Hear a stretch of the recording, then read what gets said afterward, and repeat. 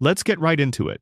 There is a theory about The Simpsons that is so thoroughly supported by the show's own evidence, so carefully embedded into the bones of the series across 36 seasons and nearly 800 episodes, that calling it a theory almost feels like an insult. It is more like a diagnosis, a slow, methodical, damning diagnosis that the show has been delivering to anyone willing to pay attention since the very first season. And once you hear it laid out from beginning to end, once you see all the pieces arranged together in the order they were always meant to be arranged, you will not be able to watch a single episode of The Simpsons the same way again. The Springfield nuclear power plant is poisoning its town, not as a background joke, not as a throwaway visual gag in the opening credits, but as a living, breathing, active catastrophe that has been unfolding in slow motion for the entire run of the series. The plant is the engine behind every physical anomaly in Springfield, behind every character trait that defies human biology, behind every impossible survival, every strange mutation, every instance of the town collectively failing to notice what is happening right in front of them. The plant is not set dressing, it is the story. It has always been the story. So let's trace it piece by piece from the beginning. The Springfield nuclear power plant is described within the show as a 2-unit pressurized water reactor facility.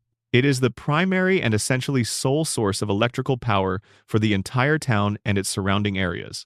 It is owned and operated by Charles Montgomery Burns, a man who has been depicted as one of the wealthiest and most politically connected individuals in the state. The plant employs a substantial portion of Springfield's working population. It is the economic spine of the community, which is itself one of the most important facts in understanding how the town's contamination has gone unaddressed for so long. You do not bite the hand that feeds you. You do not challenge the institution that pays your mortgage. And you especially do not start asking questions about what that institution might be doing to your body when you have no other institution to turn to. The facility's safety record, as documented across numerous canonical episodes, is not merely bad, it is catastrophic. In one of the most famous safety-related moments in the show's history, a surprise inspection of the plant turned up 342 separate violations. 342. The production team clearly intended this number to land as an absurdist punchline, and it does land as a punchline. The audience laughs, but let that number sit with you for a moment longer than the joke allows. 342 documented safety violations in a nuclear power facility. The estimated cost to remediate all of those violations and bring the plant into compliance with basic regulatory standards was $56 million. Burns had the resources. He simply chose not to spend them. Not because the expense was impossible for a man of his wealth, but because acknowledging the violations formally would mean creating a paper trail. It would mean admitting that problems existed, and admitting that problems existed would invite the follow-up question that Burns could not afford anyone to ask, which was what those violations had already done to the people living and working in proximity to the facility. The violations themselves are not procedural paperwork issues. They are not bureaucratic technicalities that a clever lawyer could argue away. The show depicts them with a specificity that rewards attention. Radioactive waste is being dumped directly into local waterways. The same waterways that flow through the town, that feed into the reservoirs, that become the tap water that Springfield residents drink every morning without a second thought. Radioactive material is being discarded onto children's playgrounds. Not near playgrounds, not adjacent to recreational areas, directly onto the surfaces where children play. Plutonium is being used as a paperweight on someone's desk, treated with such casual disregard that it has become office furniture. The cooling towers, which are the structures responsible for preventing the reactor from reaching temperatures that would cause a meltdown, have been shown with cracks that were repaired using chewing gum. Chewing gum. The barrier between Springfield and a nuclear catastrophe, on at least one documented occasion, was a wad of used chewing gum pressed into a crack in a concrete tower. And then there are the luminous rats. The show depicts rats living in the bowels of the facility that glow in the dark. Not metaphorically. Literally glowing, visibly bioluminescent, saturated with enough radioactive material that their bodies emit light. These are animals that have been exposed to the plant's internal environment long enough for the radiation to fundamentally alter their biology at a cellular level. They glow because their bodies have absorbed so much radioactive material that it has become part of them. And then the show drops the detail that no one ever talks about. Human skeletons in the basement. Not one skeleton. not an isolated incident that might have a mundane explanation, but skeletons, plural. Human remains in the basement of an active nuclear power facility. The show reveals this and then immediately moves on. No investigation is launched, no character expresses alarm, no authority figure arrives with questions about who those people were, how they got there, or how long they have been there. The bones appear, the audience registers them as a background detail, and the episode continues. And that moment of collective non-reaction, that shared acceptance of the unacceptable, is itself a piece of evidence for the theory we are exploring. Because the population of Springfield has been conditioned, whether through radiation exposure, through economic dependence, or through some combination of both, to not look too carefully at the things they are not supposed to see. Now, here is the person standing between Springfield and all of this, the safety inspector. The individual whose literal job description is to monitor the facility, identify hazards, enforce compliance standards, and prevent the plant from poisoning the town. That person is Homer Simpson. Homer Simpson, whose IQ has been established by the show's own creator as 55. Homer Simpson, who in a canonical episode is discovered to have had a crayon lodged in his brain since childhood, a foreign object physically occupying neural real estate and reducing his cognitive function in ways that were measurable and significant. When the crayon is eventually removed in season 12, Homer's intelligence surges to genius level. He becomes articulate, perceptive, capable of complex reasoning and sustained intellectual engagement. The crayon goes back in by the end of the episode because Homer cannot cope with what that intelligence shows him about his own life. But the point is this: Homer's baseline intellectual capacity is not his actual intellectual ceiling. His actual ceiling is considerably higher.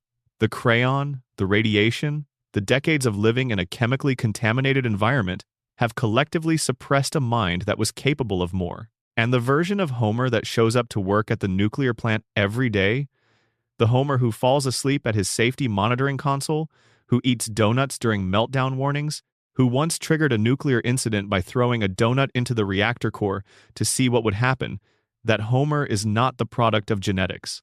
That Homer is the product of his environment. And Burns knows it. Burns has always known it. When German investors briefly purchased the plant and took over its operations, the very first personnel decision they made was to fire Homer Simpson, not because they had reviewed his file in particular detail, but because they were competent operators who understood what a functional nuclear facility required from its safety personnel. The second thing they did was commission a full assessment of what it would cost to bring the facility up to code. The estimate was so staggering that it nearly bankrupted the investment. They had purchased an asset that was, in reality, a liability on an almost unimaginable scale. Burns bought the plant back shortly afterward and immediately reinstated Homer. He did not do this because he had sentimental feelings about the man. He did it because a competent safety inspector would have shut that plant down within a week. Homer's continued presence in Sector 7G ensures the violations continue undisturbed. The radiation keeps leaking. The water stays contaminated. The economic arrangement that makes Burns the most powerful man in Springfield remains undisturbed. Homer is not an accident of Burns's hiring practices. Homer is a feature of Burns's operational strategy. The first visible mutant to appear in Springfield's canon is, by most accounts, Blinky. Blinky is a three-eyed fish pulled from a river near the power plant during the second season. Blinky becomes, briefly, a national news story within the show's universe. A gubernatorial candidate uses Blinky as the centerpiece of an environmental campaign against Burns, arguing that the fish's mutation is evidence of the plant's toxic runoff contaminating local waterways.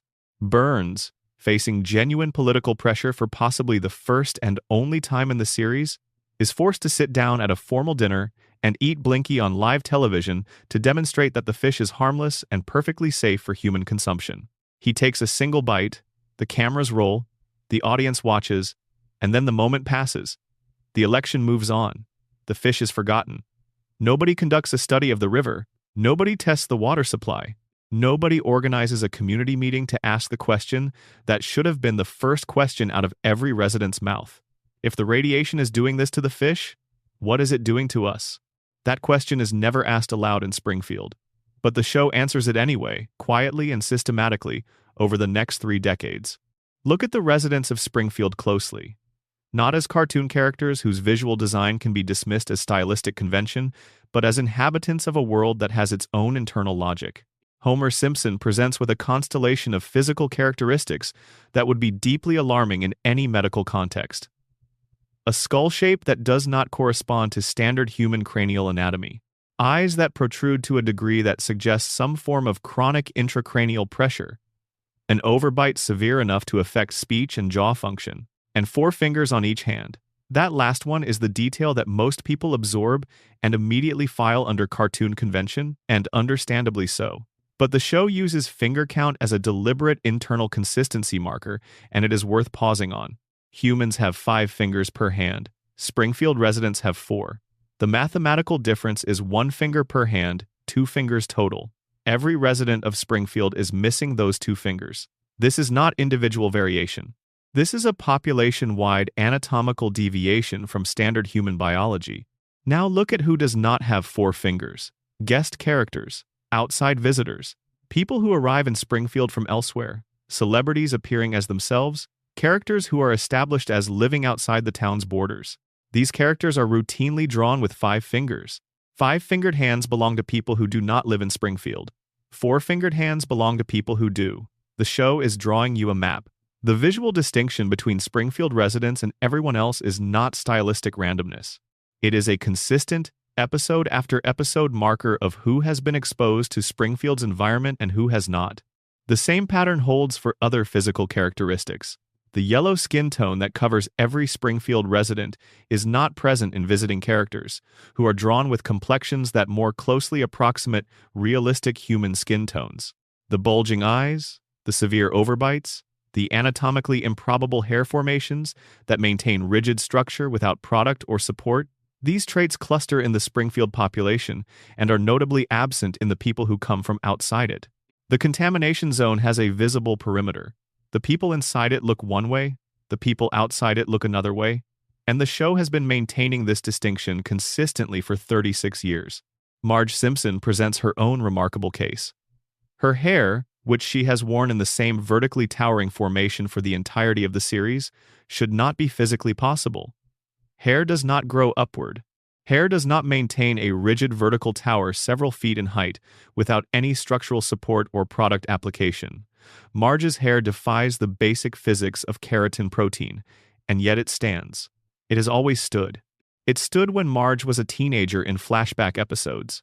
It presumably stood when she was a child, given that the formation appears to be natural rather than styled. Marge's hair is not a fashion choice. It is a biological reality of her specific physiology, a physiology that developed in Springfield, under the shadow of the cooling towers, drinking the water from the contaminated river, breathing the air that carries the plant's invisible output. Marge was briefly employed at the Springfield nuclear power plant herself. The show establishes this across various episodes. She was inside the facility. She was exposed to whatever the internal environment of the plant subjects its employees to. And her children, all 3 of them, Bart, Lisa, and Maggie, were born after both parents had already spent years accumulating whatever the plant's environment puts into a human body.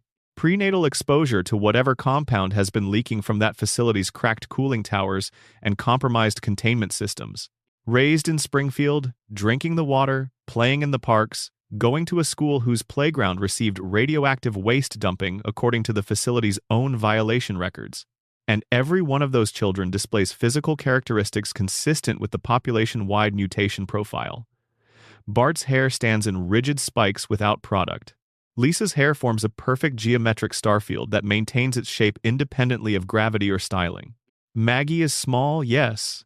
Developmentally, she is presented as 1 year old, but she demonstrates physical and cognitive capabilities so far beyond what any 1-year-old should possess that her developmental profile is itself an anomaly worth examining, and we will examine it in considerable detail later in this video. Here is the piece of the radiation theory that makes it feel less like a fan interpretation and more like a deliberate narrative architecture. In the Season 8 episode titled The Springfield Files, Homer encounters what he believes to be an alien in the woods near the town. The encounter triggers a community panic. The FBI sends agents to investigate, including the famous X-Files characters Mulder and Scully, appearing in a crossover that the show plays for considerable comedic value. The investigation builds toward a dramatic revelation. The creature Homer saw is real. It exists. And when the episode finally reveals what it is, the answer is not an alien. The creature in the woods is Mr. Burns.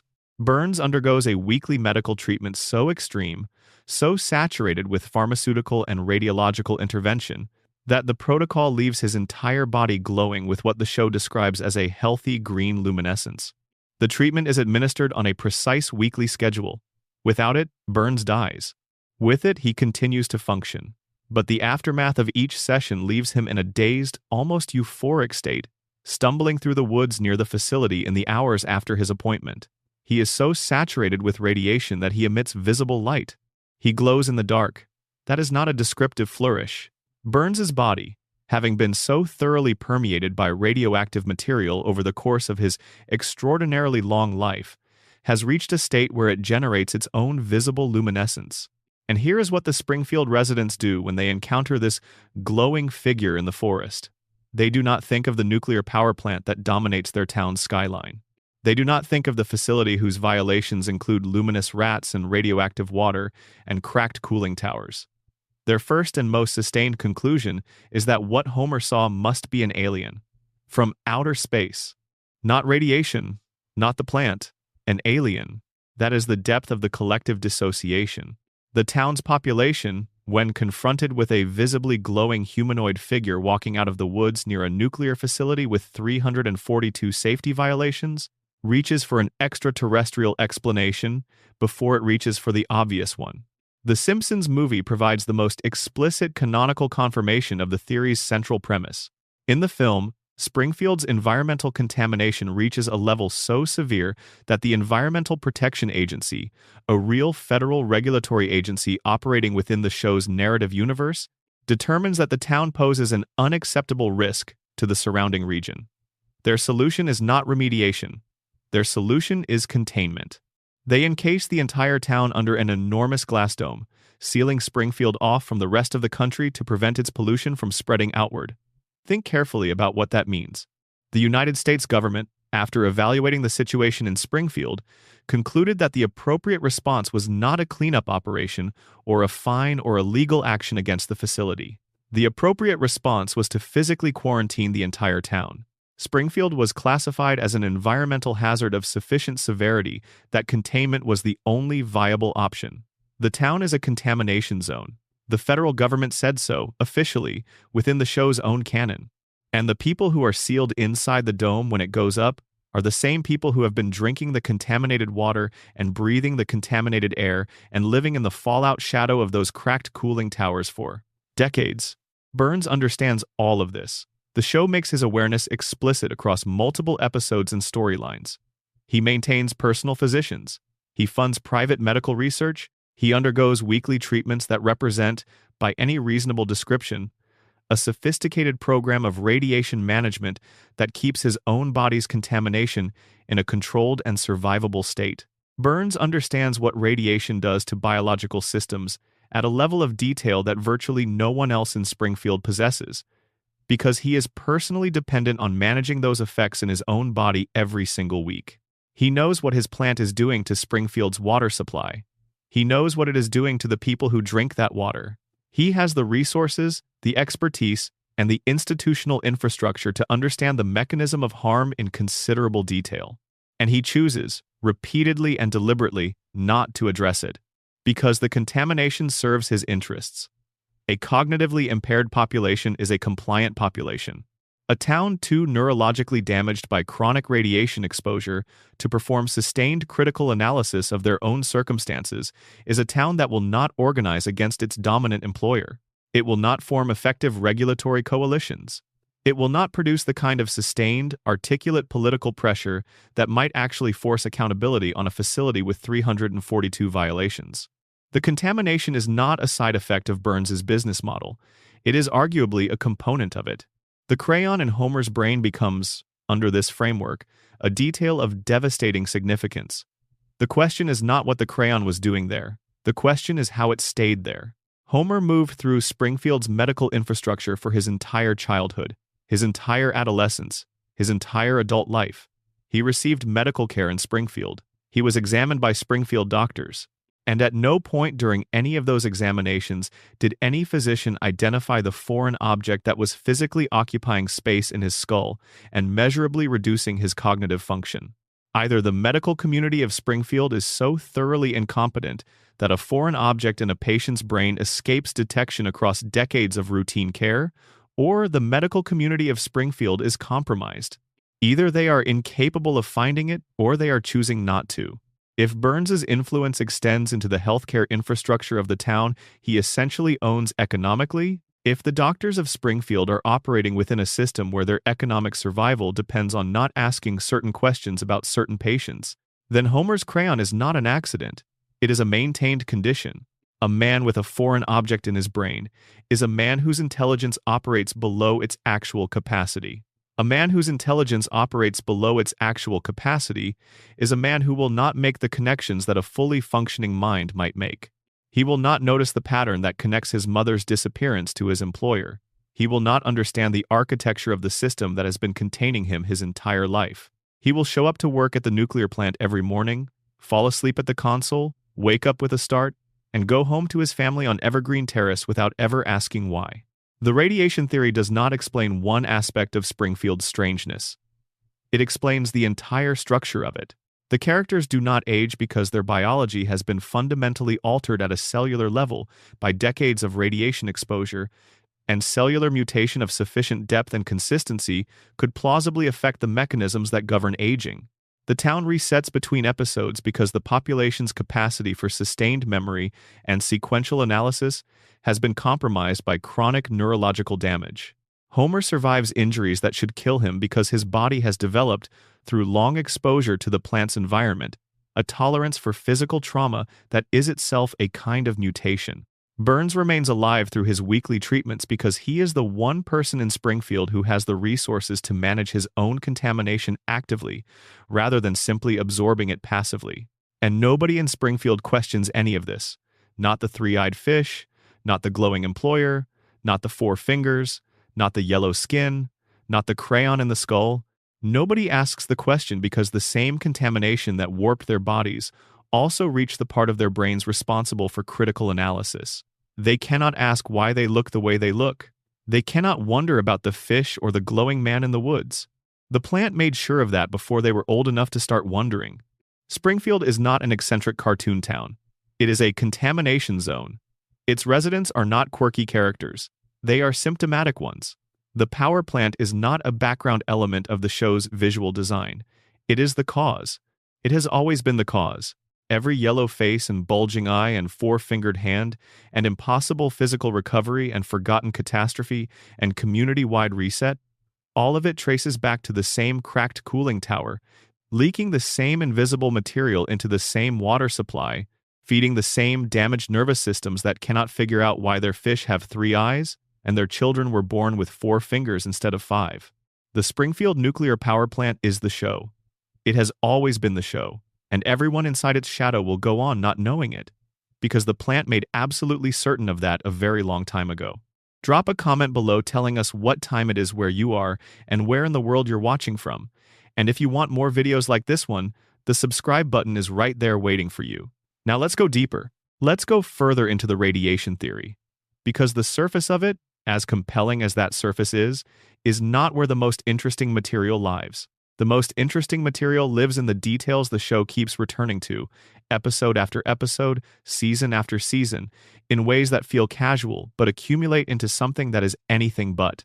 Consider the fish for a moment longer than the show invites you to. Blinky, the three-eyed fish, is introduced in the 2nd season and almost immediately becomes a canonical touchstone for the show's environmental commentary. But the show treats Blinky as a one-off. A creature that served a narrative function in one specific story and then receded into the background of Springfield's mythology. The fish is iconic. The fish is referenced constantly. The fish appears on merchandise, but the fish's actual implications, the scientific reality of what a three-eyed fish means for the ecosystem that produced it, are never pursued. In real environmental science, a visibly mutated organism in a local waterway is not a curiosity. It is an indicator species. a biological signal that something in the environment has reached a threshold where its effects on living organisms are observable at the macro level. The presence of a three-eyed fish in a river near a nuclear facility does not mean that one fish was unlucky. It means that the mutagenic pressure in that environment is sufficient to produce visible anatomical mutations in the resident wildlife population. It means the water chemistry has been altered in ways that affect the developmental biology of organisms living in it. It means the mutation in Blinky is not Blinky's personal bad luck, but a sample of what the environment is doing to every living thing it touches, fish and human alike. The show introduces Blinky, and a politician notes this exact implication, uses it as evidence that Burns is poisoning the environment, and then the politician loses the election and the point is dropped. But the point does not disappear just because the show stops pressing it. Blinky keeps swimming in that river, and the river keeps flowing through Springfield's watershed, and the people of Springfield keep drinking from that watershed. And the mutations keep expressing themselves in the population that drinks the water in forms that the show has been depicting consistently since the beginning. Now think about the Springfield water supply in the context of the plant's documented violations. The show establishes that radioactive waste is being dumped directly into waterways, not into secure containment facilities, not into federally regulated disposal sites, but into the local water system. The same water system that feeds the reservoirs from which the town draws its drinking water. The same water that comes out of the taps in every house on Evergreen Terrace and every apartment and every business and every school in Springfield. The contamination is not localized to the river near the plant. It has been circulating through every drinking vessel and cooking pot and bath and washing machine in the entire town for as long as the violations have been in effect. Which raises the question of how long that has been. The show does not give us an explicit start date for the nuclear contamination. Burns has owned and operated the plant for decades. The violations have been present and unaddressed for at least the duration of the show's run, and there is every reason to believe they predate the show's canonical timeline significantly. Homer's parents lived in Springfield. Homer was born in Springfield.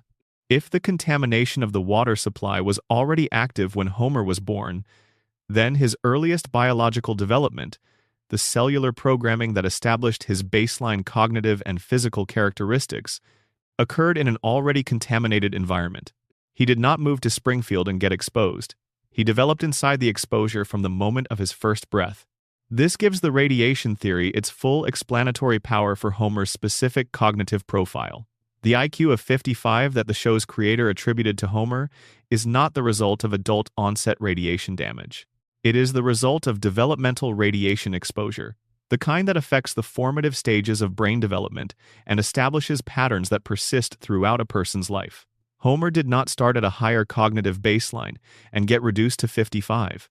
He developed at 55 because the environment in which his brain was forming was already contaminated. The crayon compounds this. A foreign object in the developing brain adds suppressive effect to the already compromised developmental baseline. Homer's intellectual capacity was never allowed to emerge fully because the conditions of his development precluded it. Now extend this analysis to Bart. Bart is 10 years old. His parents have both been living in Springfield's contaminated environment for their entire lives before he was born. His mother worked at the nuclear plant. His father has worked at the nuclear plant for his entire adult life. Bart was conceived by two people whose bodies had been absorbing Springfield's contaminated output for decades. He was born into the same contaminated environment. He grew up drinking the same water, breathing the same air, playing in the same parks that received radioactive waste dumping. And Bart's cognitive and behavioral profile is consistent with what you would expect from a child raised in a chronically contaminated environment. Impulsive, unable to sustain focused academic effort, prone to risk-taking behavior, resistant to the kind of long-term planning that requires stable executive function. These are not simply personality traits. They are the cognitive signature of a specific kind of developmental exposure. Lisa's profile is different. Lisa's intelligence is extraordinary. Her academic performance exceptional, her capacity for complex reasoning and sustained intellectual engagement far beyond what her age would predict. And this seems, at first, to contradict the radiation theory. If the environment suppresses cognitive function, how does it produce a genius? But there is a possible answer embedded in what we know about how radiation affects biological systems. The effects are not uniform. They do not all go in the same direction. Radiation damages DNA and cellular mechanisms, but the nature of that damage varies enormously depending on which specific mechanisms are affected. Some mutations suppress function. Some mutations, in specific and rare cases, produce enhanced function in specific domains. The research on radiation's effects on cognitive development in populations exposed to nuclear contamination suggests that the cognitive outcomes are heterogeneous, meaning different individuals in the same exposed population can show suppression, enhancement, or lateral change depending on the specific biological interactions involved. Lisa may be the expression of a radiation-induced cognitive mutation that went upward rather than downward. The same contaminated environment that reduced Homer's IQ to 55 amplified Lisa's to a level the show has never directly measured but consistently depicts as extraordinary. Same water, same air, same plant. Different biological lottery. The contamination produces a spread of cognitive outcomes across the population, and the Simpson children happen to represent different ends of that spread. Homer and Bart on one end, Lisa and possibly Maggie on the other, with Maggie representing the extreme amplification end in ways that go beyond even what Lisa's visible intelligence suggests. The physical anomalies deserve more systematic attention than they usually receive, because when you map them against what we know about radiation's effects on developing biological systems, the alignment is specific enough to feel less like a fan theory and more like a deliberate, creative choice. The four-fingered hands. In human developmental biology, the number of digits is established very early in the embryonic process, through a genetic signaling cascade that is well understood and tightly regulated. Disruption of this cascade by environmental mutagens, including radiation, during the critical developmental window, can produce polydactyly, the condition of having extra digits, or ectrodactyly, the condition of having fewer digits than the genetic baseline. Four-fingered hands in a population-wide pattern are not anatomically random. They suggest a common disruption, experienced by everyone in the population during their developmental windows, of the specific genetic signaling that governs digit formation. If the contamination was present in Springfield's environment during the developmental windows of everyone currently living there, and if it disrupted the digit formation cascade in the same direction across the population, four fingers on every hand is exactly the kind of outcome you would predict. The yellow skin. Radiation exposure in real populations produces a range of skin effects, including changes in pigmentation that can result from the disruption of melanin production mechanisms. Population-wide yellowing, a uniform shift in skin tone across every resident of a community, would be consistent with a shared environmental factor that has affected the melanin production pathway in the entire population, through their drinking water over an extended period. The yellow skin of Springfield's residents is not a random art choice. Within the show's logic, it is a physical marker of shared environmental exposure, and the fact that it is absent in visitors and guest characters who have not been living in the contaminated environment confirms that it is exposure-dependent rather than genetic in the simple hereditary sense. The hair. Marge's impossibly vertical blue tower, the rigid spikes of Bart's hair, the perfect geometric star formation of Lisa's hair, the gravity-defying qualities of every adult Simpsons hair. Hair structure is determined by the shape and chemistry of hair follicles, and follicle development can be affected by environmental factors, including chemical and radiation exposure. The hair of Springfield's residents behaves as if the follicular structure that produces it has been altered in ways that make the resulting hair stiffer, more resistant to the normal effects of gravity and humidity, more uniform in its shape, and less responsive to the environmental variation that gives normal hair its natural movement. This is not how hair works in an unexposed population. It is how hair might work in a population whose follicular development was affected during critical developmental windows by a consistent environmental mutagen. And then there is Homer's healing rate. Homer survives injuries that should kill him. We have cataloged some of these across the earlier section. He is shot, he falls from heights, he is crushed, he is electrocuted, he absorbs damage at a rate and a severity that no real human body could sustain and survive. But his healing does not work the way a normally healthy person's healing works either. He heals too quickly. He recovers too completely. The physical damage that should leave lasting marks does not. The structural injuries that should produce cumulative disability somehow resolve between episodes, leaving Homer functionally intact for the next round of catastrophic misfortune. In real radiobiology, There is a phenomenon observed in some organisms exposed to chronic, low-level radiation over extended periods. The organism's damage repair mechanisms, repeatedly activated by the chronic exposure, become hyperactive relative to unexposed organisms. The repair pathways are essentially trained by constant use, and in some cases this produces a cellular repair capacity that exceeds what would be expected from an unexposed baseline. The effect is not uniform, and it comes with costs, typically accelerated mutation accumulation in other biological domains. But it can produce what looks from the outside like dramatically enhanced recovery from physical damage. Homer's indestructibility may not be cartoon physics. It may be the outcome of a body whose cellular repair mechanisms have been running at full capacity since birth, trained to hyperactivity by a lifetime of constant radiation-induced damage that required constant repair. The radiation theory, fully examined, does not just explain the visual eccentricities of Springfield's residents as aesthetic choices or cartoon conventions. It proposes a coherent biological mechanism, grounded in real radiobiology, that would produce exactly the population-wide anomalies the show depicts if the contamination conditions the show describes were actually present. The four fingers, the yellow skin, the cognitive range from 55 to genius, the accelerated aging in some residents, the enhanced physical resilience in others, the hair that defies gravity, the eyes that protrude beyond normal anatomical parameters.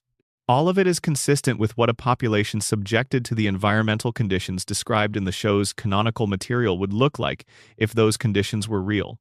The show is not drawing a cartoon. The show is drawing a contaminated population, and the consistency of its visual choices, maintained across 36 years and hundreds of creative contributors, suggests that at some level, the people who make the show have always understood what they were actually depicting. The animals confirm this reading. Santa's little helper, the Simpson family greyhound, displays the same bulging eyes and anatomically unusual proportions that characterize the Simpson family. He is a dog, raised in the same house, drinking the same water, living in the same contaminated environment. His physical presentation matches that of the human residents in the ways you would expect if the contamination were the common cause of both. Blinky has 3 eyes.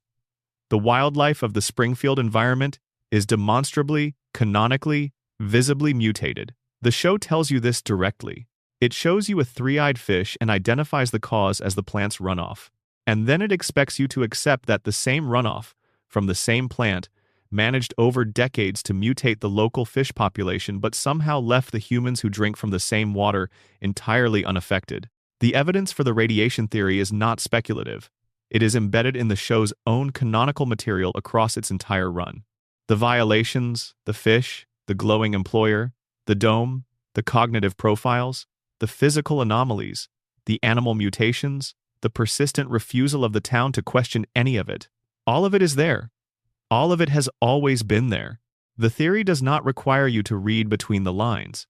It requires only that you look directly at what the show is showing you and resist the reassuring assumption that what you are seeing is just a style choice. It is not a style choice. It is Springfield. And Springfield is a contamination zone. The plant made it one, and the plant is still running. Expanded radiation theory. Addition 2 Burns as the architect of cognitive control. There is a dimension of the radiation theory that extends beyond simple environmental contamination and into the territory of deliberate cognitive management. To understand it, you need to hold 2 things simultaneously.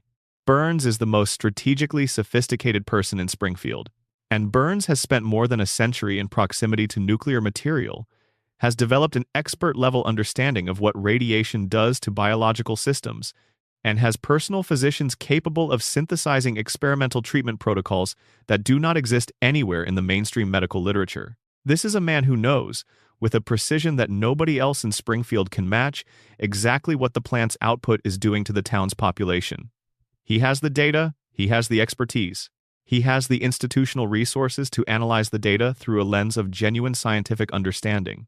When Burns looks at Homer Simpson, he is not seeing a comically incompetent employee whose inadequacy is an unfortunate feature of the hiring landscape. He is seeing the precise human product of the contamination conditions that his own facility produces. He has, in a very real sense, created Homer. Not biologically, not deliberately in the traditional sense of intentional creation, but causally. The conditions that shaped Homer's cognitive profile are conditions that Burns controls. Burns decided not to address the violations. Burns decided to continue operating a facility that dumps radioactive material into the water supply. Burns has been making these decisions continuously for decades. Homer is, among the many other things Homer is, the cumulative output of decades of Burns's choices. Now here is the disturbing extension of this observation. If Burns understands what the contamination does to cognitive function, and the evidence suggests strongly that he does, then his choice to maintain Homer in his safety inspector position is not merely a matter of financial calculation or convenient neglect. It is informed management.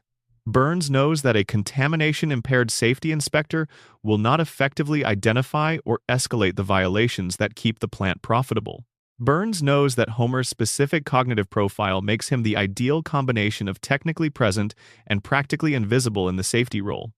Homer shows up. Homer fills the position. Homer provides the regulatory cover that prevents the facility from operating openly without any designated safety function. But Homer does not actually perform the safety function in any way that threatens the plant's operations. This is not an accident of hiring.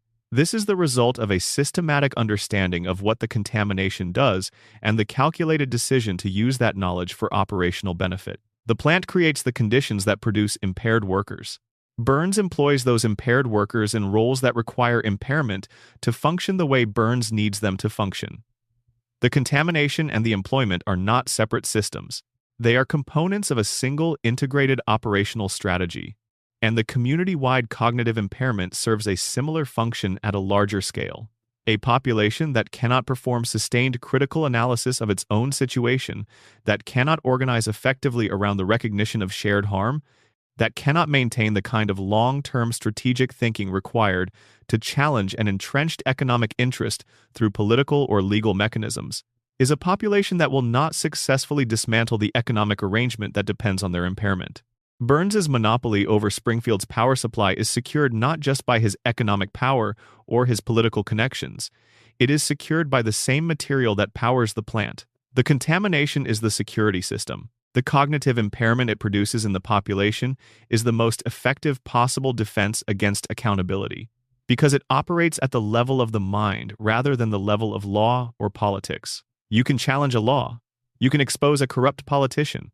You cannot organize an effective challenge to an institution that has degraded the cognitive capacity required to mount an effective challenge. Burns knows this. He may have known it for so long that the strategy has stopped feeling like a strategy and started feeling like the natural order of things. The plant runs, the water is contaminated, the people are impaired. The impaired people work at the plant and vote in the elections, and buy the electricity and drink the water, and raise children who will grow up to work at the plant and vote in the elections, and buy the electricity and drink the water. The loop is self-sustaining, and Burns sits at its center, ancient and medicated and deliberate, managing the whole arrangement with the patience that only someone who has been doing it for more than a century can sustain. The crayon is the clearest possible illustration of this dynamic applied at the individual level. Homer's crayon is a specific suppression of a specific intelligence that, without suppression, would make Homer a different kind of person. The episode where the crayon is removed and Homer's IQ rises to genius level shows us what Homer would be capable of if the suppression were lifted. He is articulate, he is perceptive, he makes connections. He understands, with the clarity that his normal cognitive state does not permit, the structure of the situation he is in. He sees Springfield clearly, he sees the plant clearly, he sees Burns clearly, and the sight of it is unbearable to him. Not because the truth is confusing or ambiguous, but because the truth is specific and comprehensible, and the specific, comprehensible truth is that he has spent his entire adult life working for the man who destroyed his family inside the facility that is poisoning his town, and there is nothing he can do about it, and the only way to survive the knowledge is to not know it. The crayon goes back in. But the moment of clarity, the brief window in which Homer's full cognitive capacity operates without suppression, tells you exactly what the suppressed Homer would be capable of, and exactly why the suppression serves the interests of the person who benefits most from it. Burns did not put the crayon in Homer's brain. He did not plan the specific mechanism of Homer's intellectual suppression, but the conditions Burns maintains, the contamination, the violations, the economic dependency, are the conditions that made Homer's suppression possible and that benefit from its continuation. Whether Burns planned the crayon is irrelevant. The crayon serves his interests, and in Springfield, things that serve Burns's interests tend to persist. Section 2. The dream that never ended. Homer's coma and the show within a sleeping mind. Here is a question that changes everything. What if every single piece of evidence we just walked through, the radiation, the mutations, the three-eyed fish, the glowing employer, the contamination dome, the entire elaborate architecture of a poisoned town that nobody can see clearly, what if all of that is real, but only inside the mind of a man who has been lying unconscious in a hospital bed since the spring of 1993? What if Homer Simpson never woke up? This is the Homer coma theory, and it is, by any reasonable measure, the single most thoroughly developed, most internally consistent, most emotionally resonant fan theory in the entire history of The Simpsons.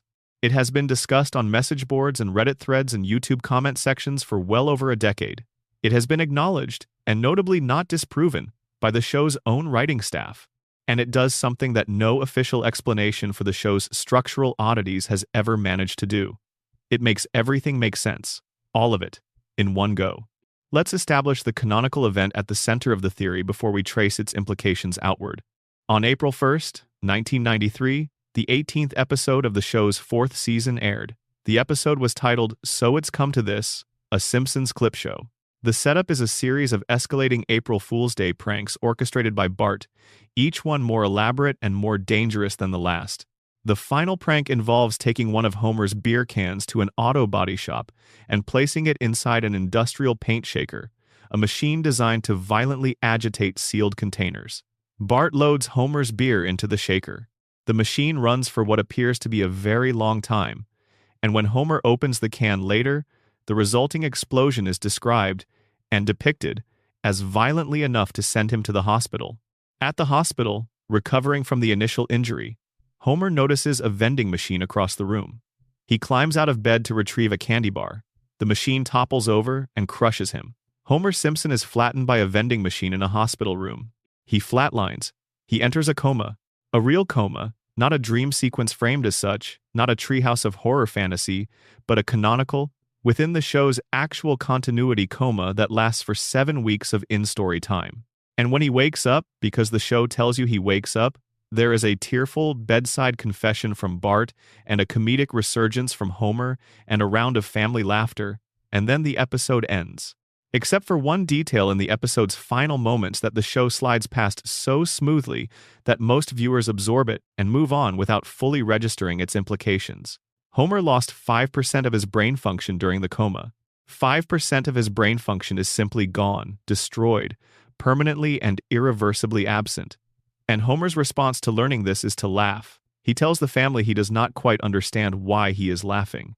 The family finds this charming and funny. Nobody expresses concern. The episode ends. The Simpsons continues for 32 more seasons, as if the information was not particularly significant. But here is the thing about the coma theory. It does not require you to accept that Homer never woke up from that specific event in order to work. The theory's foundation is this. What if the show Homer, meaning the Homer who went to space and joined a secret society and met God twice and held hundreds of different jobs and survived being shot and electrocuted and crushed and thrown from cliffs? What if that Homer is a dream generated by the mind of an unconscious man? What if the waking up shown in the episode was itself part of the dream? What if everything since April of 1993 is the interior experience of a man lying in a hospital bed in Springfield General, his family sitting around him, his brain running elaborate simulations of a life he is no longer actually living? The evidence for this reading is scattered across the entire post-season 4 run of the show, and once you start seeing it, you cannot stop. The first and most immediately noticeable piece of evidence is the tonal shift. Before the coma episode, The Simpsons was a specific kind of show. It was a family sitcom filtered through satirical exaggeration, but its foundation was recognizable domestic reality. Homer tries to quit drinking and discovers it is harder than he expected. Marge experiences a crisis of identity when her role in the household feels insufficient. Lisa develops an intense crush on a substitute teacher who treats her as an intellectual equal. a form of recognition she desperately needs and does not receive at home. Bart, facing the genuine possibility of being held back a year in school, must reckon with the consequences of his own choices. These are everyday human problems: financial stress, marital tension, academic failure, parental insecurity. They are exaggerated for comedic effect, but they are rooted in the kind of experiences that actual families move through. The show's emotional core was built on the relatable texture of ordinary life, and that texture was what made the comedy land. You laughed because you recognized something true underneath the joke. After the coma, the texture changes. It does not change gradually. It changes sharply, dramatically, in ways that multiple generations of viewers have noticed and debated. Homer goes to space, not as a fantasy sequence, not as a metaphor, but as an actual canonical event within the show's reality. Homer becomes the leader of a neighborhood vigilante group. Homer joins the Freemasons, or at least the show's version of them. Homer discovers that his mother did not die in his childhood, as he had always believed, but has been living as a fugitive radical since the 1960s. Homer meets God, and the meeting is presented as a face-to-face conversation between two individuals, not a dream or a hallucination. Homer then meets God again in a later episode, because apparently once was not enough. Homer travels to dozens of countries, takes hundreds of different jobs, befriends and alienates celebrities, survives physical traumas that would have killed him several times over in any realistic telling. The escalation is not subtle, it is seismic, and it tracks almost perfectly with the timeline of the coma. Pre-coma Springfield is a town where the problems are recognizable.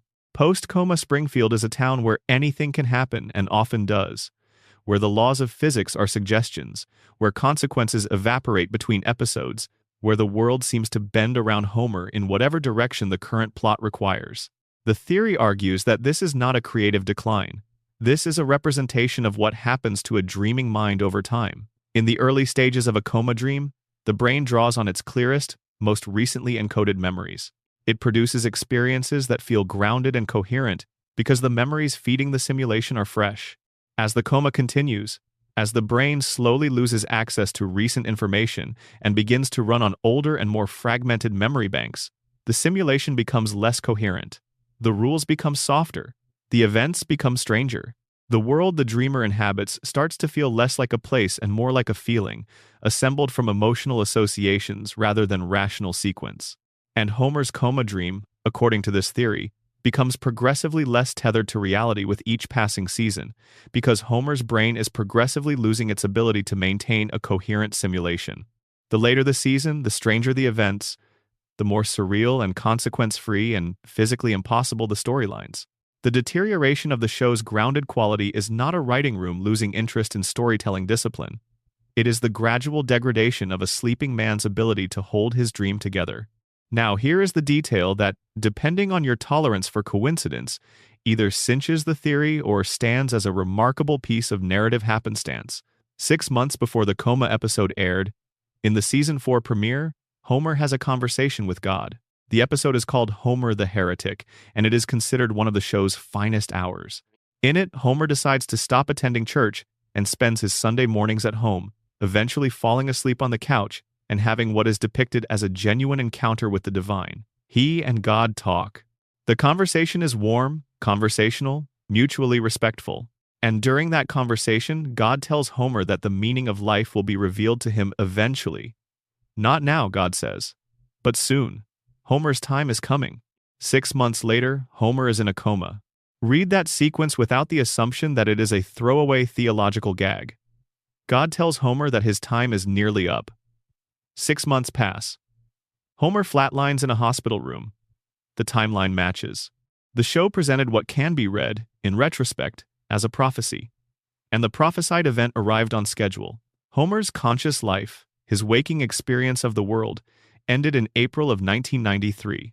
What came after, every episode, every adventure, every celebrity guest, every impossible survival, was the dream of a man who received exactly what God promised him. Not the meaning of life as an answer, but the continuation of life as a dream. The family he loved, preserved in amber, endlessly cycling through variations of their shared experience, never aging, never leaving, never saying goodbye. The aging issue is the piece of evidence that the coma theory handles with more elegance than any competing explanation. Nobody in Springfield ages.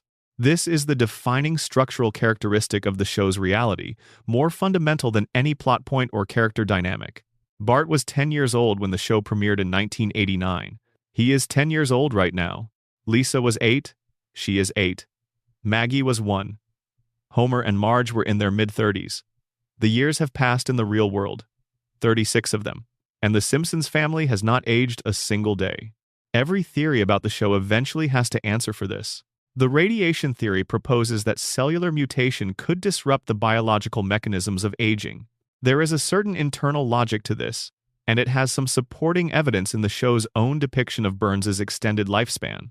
The conventional explanation is that this is simply how animated television works, that episodic storytelling requires character consistency and aging would make that impossible. Both of these explanations are servant, but neither of them is as clean or as emotionally resonant as what the coma theory offers. Nobody ages in Homer's coma dream because the dreamer is frozen in time. Homer went under in April of 1993. His children were specific ages at that moment. His wife looked a specific way. His house sat on the same street in the same condition. His friends and neighbors were the people they were at that exact moment. And his unconscious mind, generating an elaborate simulation of the life he was not able to live anymore, can only draw on the reference material it has. It cannot imagine his children growing older because it did not get to see them grow older. It cannot picture Marge with gray in her hair because it does not have that image to draw from. The coma dream freezes the world at the last moment Homer experienced it, because that is the nature of unconscious memory. Dreams do not imagine a hypothetical future. They reconstruct a known past. And Homer's known past, the last version of his family and his home and his life that his brain has clean access to, is the version from the spring of 1993. That is the version that will play on repeat for as long as Homer's brain continues to generate the simulation. This also explains the celebrity guest appearances that become such a dominant feature of the show in its later seasons. In the early run of the series, celebrity cameos are occasional, carefully chosen, and tend to serve the plot in meaningful ways. As the seasons progress, the density of celebrity appearances increases dramatically. Enormous stars appear in Springfield with what seems, to an outside observer, like very little narrative justification. They simply show up, they interact with the Simpsons family, and they leave. The coma theory provides an explanation. Homer is lying in a hospital bed. The hospital room has a television. His family visits and converses in the room around him. Medical staff come and go. The ambient sounds of the outside world, voices on a television screen, music from a radio, fragments of conversation, continue to reach Homer's ears even through the fog of unconsciousness. His brain cannot process these inputs consciously, but it cannot entirely filter them out either. So it incorporates them into the dream. Voices heard through the hospital room's television become characters in Springfield. Names mentioned by visiting family members become guest stars. The dream absorbs the fragments of external reality that make it through and weaves them into its ongoing narrative. Each celebrity who appears in Springfield is, in this reading, a voice or a name or a face that penetrated the wall of Homer's coma and was translated by his dreaming brain into a character who belongs in his world. The show acknowledged the coma theory directly, which is itself a remarkable event. In season 34, an episode titled Lisa the Boy Scout included what was described as a deliberately leaked, fake deleted scene. In this scene, Homer wakes up from what is revealed to have been a very long coma. The show around him, every strange and impossible storyline, is revealed within this scene to have been a coma dream. And then the show's writers identified the scene as a hoax. They said it was not real. It was planted by hackers, they claimed. It was not a genuine deleted scene, it was a fabricated one designed to mislead viewers. Pause here and think about the mechanics of that denial. The writers of The Simpsons created an animated scene in which Homer wakes from a coma, and the entire post-season 4 run of the show is revealed to be his dream. They animated it in full, with voice acting, in the show's visual style. They made it look indistinguishable from a real deleted scene, and then they said it was fake and blamed hackers. They showed you the truth and called it a hoax. And the audience, conditioned by decades of accepting the show's official version of events, accepted the denial and moved on. Just as the residents of Springfield accept Burns's denial about the plant. Just as Homer accepts the show's version of his own waking. The meta-commentary is almost too precise to be accidental. Executive producer Al Jean addressed the coma theory in an interview in 2015. He said it is not true.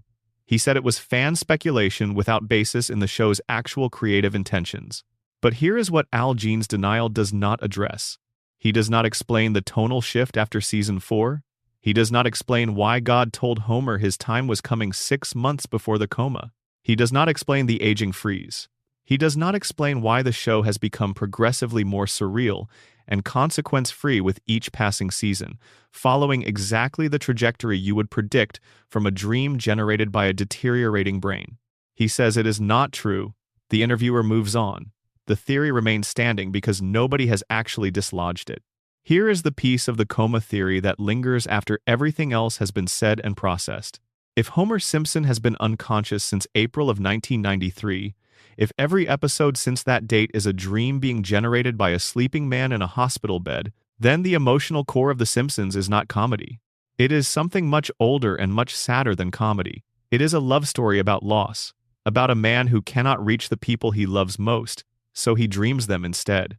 Homer's deepest wish, the thing that drives every episode, the thing that every adventure and every guest star and every impossible survival is ultimately in service of, is devastatingly simple. He wants his family. He wants Marge to still be in love with him. He wants Bart to still be his mischievous, exasperating, beloved boy. He wants Lisa to still sit in her room playing her saxophone, brilliant and unreachable in the way that brilliant children are. He wants Maggie to still be small enough to hold. He wants the house on Evergreen Terrace. He wants the worn couch and the television and the refrigerator full of beer and the noise and the chaos and the warmth of a home that is absolutely impossible to maintain in reality, but entirely possible to sustain in a dream. In the coma, the dream gives him all of it. His family, preserved exactly as they were. His children, frozen at the ages where he knew them best. His wife, still patient, still beautiful, still choosing him despite every reason she has to make a different choice. His life, endlessly cycling through variations of itself, never reaching the moment where the children grow up and move away and the house goes quiet. The coma is not a nightmare. It is, in the most literal and devastating sense, Homer Simpson's idea of paradise. A life where nothing ends, where nobody leaves, where every episode concludes with the family intact and the house lights on and tomorrow ready to begin again exactly as today ended. And every time Homer survives something that should kill him, every time the world resets between episodes, every time a catastrophe is forgotten by the following week, it is not lazy writing or inconsistent continuity. It is Homer's brain refusing to let the story end. Because if the story ends, the dream stops. And if the dream stops, Homer has to wake up. He has to find out how many years have passed. He has to discover who is still sitting by his bed. Whether Marge waited, whether his children, who were 10 and 8 and 1 when he went under, are now adults who barely remember the father who went out for a candy bar and never came back, whether anyone is still there at all. Or he has to not wake up, which means something else entirely. The coma theory will never be officially confirmed by the show's creative team. The incentives against confirmation are too strong. But it will never be disproven either, because the architecture of the theory is built from canonical evidence that cannot simply be explained away. Nobody ages. Reality keeps getting stranger. And Homer always finds his way back to his family by the end of the episode. Because in the dream, he never actually left. He is still there. He has always been there. Lying in a hospital bed in Springfield General, holding on to the only thing he ever really wanted, while the world outside his closed eyes keeps moving and his family keeps waiting and the dream keeps playing, one episode at a time, for as long as his mind can sustain it. Expanded Coma Theory Edition. The architecture of Homer's dream. The coma theory rewards close attention to the specific ways in which the show changed after April of 1993, because the changes are not random. They follow a pattern that is consistent with what we understand about how unconscious dreaming minds process experience, memory, and desire. In sleep research, the content of dreams is understood to be generated primarily from 3 sources. Recent memories, which are the experiences closest to the moment of sleep onset and which the sleeping brain is actively consolidating. Emotional preoccupations, which are the concerns and fears and desires that dominate the dreamer's waking psychological life, and that the dreaming brain returns to repeatedly. And ambient external stimuli, which are sounds and sensations that penetrate the sleeping state and get incorporated into the dream's ongoing narrative in distorted form. If Homer's coma dream draws on these same sources, the structure of the post-season 4 show maps onto the model with uncomfortable precision. Recent memories in April of 1993 would include the events of the first 4 seasons, which is exactly the reference material that defines Springfield's stable elements. The house on Evergreen Terrace, the nuclear plant, Moe's Tavern, the school, the family's relationships and dynamics, the characters who populated Homer's regular life. All of the things that remained consistent from the pre-coma era to the post-coma era are the things that were in Homer's memory when the vending machine fell. The escalating strangeness of the post-coma seasons maps onto the emotional preoccupations of a man who cannot reach his family. Homer's deepest desire, the thing that drives the dream forward, is the desire for adventure and significance and experience. Not because Homer is a genuinely adventurous person at his core, but because a man lying in a hospital bed, cut off from the sensory input and daily experience that make ordinary life feel substantial, would dream of extremity. He would dream of going to space because space is the opposite of a hospital bed. He would dream of meeting presidents because presidents are the opposite of powerlessness. He would dream of surviving explosions and falls and gunshots because invulnerability is the opposite of the fragility that put him in the coma in the first place. The dream overcompensates. It generates experiences of maximum intensity and maximum scale, because the experience of lying motionless in a bed is the minimum possible experience, and the dreaming mind pushes hard in the opposite direction. The ambient external stimuli explain the celebrity appearances in specific ways that the general theory has noted, but there is a more granular version of this that rewards attention. The celebrities who appear in Springfield are not random. They are, consistently, celebrities who were culturally prominent during the specific era of Homer's coma. The television in the hospital room would have been playing content from the mid-1990s onward. The visitors at Homer's bedside would have referenced cultural figures from the same period. The dream absorbs these inputs and generates Springfield equivalents. The increasing volume and cultural prominence of celebrity guest appearances in later seasons tracks with the accumulation of ambient cultural input that Homer's brain has processed over the years of the coma.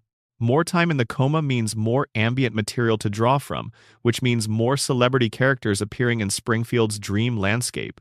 The emotional core of the dream is its most important structural element, and the show returns to it with remarkable consistency across every era, no matter how strange or surreal the specific plots become. In episode after episode after episode, the emotional climax involves Homer's relationship with his family, his love for Marge, his complicated, painful, funny, heartfelt relationship with Bart, his pride in Lisa, his protective tenderness toward Maggie. The adventures are the surface of the dream. The family is its ground. Every elaborate storyline, every celebrity encounter, every space mission and vigilante group and secret society ultimately resolves into Homer finding his way back to the people he loves. Because that is what the dream is for. The adventures are the dreaming mind keeping itself stimulated enough to sustain the simulation. The family is the reason the simulation is running. And this is why the show's emotional beats, even in seasons where the plots have become maximally surreal, still work. Because underneath all the surrealism, the dream is always about a man who wants his family. And that want is so fundamental and so sincere that it survives the deterioration of everything else around it. The plots get stranger. The logic gets looser. The physics of Springfield become increasingly negotiable. But Homer wanting to be with his wife and his children, Homer's love for them expressed through comedy and disaster and recovery and love again, that remains consistent. Because in the dream, that is the thing that cannot be allowed to fail. If the love fails, the dream has nothing left to run on. If the family breaks, the simulation stops. Homer's unconscious mind will not allow that to happen, because allowing it to happen means the dream ends and the alternative to the dream is something Homer cannot survive. There is a category of episodes in the post-coma run that takes on particular poignancy under this reading.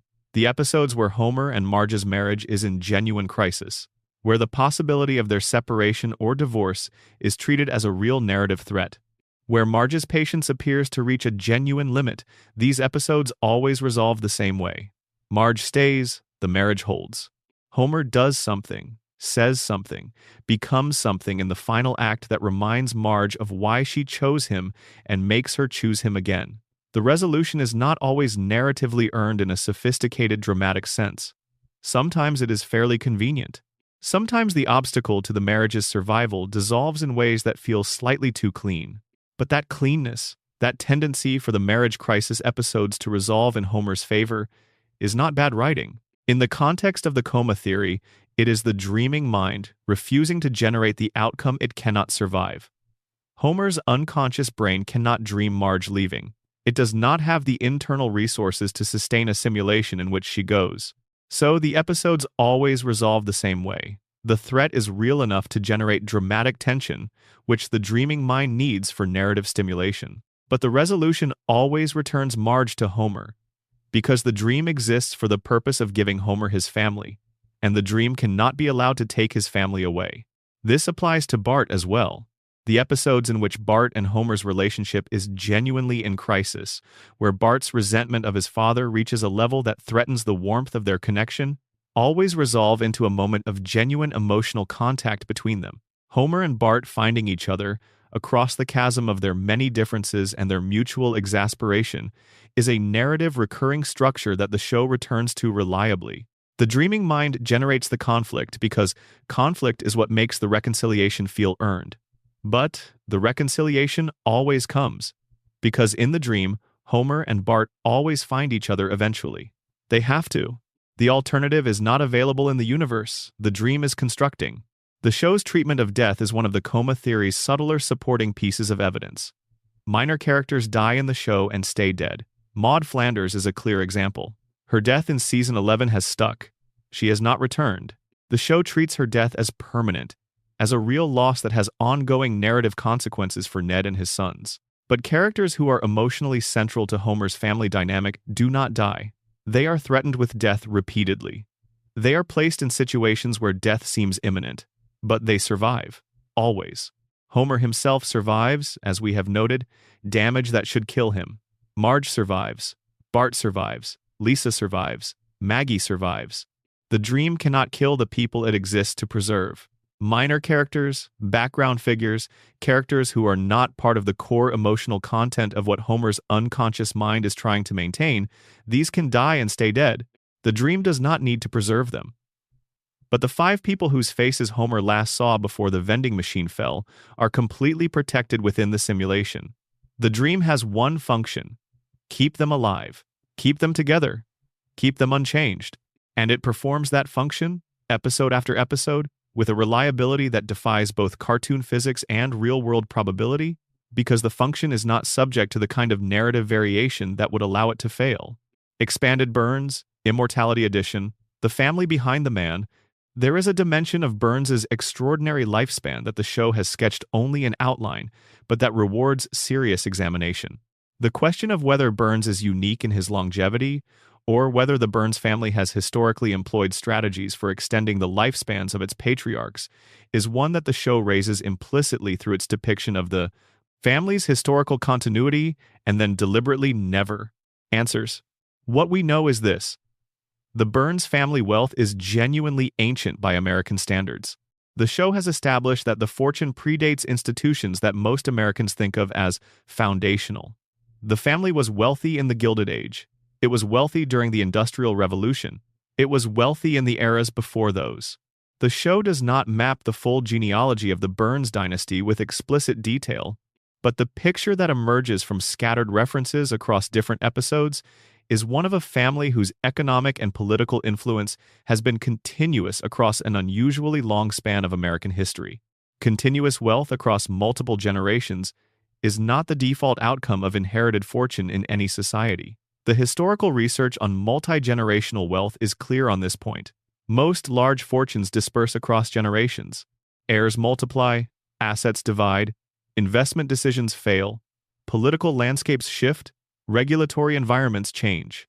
The concentration of wealth that produces genuine dynastic power requires either extraordinary luck in the matter of succession, extraordinary institutional structures that prevent normal dispersal, or some combination of both, sustained over the entire duration of the dynasty's existence. The Burns family appears to have maintained its fortune without the kind of dilution that conventional inheritance patterns would produce. This requires either that the family has historically been very good at controlling succession, keeping the concentrated wealth in the hands of a single heir per generation rather than dividing it, or that there have been fewer generations than the duration of the dynasty's existence would normally require. If the individual lifespans within the Burns lineage have historically been longer than the human average, the dynasty requires fewer succession events to maintain its continuity across the same historical period. Fewer successions mean fewer opportunities for dilution, fewer moments of vulnerability, fewer transitions during which the concentration of power could be challenged. If the current Burns has survived for well over a century through artificial means that his wealth makes possible, the question of whether previous Burns patriarchs employed their own era-appropriate versions of the same strategy becomes at least theoretically interesting. Before nuclear radiation was available as a therapeutic tool, before the pharmaceutical and medical infrastructure that Burns's current protocol depends on existed, what resources would a wealthy and motivated individual, with access to the best knowledge of their time, have employed to extend their viable lifespan beyond its natural limit? The history of medicine is full of attempts by the wealthy to purchase additional years through whatever the era's most sophisticated interventions could provide. The specific tools change with each generation. The motivation does not. The current Burns has access to nuclear radiation, to experimental pharmaceuticals, to the most sophisticated available medical research, and to the institutional infrastructure that allows all of these to be combined into a weekly protocol that keeps him functional. A Burns patriarch in the 1800s would have had access to different tools, the era's most advanced medical practices, whatever chemical compounds the period's chemistry could produce, whatever the most expensive and exclusive physicians of the time could offer. Earlier ancestors would have had their own era-appropriate resources. The methods change. The will to continue, and the wealth to act on that will, are constants across the lineage. This is speculative extrapolation from the show's established canon rather than direct canonical evidence. The show does not confirm this reading of the Burns family history, but it also does not contradict it, and the pattern it suggests, of a family that has maintained its power across an unusually long historical arc through a combination of concentrated succession and systematic life extension, is consistent with everything the show has established about how the current Burns operates and what his priorities have always been. Burns's relationship with his own body is worth examining in detail because it reveals the extent to which he has internalized the project of his own survival as the primary objective of his existence. His body is by any normal measure profoundly unwell. He has every disease known to medical science, held in equilibrium by a weekly intervention that must be timed with precision. His physical strength is effectively nil. His skeleton, which the show has depicted, is the skeleton of someone for whom the normal relationship between bone density and chronological age has broken down in ways that make structural integrity a constant concern.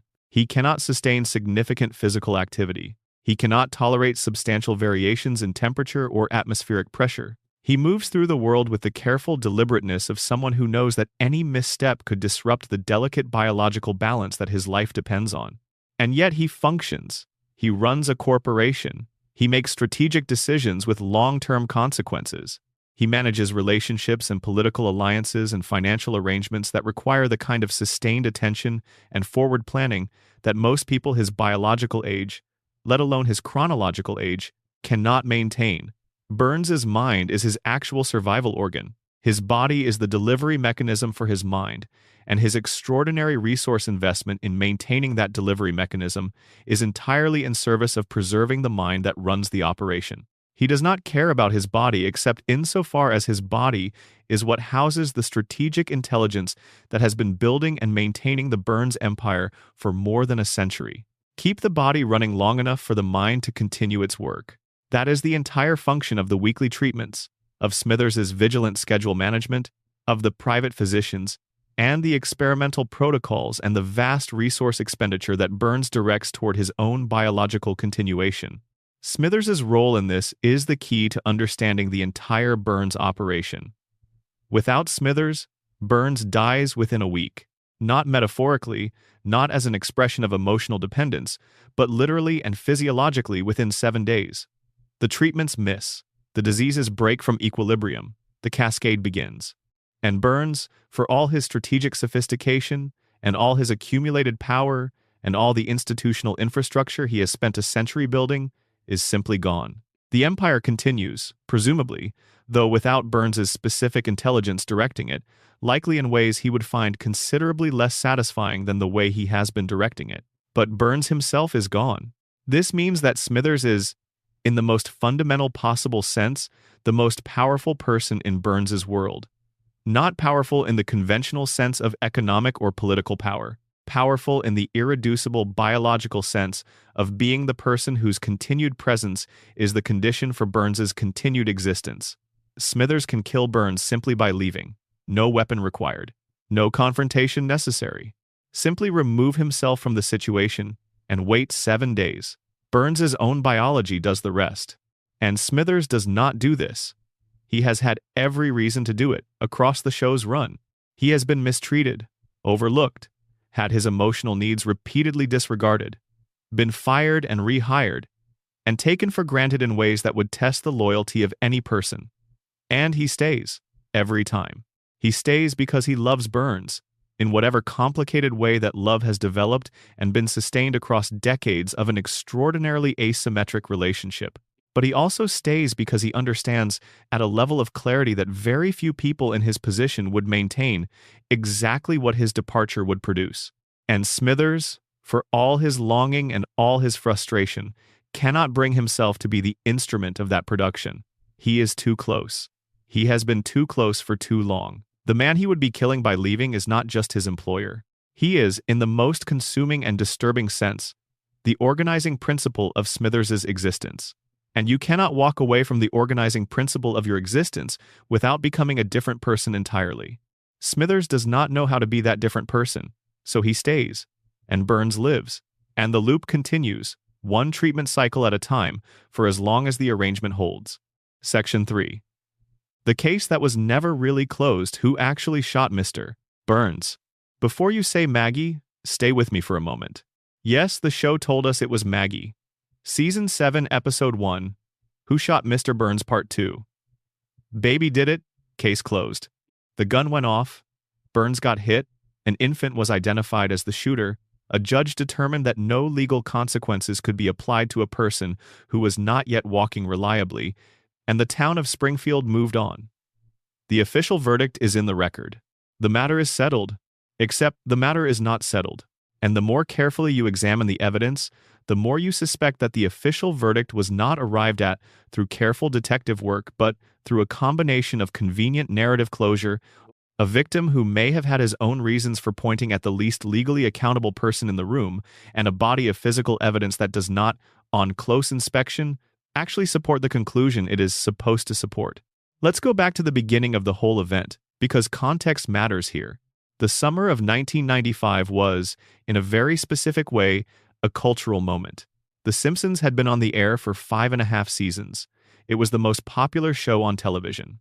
And the production team, in an act of creative ambition that no animated series had attempted before, decided to structure their season finale as a genuine whodunit mystery. Not a parody of a mystery, not a comedic riff on detective fiction, but an actual puzzle, with actual clues, with actual red herrings, designed to be solved by the viewing audience before the answer was revealed. The promotional apparatus around the event was enormous. Fox broadcast the season finale as a cultural happening. America's Most Wanted, a real crime investigation show, produced a special tie-in segment treating the fictional shooting of a fictional billionaire as though it were an actual unsolved case, with real analysts discussing evidence and real audiences calling in with tips. The show's producers invited viewers to submit their guesses for a national contest. The winner, whoever correctly identified the shooter from the clues embedded in Part 1, would be animated into a future episode of the series. This was the prize: immortalization in the show itself. The setup of Part 1 is meticulous. Burns had, in the weeks leading up to his shooting, managed to make an enemy of essentially everyone in Springfield. He stole an oil well from beneath Springfield Elementary School, removing the school's only significant source of funding and gutting programs and resources that the students and teachers depended on. He shut down Moe's Tavern by bankrupting the establishment through what amounts to economic warfare. He used his influence to destroy the Springfield retirement castle, leaving its elderly residents without a home. He caused an injury to Santa's little helper, the Simpson family dog, an act that turned even the most economically rational of Homer's sympathies against him. And then, as a kind of grand finale to his campaign of community destruction, he constructed an enormous solar blocker, a mechanical disc deployed above the town specifically designed to prevent sunlight from reaching Springfield. Burns's explicit intention with this device was to force every Springfield resident to purchase their electricity from his nuclear power plant by making solar and natural light unavailable to them. He literally stole the sun from the town. When Smithers, Burns's most devoted employee, objected to this plan on the grounds of basic human decency, Burns fired him on the spot. Smithers, who has organized his entire existence around his employer, who has performed every function from personal assistant to medical manager to emotional support, was let go without severance or sentimentality at the moment. His loyalty expressed itself as a moral concern rather than blind compliance. By the end of Part 1, every major character in Springfield had a documented, specific, narratively established motive to want Burns dead or, at minimum, seriously harmed. Homer, because Burns had spent years unable to remember his name despite Homer working for him and standing in front of him on a near-daily basis, a humiliation so consistent and so grinding that it had clearly reached a breaking point.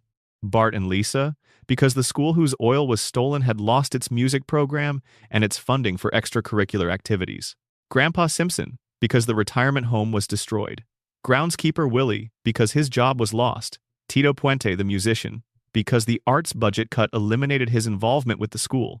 Moe, because his bar was shut down. And Smithers, freshly fired, his sense of identity and purpose destroyed by the same man he had dedicated his life to serving. A public meeting was called. The whole town gathered. Burns was confronted, and multiple characters were depicted holding weapons, their anger having reached a level that the show chose to represent with visual props designed to communicate violent intent. Then Burns collapsed, a gunshot wound. He staggered to the town sundial and fell, his outstretched hands landing on 2 letters. The screen went black. The summer began. America had to wait 3 months. When Part 2 aired in September of 1995, the investigation played out as a comedic procedural that managed to generate both genuine laughs and the structural appearance of careful detective work. Chief Wiggum and his team moved through the suspect list. Smithers confessed almost immediately, but his confession unraveled when evidence established that he was in a state of blackout intoxication at the time of the shooting and had, in fact, shot someone else entirely. He put a bullet in old Jasper's wooden leg, which is not the crime under investigation. One by one, suspects produced alibis or were otherwise cleared. Tito Puente's alibi remains one of the most celebrated moments in the episode's history, a full musical performance explaining that he channeled his rage into artistic creation rather than violence. The investigation stalls until forensic evidence provides a breakthrough. An eyelash recovered from Burns's suit is subjected to DNA analysis. The eyelash belongs to a Simpson. The physical evidence points toward Homer. His fingerprints are on the weapon. He had the most viscerally documented motive of any suspect in the case. He is arrested and is proceeding toward conviction when Burns wakes from his coma and identifies Maggie as his shooter. According to Burns's account of events, he encountered the Simpson infant in the parking lot following the town meeting. He attempted to take her lollipop. In the physical struggle over the candy, his gun fell from its holster. Maggie retrieved the fallen weapon. The gun discharged. Burns was shot. Case closed. Except, let's begin with the contest, because the contest result is the piece of evidence that most clearly suggests the official answer does not follow logically from the available clues. Fox invited viewers across the country to submit their guesses for who shot Burns. The prize was significant and genuinely desirable. The resulting volume of entries was enormous. Thousands and thousands of submissions came in from people who had watched Part 1 carefully, noted the clues, and formed their conclusions. And when the producers reviewed a random sample of those entries to find a winner, not a single person in the sample had guessed correctly. Nobody won the prize. The person who ultimately received the cash payment was chosen at random from the pool because there was no correct answer to reward. The producers acknowledged on the DVD commentary for these episodes that they were aware of exactly one person who had posted the correct answer to an online forum on the night the episode originally aired. That person was using a university internet account. By the time the contest ended and the production team attempted to locate them, the account was no longer active. The person who figured it out vanished before they could be confirmed as a winner. Consider what this means. The show's creators told the public that the mystery was solvable from the clues embedded in Part 1. They built a national promotional campaign around the audience's ability to solve it. And when the answer was revealed, essentially nobody, out of thousands of engaged, motivated viewers who had watched carefully and thought about it seriously, had arrived at the correct conclusion. Either the clues were insufficient to reasonably support the official answer, or the red herrings were so effective that they made the actual answer unreachable through fair deduction, or the answer that was eventually settled on did not, in fact, logically follow from the evidence in the way the show implied it did. Now let's examine the specific evidence points. The sundial clue. Burns falls on the sundial, and his outstretched hands land on 2 letters. The show presents this as the central piece of physical evidence that ultimately leads to Maggie being identified. The letters, read from Burns's perspective as he falls, are M and S, Maggie Simpson. The show tells you this is significant. Burns himself, when he wakes from his coma and is questioned about the event, explicitly states that his hands landing on those letters was not intentional. He did not position himself to spell out his attacker's initials. He fell and his hands landed where they landed. The sundial clue, which the show uses as the anchor of its resolution, is described by the victim himself as coincidental. The central piece of evidence in the case is meaningless, according to the one person who was actually present for its creation. The gun. Burns was carrying a firearm in a holster. In the events leading up to the shooting, the holster is shown empty. The gun was already missing from Burns's person before the attack occurred. This means the shooter did not bring a weapon to the town meeting. They used Burns's own gun. They acquired Burns's gun in the period between when it was last visible in the holster and when the shot was fired. The shooter was someone who was not armed when the confrontation at the town meeting occurred, someone who encountered the weapon by chance or through proximity and used it without prior planning. A baby finding a gun on the ground is consistent with this profile, but so is a very large number of other scenarios involving any other character who was not carrying their own weapon that night. Burns's last words before the shooting are recorded in the episode's account of events. He said, specifically, "Oh, it's you." Not a startled exclamation, not a cry of alarm or recognition accompanied by fear. A flat, almost casual acknowledgement of familiarity. "It's you" is what you say when you recognize someone you have encountered before. Someone who does not register in your mind as a threat significant enough to warrant a defensive response. It is a greeting, slightly surprised perhaps, but not alarmed. Does Burns recognize Maggie Simpson? Has he ever interacted with her in a way that would make him respond to her with quiet familiarity, rather than the baffled incomprehension he would presumably express at encountering an infant outside in a parking lot at night? The show does not establish a relationship between Burns and Maggie prior to this event. Burns has difficulty remembering the name of the man who works for him. The idea that he would look at a baby and say, "It's you," with the tone of someone acknowledging a familiar presence requires some stretching. Then there is the Season 18 moment. In a later episode, Homer claims, directly and verbally and on camera, that he was the one who shot Mr. Burns. He says it, out loud, in front of witnesses, and the show treats this confession as a throwaway line. Nobody investigates. Nobody reopens the case. The most prominent unsolved attempted murder in Springfield's history is confessed to by a named individual, and the event produces no observable consequences. Either Homer is lying, which is genuinely possible given the character's capacity for self-dramatization and his interest in being the most interesting person in any given conversation, or the original verdict was wrong, and Homer knows it because he is the person who actually pulled the trigger. If Homer did it, the DNA evidence makes immediate sense. The eyelash on Burns' suit belonged to a Simpson. Homer is a Simpson. The fingerprints on the gun are explained by Homer having handled the weapon. The motive is the most thoroughly established of any suspect in the investigation. And the question of why Burns would identify Maggie rather than Homer becomes a separate and interesting puzzle. One possible answer connects to the detail that Burns fired Smithers for expressing moral concern. Burns, for all his cruelty and greed, is not without calculation. He is one of the most strategically sophisticated minds in Springfield. If Burns knew that Homer shot him, And if naming Homer as the shooter would destabilize his own workforce and draw attention to the power dynamic between himself and his employees, a dynamic that would look very unflattering to an investigating authority, identifying a baby as the culprit is not necessarily irrational. A baby cannot be prosecuted. Chief Wiggum says this himself in the episode, noting that no jury in the world would convict an infant. Naming Maggie closes the case without opening the larger questions that Homer's involvement would raise. The Marge theory is worth giving serious space to because it carries its own significant evidentiary weight.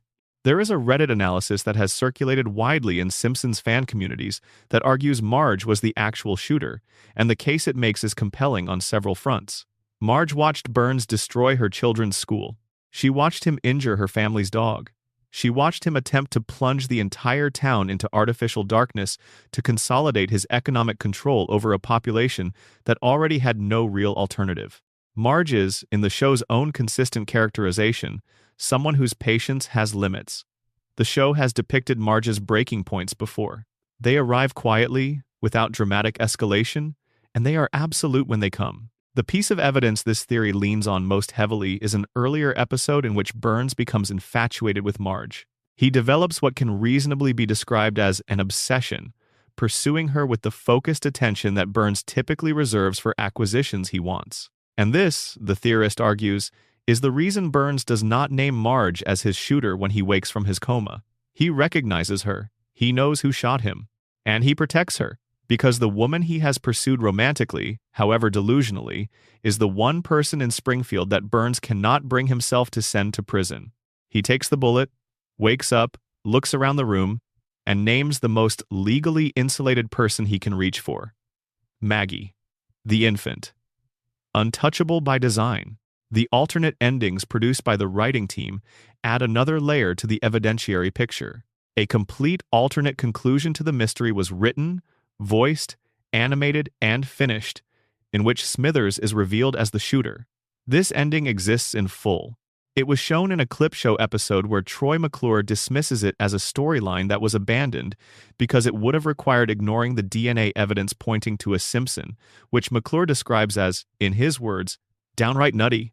And then the show, through McClure, directly references the O.J. Simpson trial as a famous example of a jury ignoring DNA evidence to reach a particular verdict. The wink is unmistakable.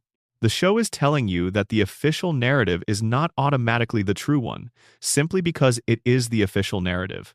It is telling you that evidence can be pointed in whatever direction the people managing the investigation find convenient. It is telling you to keep asking. There was also a draft at one point with Barney Gumble as the shooter. The writing team was going to send Barney to prison as a way of developing that character's storyline in a direction the show had been struggling to find. This was abandoned, but it confirms that the answer was not determined by the clues before the clues were written. The clues were assembled around whatever answer the writing room eventually settled on. The mystery was reverse engineered from the resolution rather than the resolution emerging organically from the established facts. And here is the question that no one ever asks directly. In a town where essentially every single resident had a specific, documented, deeply felt motive to harm Burns, where dozens of people were visibly carrying weapons at the public confrontation that preceded the shooting, where the victim had just stolen the literal son from a community that was already economically strangled, how is it possible that only one person acted? Springfield is not a town known for restraint. Its residents form mobs with remarkable speed and minimal provocation. They have burned down municipal buildings over misunderstandings. They riot at sporting events, at concerts, at town meetings. They are a combustible population with a short fuse and a strong tradition of group action. And yet when the most powerful and most universally despised man in town commits his most spectacular public act of aggression against the community, the response is a single gunshot from a single individual. Either someone planned this, someone with specific knowledge of Burns's schedule, access to his weapon, and enough influence to ensure the investigation would land somewhere inconvenient rather than somewhere accurate. Or the official story is exactly as tidy as it appears, and the most elegantly constructed whodunit in animated television history resolved into an answer that most of the viewing audience could not have predicted, not because the clues were subtle, but because the answer was selected for its legal convenience rather than its evidentiary integrity. The official answer is Maggie Simpson, The show committed to it. The writers stand behind it. The DVD commentary treats it as settled canon. But the contest that nobody won, the clues that the victim himself described as coincidental, the alternate endings that were fully produced and animated, the confession that was treated as a throwaway line, and the final image of Maggie alone in the room, confirming her surroundings were clear before miming the act, all of it forms a body of evidence that points in directions the official verdict cannot fully account for. In Springfield, a case being closed and a case being solved are two different things.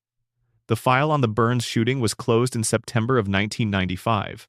Whether it was ever actually solved is a question that the show has been quietly leaving open ever since. Section 4.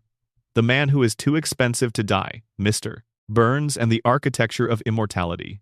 Here is a question that the show has been deflecting for 36 years. How old is Mr. Burns?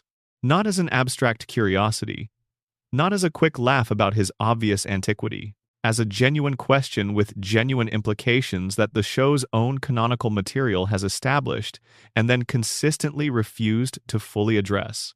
Because when you actually trace the evidence, when you follow the historical references and the biographical details and the timeline of events that Burns has described firsthand across hundreds of episodes, you arrive at an answer that should be impossible.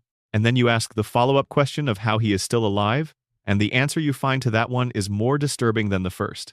Charles Montgomery Burns was born, according to the show's accumulated canon, somewhere in the late 1800s.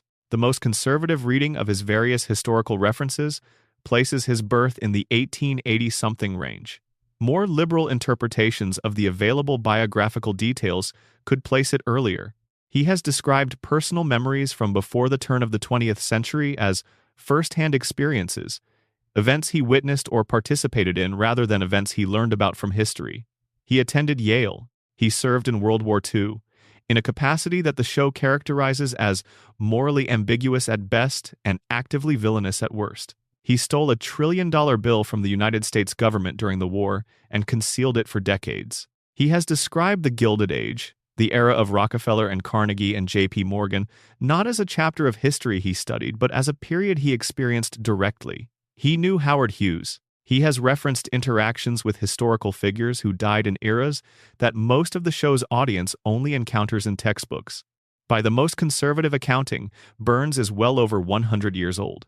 By a more thorough reading of the show's canonical timeline, he may be considerably older than that, pushing toward 130 or 140 years by the time the show's more recent seasons take place. And this is not a man who exists simply as an ancient body propped up in a chair. Burns functions.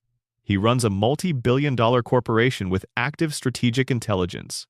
He orchestrates elaborate schemes that require long-term planning, sustained focus, and a working understanding of modern financial systems, modern legal structures, and modern technology.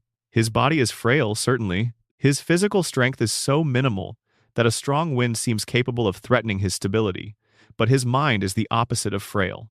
Burns operates with a ruthless, focused, long-term strategic intelligence that no other character in the show can match. He is the most cognitively capable person in Springfield, and he has been operating at that level for longer than any human being in recorded history has remained functionally conscious. So how? The Springfield Files episode is, again, the canonical foundation for understanding Burns's survival. As we discussed when examining the radiation theory, Burns undergoes a weekly medical treatment so extreme that it causes his body to emit a visible green glow. The treatment must be administered on a precise weekly schedule. Missing a single dose would be fatal. Burns is not alive because his body is healthy. Burns is alive because he receives, every 7 days without exception, a medical intervention of sufficient intensity that it sustains his biological functions in defiance of what his body would otherwise do, which is stop. His life is maintained the way you maintain a machine. Through scheduled servicing, through the regular application of whatever his physicians have developed as the specific protocol that keeps the disease equilibrium in his body from collapsing. Because here is the other canonical detail that the show establishes and plays for laughs while simultaneously meaning it with complete seriousness. Burns has every disease known to medical science. Not some diseases, not most diseases, every single one simultaneously. His body contains the full catalog of human illness at any given moment. Cholera, tuberculosis, various cancers, conditions that medicine has struggled to name, conditions that have killed millions of people across human history, they are all present in Burns's body at the same time. And the doctor who diagnoses this, speaking in one of the show's most quoted scenes, provides an explanation for why Burns has not died from any of these conditions. The diseases exist in a state of perfect equilibrium, each one canceling out the others, each pathogen and cellular mutation and degenerative process competing for resources with every other pathogen and cellular mutation and degenerative process in a biological gridlock so complete that none of them can gain sufficient momentum to actually kill him. The doctor calls this Three Stooges syndrome, comparing it to three people trying to walk through a door simultaneously. None of them can get through because they are all blocking each other. The scene is played for comedic effect, and it is extremely funny. But if you accept the radiation theory as your operating framework, the scene stops being funny and starts being clarifying. Burns's disease equilibrium is not maintained by any natural biological process. It cannot be. No human body generates this kind of homeostatic disease management on its own. The equilibrium is being maintained artificially by the weekly treatments. The treatments do not cure Burns's diseases. They do not eliminate a single one of them. They manage the competition between the diseases, keeping each one suppressed by maintaining the conditions under which the gridlock holds. Remove the treatments and the gridlock breaks. One disease gets enough breathing room to begin advancing, which creates cascading pressure that allows others to follow, and the system that has been keeping Burns alive collapses. Burns dies not from the bullet or the fall or the accumulated damage of a century of living dangerously, but from the eruption of every disease his body has been hosting in managed suspension. Smithers is, in this context, not merely Burns's personal assistant, or his devoted follower, or the show's primary vehicle for unrequited affection. Smithers is the person who keeps Burns alive through logistical precision. He manages Burns's treatment schedule with an obsessive attention that the show depicts as exceeding anything a conventional assistant would be expected to provide. He monitors Burns's physical condition constantly. He anticipates the needs of a man whose needs are far more complex and far more urgent than most people understand. And the show has established clearly that Burns without Smithers is not merely inconvenienced or less comfortable. Burns without Smithers is a man who will miss a treatment and die within a week. Smithers' devotion to Burns is not purely emotional, though the emotional dimension is present and complicated and forms one of the show's most quietly affecting long-running threads.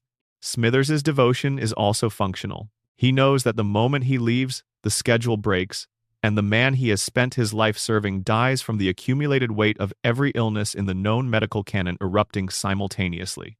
That is not a burden that produces ordinary loyalty. That is a burden that produces something closer to existential obligation. Burns's connection to the nuclear material that his plant produces adds a dimension to the immortality question that the radiation theory crystallizes. The man who owns the facility responsible for poisoning Springfield's water supply, who has made the calculated decision to allow 342 violations to remain unaddressed because addressing them would be more expensive than the alternative, is personally dependent on radiation for his continued biological function. He is not simply profiting from the radioactive output of his plant, he is powered by it. His body, having been exposed to radioactive material for over a century, having been subjected to weekly treatments of radiological intensity sufficient to make him glow, has reached a state where it can no longer sustain itself through ordinary biological processes. It requires external radiation input with the regularity and the necessity that a normal body requires food. Take it away, and the system shuts down. Burns has become, at the cellular level, something that requires radiation to function. He is not just the owner of a nuclear plant. He is, in a very real biological sense, a nuclear phenomenon himself.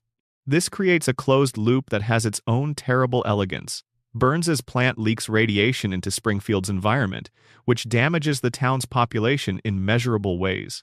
The same radiation, managed carefully and delivered at controlled doses, keeps Burns alive.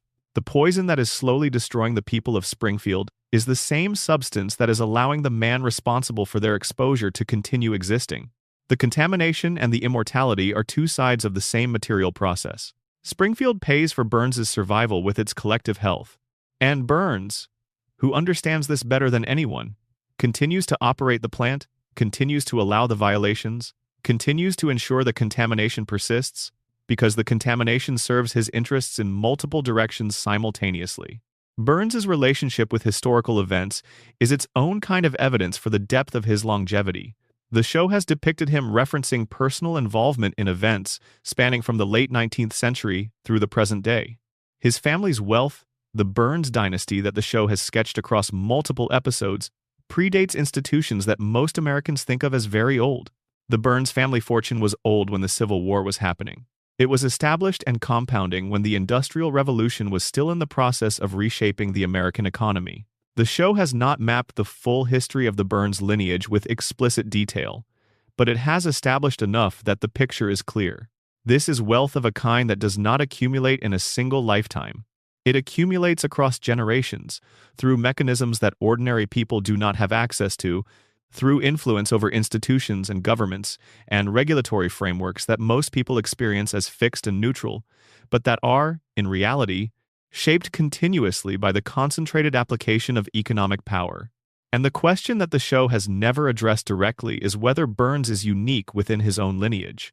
If the current Burns has survived for well over a century through artificial means, through medical technology and radiological treatment, and the resources that his wealth provides access to, is it possible that previous generations of the Burns family employed their own methods of longevity?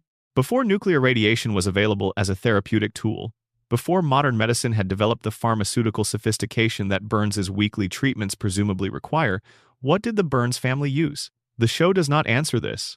It does not even ask the question, but it establishes that the family has been in continuous, effective control of its fortune and its influence for longer than most American institutions have existed.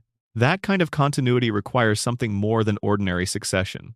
Ordinary succession produces dilution, produces division, produces the gradual dispersal of concentrated wealth across generations as heirs multiply and assets are partitioned.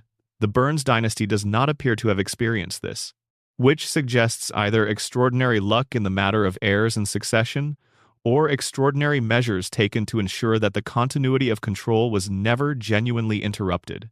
Burns has also demonstrated a relationship with death itself that is different in kind from any other character on the show. He has come closer to dying than almost anyone else in the series. He has been shot by Maggie Simpson, an event that put him in a coma. He has been hospitalized following collapses and injuries and accumulated damage that the show depicts with apparent seriousness. He has been poisoned, attacked, abandoned in wilderness conditions, subjected to physical trauma that his frail body could not be expected to absorb. And every single time, he comes back.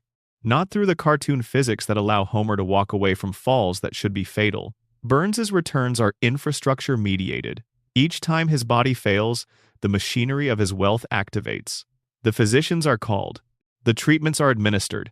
The resources that he has spent decades accumulating, institutions corrupted, and politicians purchased and research programs funded with this specific contingency in mind, they are deployed. And Burns survives because he has spent a century building a system whose sole ultimate purpose is to ensure that he survives. Homer's immortality is passive and unconscious. He does not plan to survive. He simply does, because the show's narrative logic requires him to, and because, if the coma theory is correct, a dreaming mind cannot kill its own dreamer. Burns's immortality is active and deliberate. Every dollar spent, every institution shaped, every regulatory body neutralized, every physician retained on permanent retainer, it all serves a single strategic purpose: keep Burns alive, keep the treatments coming, keep the diseases in equilibrium. Keep the reactor running so that the material that powers both the plant and Burns's own biological continuation remains available. Burns is not lucky. Burns is engineered for survival at every level of his existence. The most quietly disturbing element of Burns's immortality, when viewed against the full landscape of the theories we are exploring in this video, is what it implies about the town that sustains him. Springfield's economy is dependent on the power plant. The power plant is dependent on Burns. Burns is dependent on his treatments. His treatments are dependent on the wealth that the power plant generates. The system is self-referential and self-sustaining. Springfield cannot kill Burns because killing Burns would collapse the economy that Springfield depends on for its survival. The town is trapped in economic servitude to the one man responsible for its environmental destruction And the mechanism of that servitude is so deeply embedded in the community's basic infrastructure that there is no way to remove Burns without simultaneously removing the foundation of the town's livelihood. Burns knows this. He has always known it. The trap was built deliberately through a century of calculated positioning. The power plant was not built in Springfield because Springfield was a convenient location. It was built in Springfield because building it there created a dependency that would outlast any individual's resistance to what the plant was doing. By the time anyone in Springfield understood the damage was already the price of the electricity they could not live without. Charles Montgomery Burns is the oldest man in Springfield. He may be the oldest functioning human being in America. He is kept alive by weekly radiation treatments that his extraordinary wealth makes possible. He is protected by a man whose devotion has become indistinguishable from medical necessity. He is surrounded by a population too economically dependent and too cognitively compromised to challenge the terms of their arrangement with him. He has been shot and survived it. He has been hospitalized and recovered from it. He has accumulated enemies across a century of ruthless operation and outlasted every single one of them. He is not immortal. Immortality implies something supernatural, something outside the reach of ordinary causation. Burns is something more mundane and more disturbing than immortal.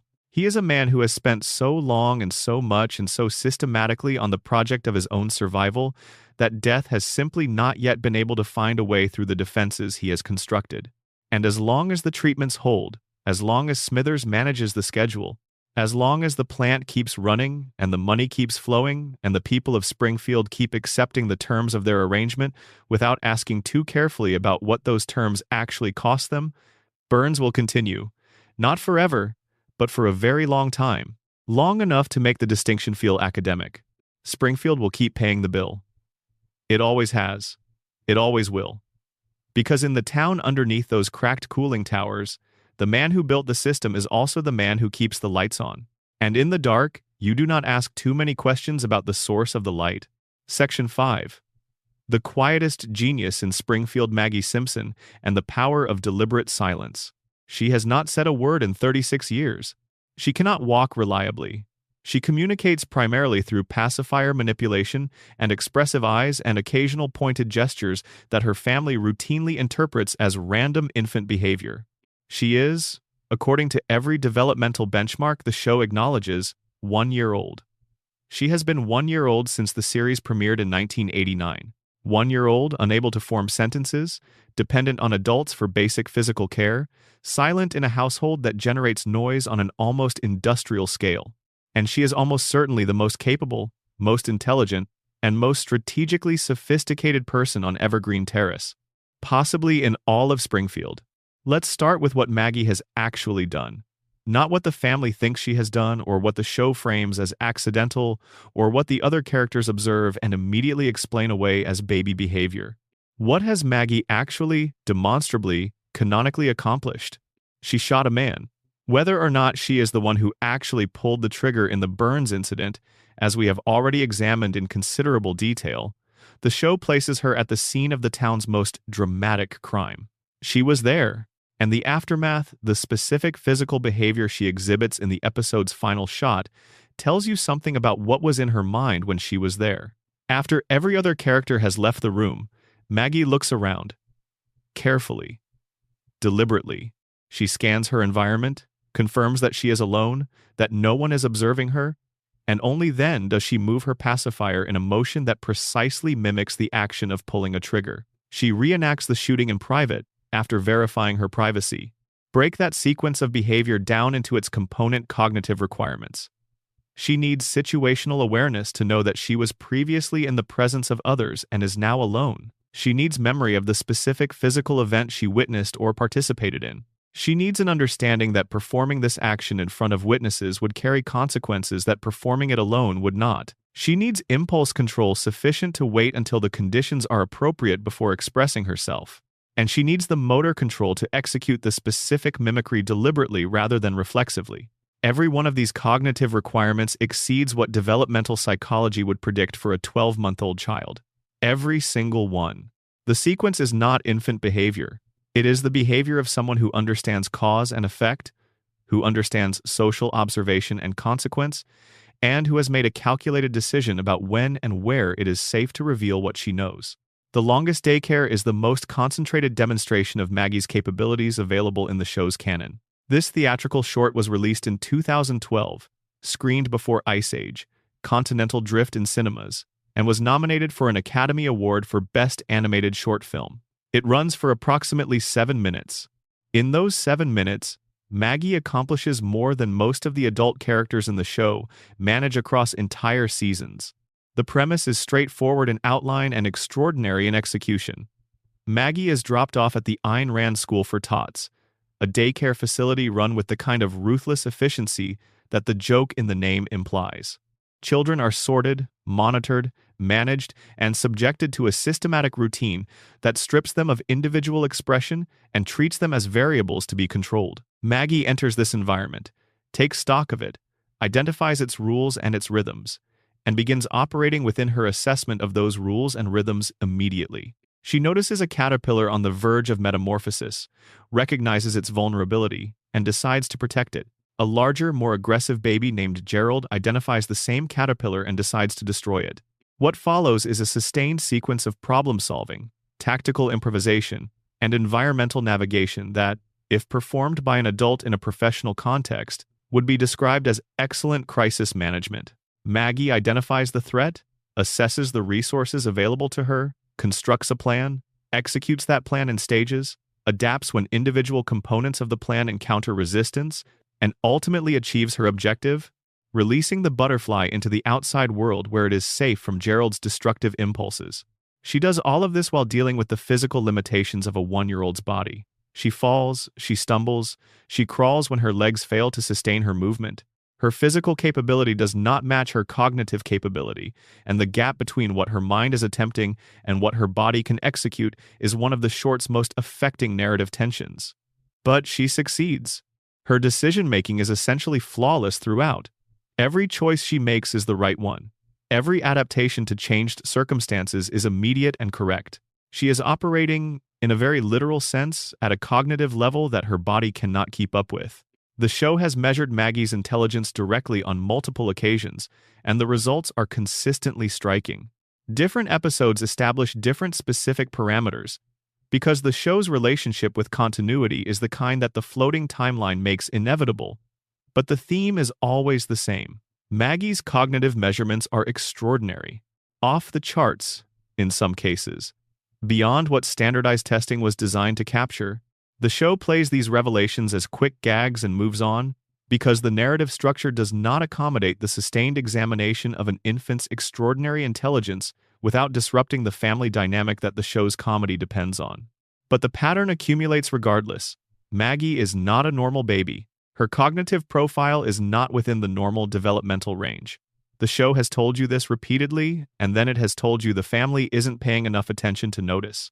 Now look at what Maggie does with this intelligence. Look at how she deploys it in the specific context of the Simpson family. She is silent. Profoundly, consistently, deliberately silent. Her first spoken word, Daddy, was voiced by Elizabeth Taylor in a celebrity cameo that the show treated as a genuine event before immediately setting aside and never returning to. The word was said once. It was not followed up on. Maggie did not continue speaking after that moment. She returned to her established mode of nonverbal communication and has remained there ever since. This is not developmental delay. A child who can execute the tactical problem-solving demonstrated in The Longest Daycare, who can perform the situational assessment shown in that final shot of the Burns episode, who can navigate the social dynamics of a daycare setting with the sophistication that the short depicts, is not failing to develop language because language development is beyond her current capacity. She is declining to use language because she has made an assessment about the value of using it. Look at what the Simpsons household does to visible intelligence. Lisa Simpson is brilliant. She is, by any measurement the show provides, a genuine prodigy. She plays saxophone with real skill. She reads at levels well beyond her grade. She engages with intellectual and political and moral questions that her teachers and her parents are not equipped to meet her on. She is one of the most explicitly intelligent characters in the show's 36-year run. And here's what Springfield does with Lisa's intelligence. It ignores her. It dismisses her. It punishes her. When Lisa raises her hand in class, she is overlooked or patronized. When she speaks at community meetings, she is talked over or marginalized. When she identifies a problem, constructs an argument, and presents evidence, the response from the adults around her is frequently to explain that she is too young to understand the situation, or that her concerns are idealistic to the point of impracticality, or simply to redirect the conversation towards something that feels more manageable to the people in the room. Lisa's intelligence is her most defining characteristic and simultaneously her greatest source of pain, because she wears it visibly, and the community around her responds to visible intelligence with resistance. Maggie has watched this happen every single day of her life. She has been in the same household as Lisa from the beginning. She has observed every instance of her sister's intelligence being dismissed. Every time Lisa's argument was the correct one and nobody acted on it. Every time Lisa's knowledge would have prevented a disaster, and the disaster happened anyway because the adults in the room were not listening. Maggie has been there for all of it. Watching, processing, drawing conclusions, and the conclusion she drew is the opposite of the one Lisa drew. Lisa's response to being dismissed is to try harder, to make a more compelling argument, to find better evidence, to speak louder, write better, engage more deeply with the systems that keep failing to take her seriously. Lisa keeps fighting, and the fighting costs her considerably. It isolates her. It exhausts her. It produces results that are, relative to the effort invested, genuinely disheartening. Maggie's response was different. Maggie watched her sister fight and understood something that Lisa, still in the middle of the fight, cannot see clearly. Visibility is vulnerability. The moment people know you are exceptional, they start treating you as a problem to be managed. The moment they see your intelligence, they start looking for ways to contain it. The safest position in this family, in this town, in this environment, is the one where nobody is looking at you carefully enough to see what you are actually capable of. The most powerful position is the one where everyone underestimates you completely. So, Maggie stays quiet. She stays small. She maintains the appearance of helpless infancy with a precision that, when you think about it, is itself a demonstration of the intelligence she is concealing. It is not easy to be as capable as Maggie appears to be and to consistently present as a standard baby. That requires constant performance. It requires moment-to-moment assessment of what level of response will keep you invisible, what actions can be taken without attracting the kind of attention that would compromise the cover. Maggie has been maintaining this performance for 36 years. If she were not extraordinarily intelligent, she could not sustain it. Think about every time Maggie has saved her family or solved a critical problem. The daycare rebellion sequence. The multiple instances where she has navigated danger in ways that protected her siblings or her parents. The moments where she has demonstrated physical capability that no one-year-old should possess, fine motor skills executed with precision, environmental awareness deployed with tactical intelligence. In every one of these cases, the outcome is positive, the family is protected, or the problem is resolved, and the mechanism by which Maggie achieved the outcome is either not observed or is attributed to luck or cute coincidence.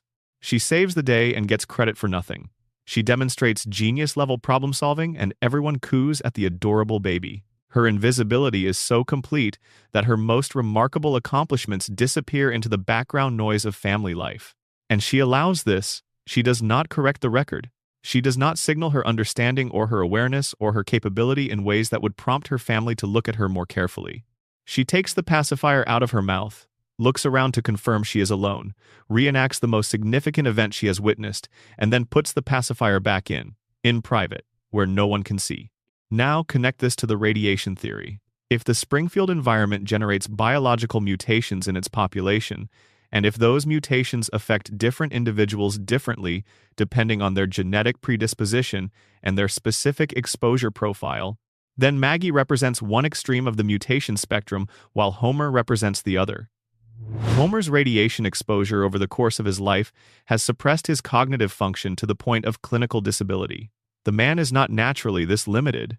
The crayon, the radiation, the environment have collectively degraded a mind that was capable of more. His mutation went in one direction. Maggie's mutation went in the opposite direction. The same contaminated water, the same irradiated air, the same environmental conditions that compressed Homer's intellectual capacity appear to have amplified Maggie's. Her cognitive development has been accelerated or enhanced or transformed in ways that are observable but not yet fully expressed, because she has made the strategic decision not to express them. Homer and Maggie are not just members of the same family. They are the outer limits of what the Springfield environment does to human cognition. He is what happens when the mutation reduces.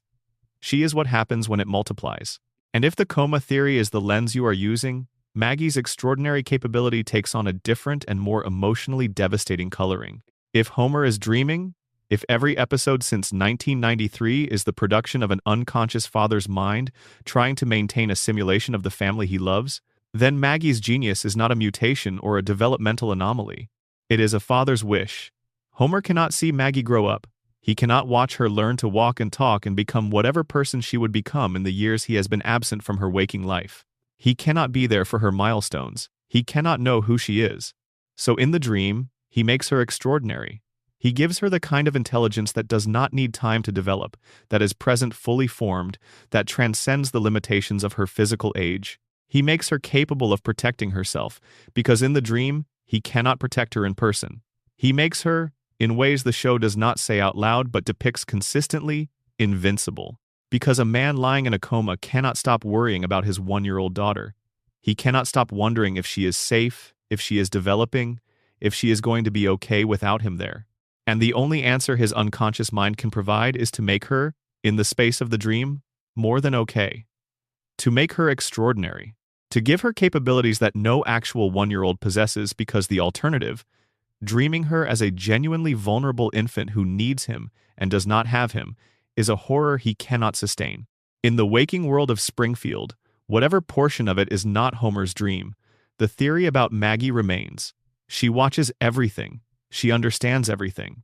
She has been processing the complete experience of the Simpson family and the complete dysfunction of Springfield's social and political environment for 36 years from her position of deliberate invisibility. She has files on everyone. She has assessments of every situation. She has been building, in the silence behind the pacifier, a picture of the world that no other character in the show has access to, because no other character has watched as carefully or as long from as completely unobserved a position. What is she waiting for? The show never says.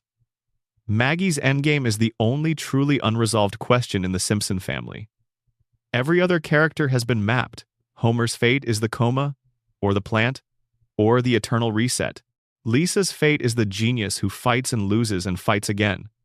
Bart's fate is the rebel who never quite commits to rebellion. Marge's fate is the foundation that holds the whole structure up, whether anyone acknowledges that it is doing so. But Maggie is still building towards something. The show has given us glimpses. We have seen her command a room full of babies through pure authority. We have seen her demonstrate problem-solving at a level that competent adults could not manage. We have seen her confirm or deny a person's guilt with a single deliberate gesture. She is 1 year old. She cannot sustain a walk across a room without falling. She has not developed language in any conventionally meaningful way. She sits in her high chair and she watches and she processes, and behind the enormous eyes and the steady sucking of the pacifier, something is thinking. Something has been thinking for 36 years. Something that chose invisibility over visibility because it understood, at a level that no 1-year-old should be capable of understanding, that invisibility is the most powerful position available in this family, in this town, in this particular arrangement of people and power and poisoned water. When Maggie finally moves, when she finally drops the performance and shows the town what has been developing behind the silence, it will not look like what anyone expects. It will not announce itself in advance. It will not give Springfield time to prepare a response. It will arrive the way all of Maggie's most significant actions have arrived, quietly, precisely, after she has verified that no one is watching closely enough to stop it. Springfield will not see it coming. Nobody will. That is exactly how Maggie designed it. Expanded Maggie Edition. The history of deliberate silence. The history of what Maggie has done is actually longer and more detailed than the summary version allows for, and it deserves to be walked through with the same careful attention we have applied to the other theories in this video. Start at the beginning of the show and look at every moment where Maggie's behavior reveals something about her cognitive life that infant developmental norms cannot account for. The first season is full of them, small details that the show's comedic framing encourages you to process as visual gags rather than character evidence. Maggie navigating obstacles with a physical intentionality that exceeds what her developmental stage should permit. Maggie expressing reactions to situations that show comprehension rather than simple reflex. Maggie orienting herself in the environment with the kind of spatial awareness that requires a functional working memory and the ability to construct a stable model of the physical world around her. These are not dramatic moments. They are background details, the kind of thing that your eyes register and your brain files under cartoon convention without consciously examining, but they are consistent. Across every season, across every era of the show, Maggie's behavioral details consistently exceed what her stated developmental level would predict. The show is not making continuity errors about her cognitive capacity. It is maintaining a consistent characterization that the comedic framing makes easy to overlook. The daycare sequences that appear throughout the show's run are the most concentrated evidence for Maggie's extraordinary cognitive capacity operating in real time. The longest daycare is the most elaborate of these, but it is not the only one. Various episodes have placed Maggie in daycare and group infant care contexts throughout the show's run, and in each of these contexts, the show depicts her as operating at a level of social and environmental awareness that is simply beyond what conventional infant development produces. She reads social hierarchies in the daycare setting accurately on first observation.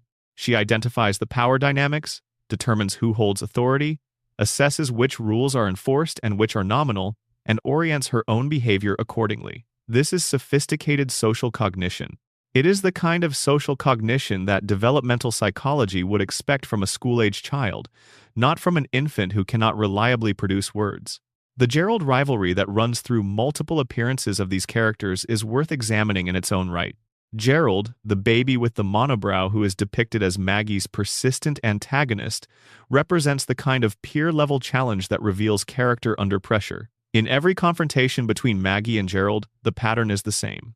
Gerald initiates through some form of aggression or competitive behavior. Maggie assesses.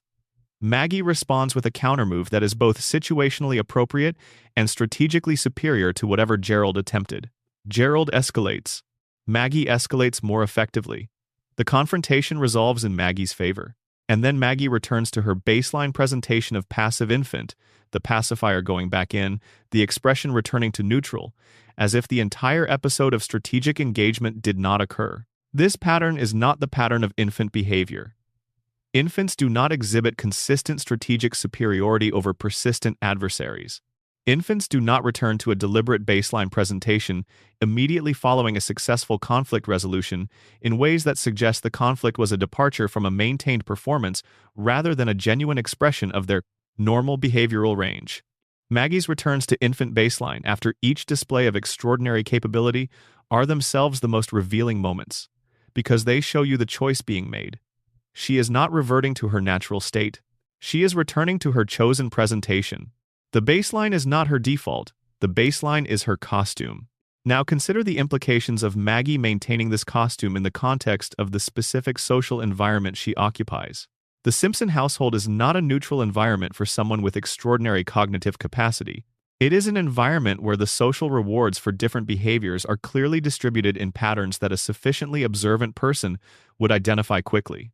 Homer's behavior is rewarded with affection despite being consistently dysfunctional. Bart's behavior, which is deliberately provocative and socially disruptive, generates enormous amounts of parental attention, even when that attention is primarily negative. Negative attention is still attention, and attention is the resource that most children and family systems implicitly compete for.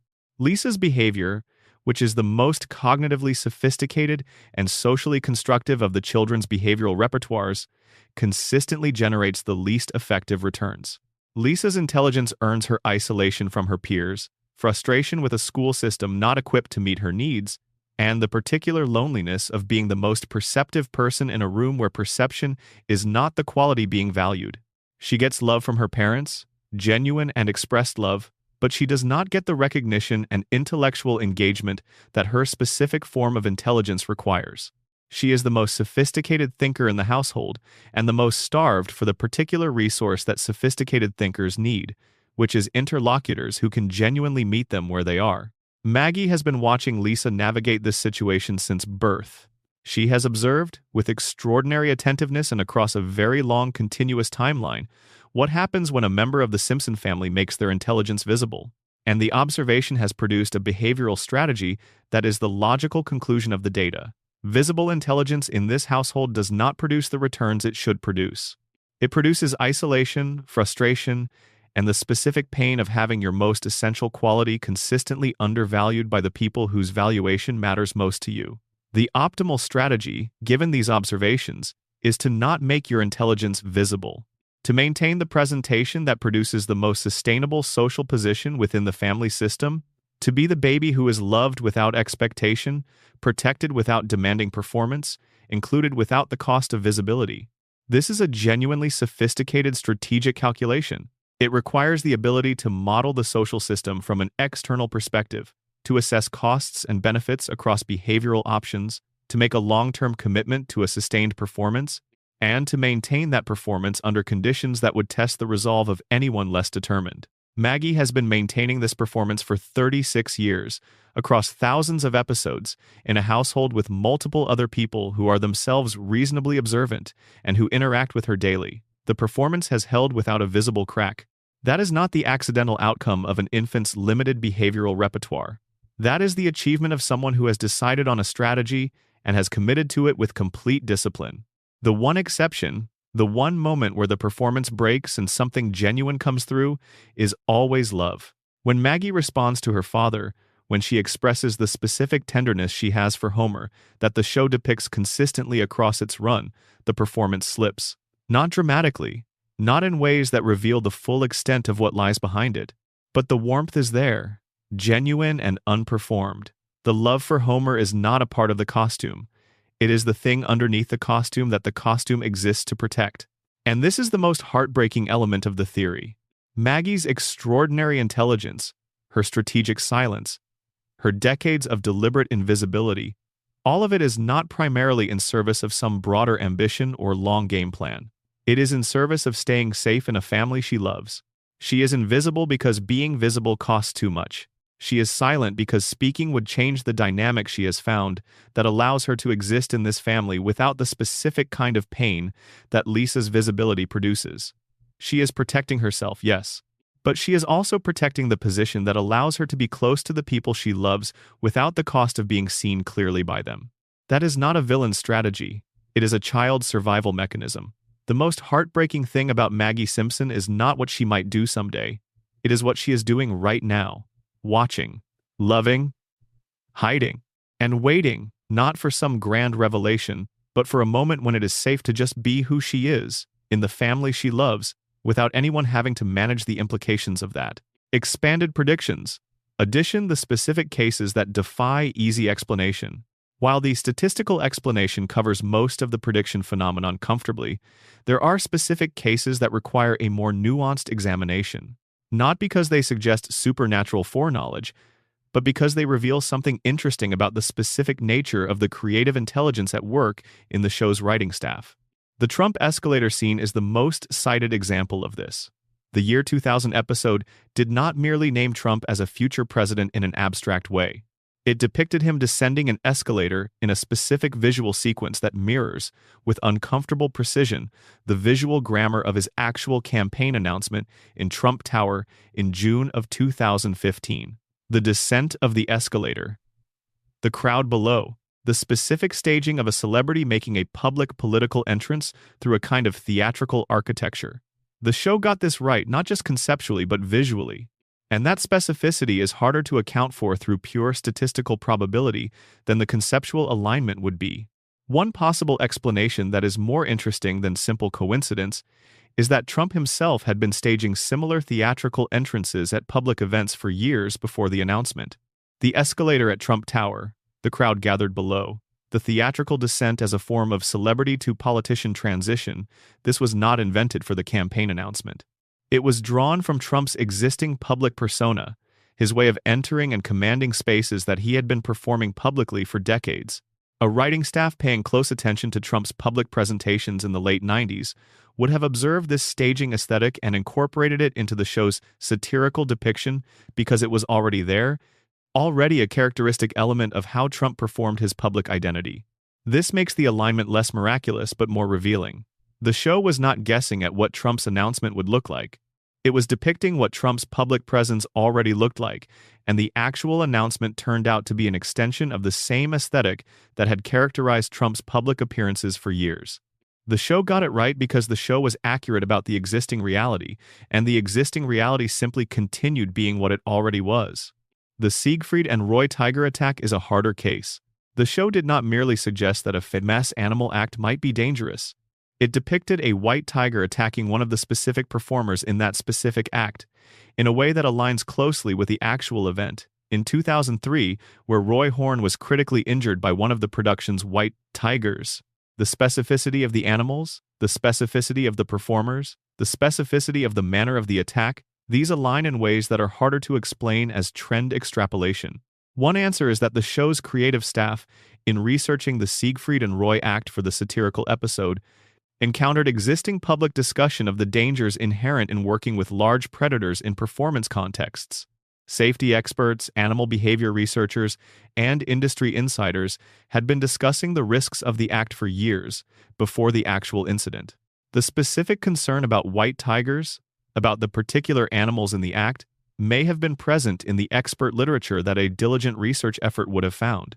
The show may have incorporated specific details from this risk assessment literature into the episode, and those details happen to align with the actual accident because they were accurate risk assessments of an actual dangerous situation rather than lucky guesses. This is a more satisfying explanation than pure coincidence, but it carries its own implication. If the show's creative team was accessing expert risk assessments and building them into satirical content, then the predictions in this category are not predictions at all. They are accurate depictions of documented risks, and the fact that those risks eventually materialized is not evidence of foreknowledge. It is evidence that the experts who identified the risks were right, and the show was accurate in depicting what the experts said. The Higgs boson equation deserves particular attention because it involves a domain, theoretical particle physics, where casual coincidence is essentially impossible. The mathematics of particle physics is sufficiently specific and sufficiently constrained that the appearance of a correct mass prediction in a cartoon show cannot be easily attributed to random chance. The physicist Simon Singh, who analyzed the equation in detail after the theoretical prediction was confirmed experimentally, confirmed that the equation in the show does yield a result consistent with the confirmed Higgs mass. This one has a specific and documented explanation. David X. Cohen, one of the show's writers and later a key figure at Futurama, has a mathematics background and has been explicit about incorporating real mathematical content into the show's jokes. The equation in the episode was not a random assemblage of symbols designed to look like physics. It was actual mathematics, constructed by someone with genuine mathematical training, that happened to include a calculation that bore on an open question in theoretical particle physics. The fact that the calculation was essentially correct is evidence that the mathematics were done properly, not that the writer had access to experimental results that would not exist for another 14 years. The broader point these specific cases make is about the quality of the creative intelligence behind the show's content. The prediction phenomenon is real, but it is not supernatural. It is the natural output of a creative process that combined serious intellectual engagement with American culture, genuine expertise in multiple relevant fields including mathematics, political science, and cultural analysis, a willingness to follow trend lines to their logical conclusions, and 36 years of sustained production that created enough material to generate a highlight reel of accurate predictions simply through volume and quality. The show predicted nothing. The show thought carefully about the world it was satirizing and then depicted what it found there. And the world, being the kind of place where good analysis tends to anticipate subsequent events, kept providing the confirmations. The remaining mystery is not in the predictions that came true. It is in what the predictions that came true tell us about the show's relationship to American reality. If the show's satire is accurate enough, sustained enough, and deeply embedded enough in American cultural self-understanding to produce the volume and specificity of apparent predictions that it has, then Springfield is not a mirror for America. Springfield is a part of America's self-image. The show has been telling America what it looks like for 36 years, and America has been, gradually and imperfectly but consistently, becoming what it was being told it looked like. The feedback loop between the satire and the reality is not one of passive observation on the show's part. It is an active cultural dialogue in which the show's version of America shapes how Americans understand themselves, which shapes what Americans do and choose and accept and ignore, which produces the reality that the show then continues to satirize. That is not prophecy. That is cultural influence operating over an unusually long timescale. And the fact that we keep calling it prophecy, that we keep experiencing it as something mysterious and inexplicable, rather than as the natural result of sustained creative engagement with the culture we live in, is itself evidence of the kind of collective non-noticing that Springfield's residents practice and that we have, apparently, learned from them. Section 6. The Prophecy Machine. How a cartoon became the most accurate oracle in television history. Let's talk about the thing that made The Simpsons famous all over again in an era it should have been fading from public conversation. In the year 2000, the show aired an episode called Bart to the Future. The premise was a flash-forward scenario in which the audience got a glimpse of the Simpson children as adults. Bart has grown into a struggling musician, and Lisa, in her 30s, has become the President of the United States. During the episode, Lisa refers to the budgetary disaster she has inherited from her predecessor. A name is given for that predecessor. The name is Donald Trump.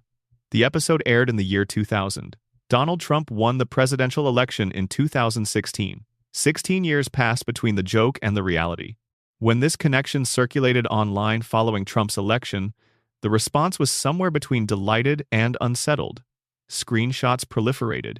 Clips circulated.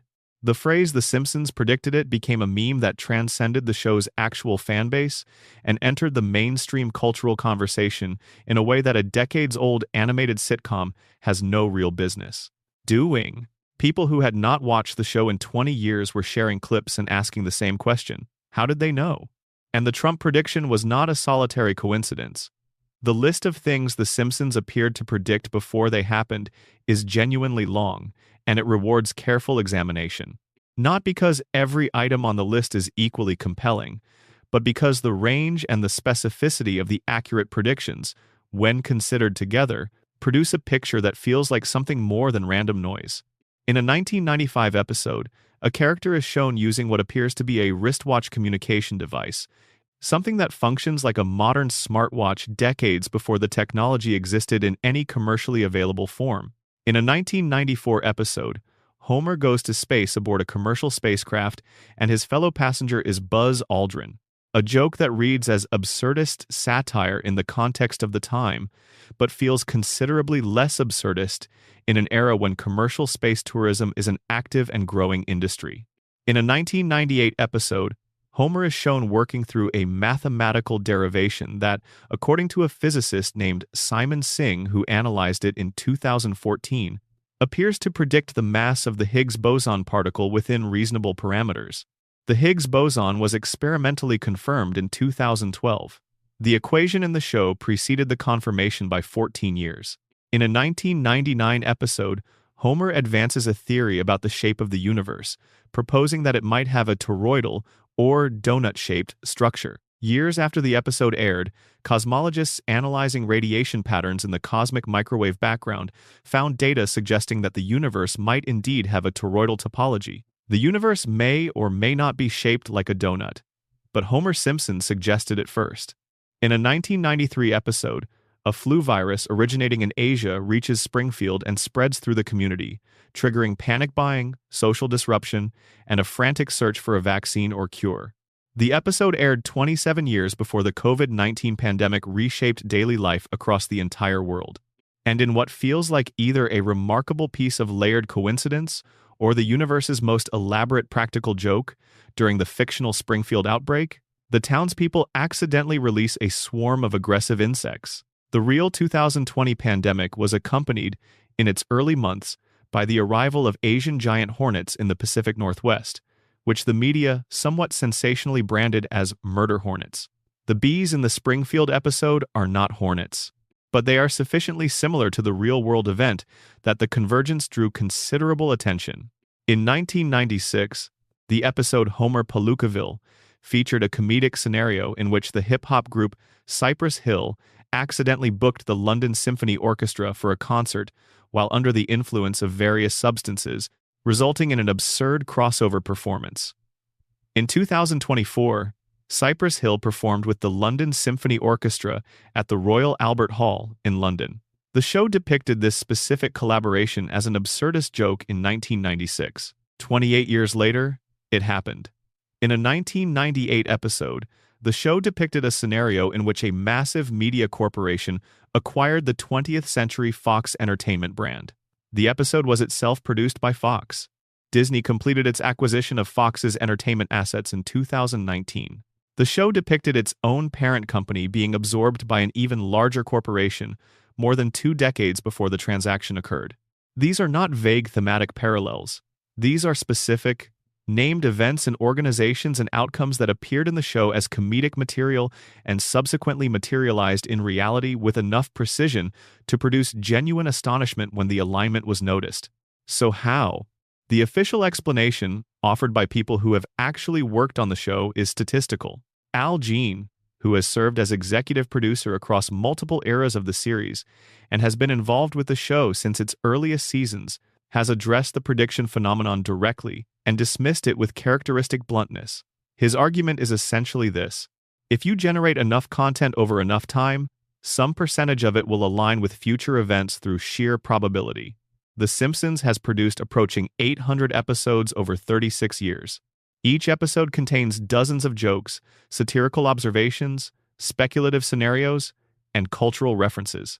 When you accumulate that volume of content over that duration, the statistical expectation is that some portion of it will match future events, particularly when those future events are themselves extensions of trends that were already observable at the time the content was created. Bill Oakley, who ran the show's writer's room during several of its most critically celebrated seasons, offered an even more direct formulation.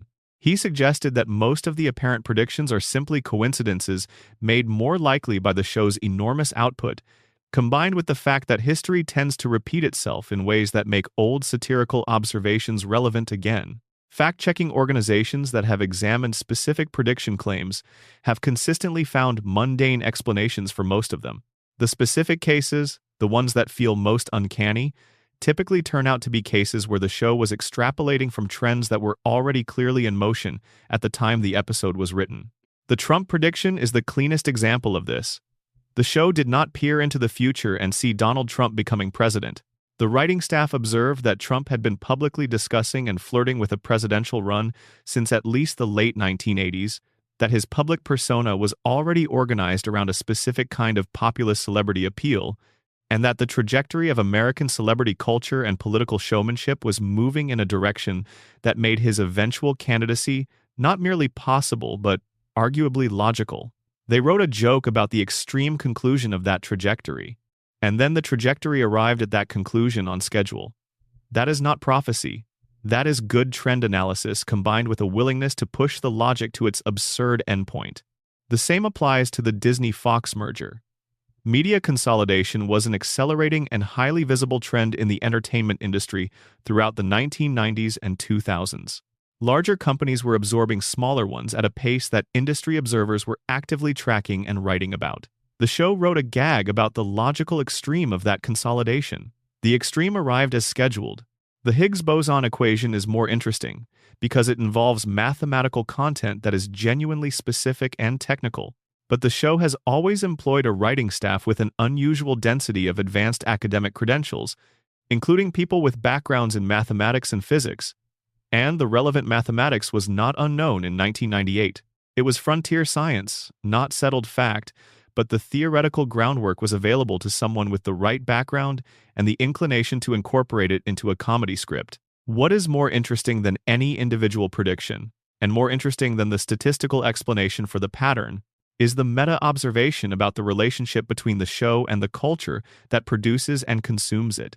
The Simpsons is not merely a show that is watched by American culture. It is, in a meaningful sense, part of the infrastructure of American cultural self-understanding. It has been running since 1989.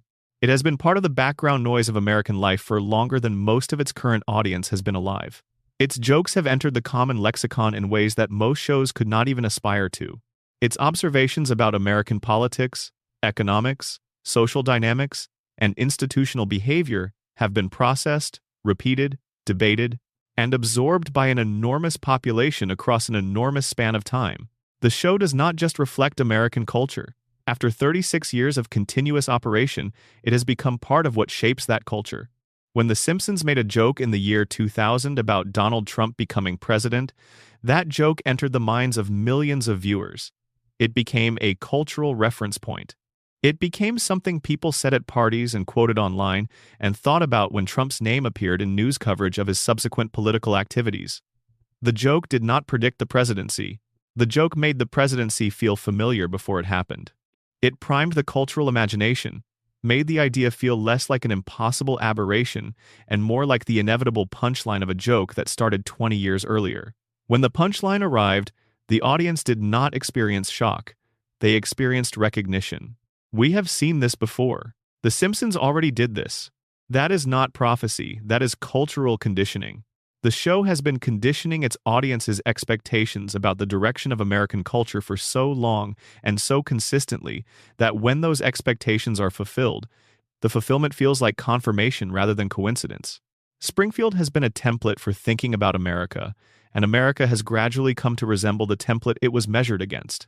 The nuclear power plant, the corrupt billionaire who owns the town's economic infrastructure, the government officials too incompetent to provide meaningful oversight, the population too economically precarious, and too cognitively worn down to organize effective resistance.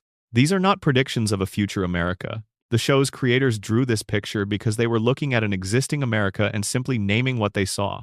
Here is the piece of the prediction phenomenon that the meta-analysis clarifies once and for all. The Simpsons has also made thousands of predictions that did not come true. Jokes about technology that never materialized. Satirical scenarios about political outcomes that went in entirely different directions. Cultural observations that missed by wide margins because the trend the show was extrapolating from changed direction. Nobody screenshots those. Nobody shares the failed predictions on social media. Nobody builds conspiracy theories around the cases where the show pointed at something and reality went somewhere completely different. The mechanism of confirmation bias operates in one direction only. We see the hits and remember them. We see the misses and our brains quietly file them away somewhere that does not generate online engagement. When you produce approaching 800 episodes containing thousands of satirical observations about the trajectory of American life, and then you filter those observations through the most powerful confirmation bias engine ever constructed, which is the internet with its capacity for viral sharing of emotionally compelling content, you end up with a highlight reel that looks like a prophetic document. But it is not a prophetic document.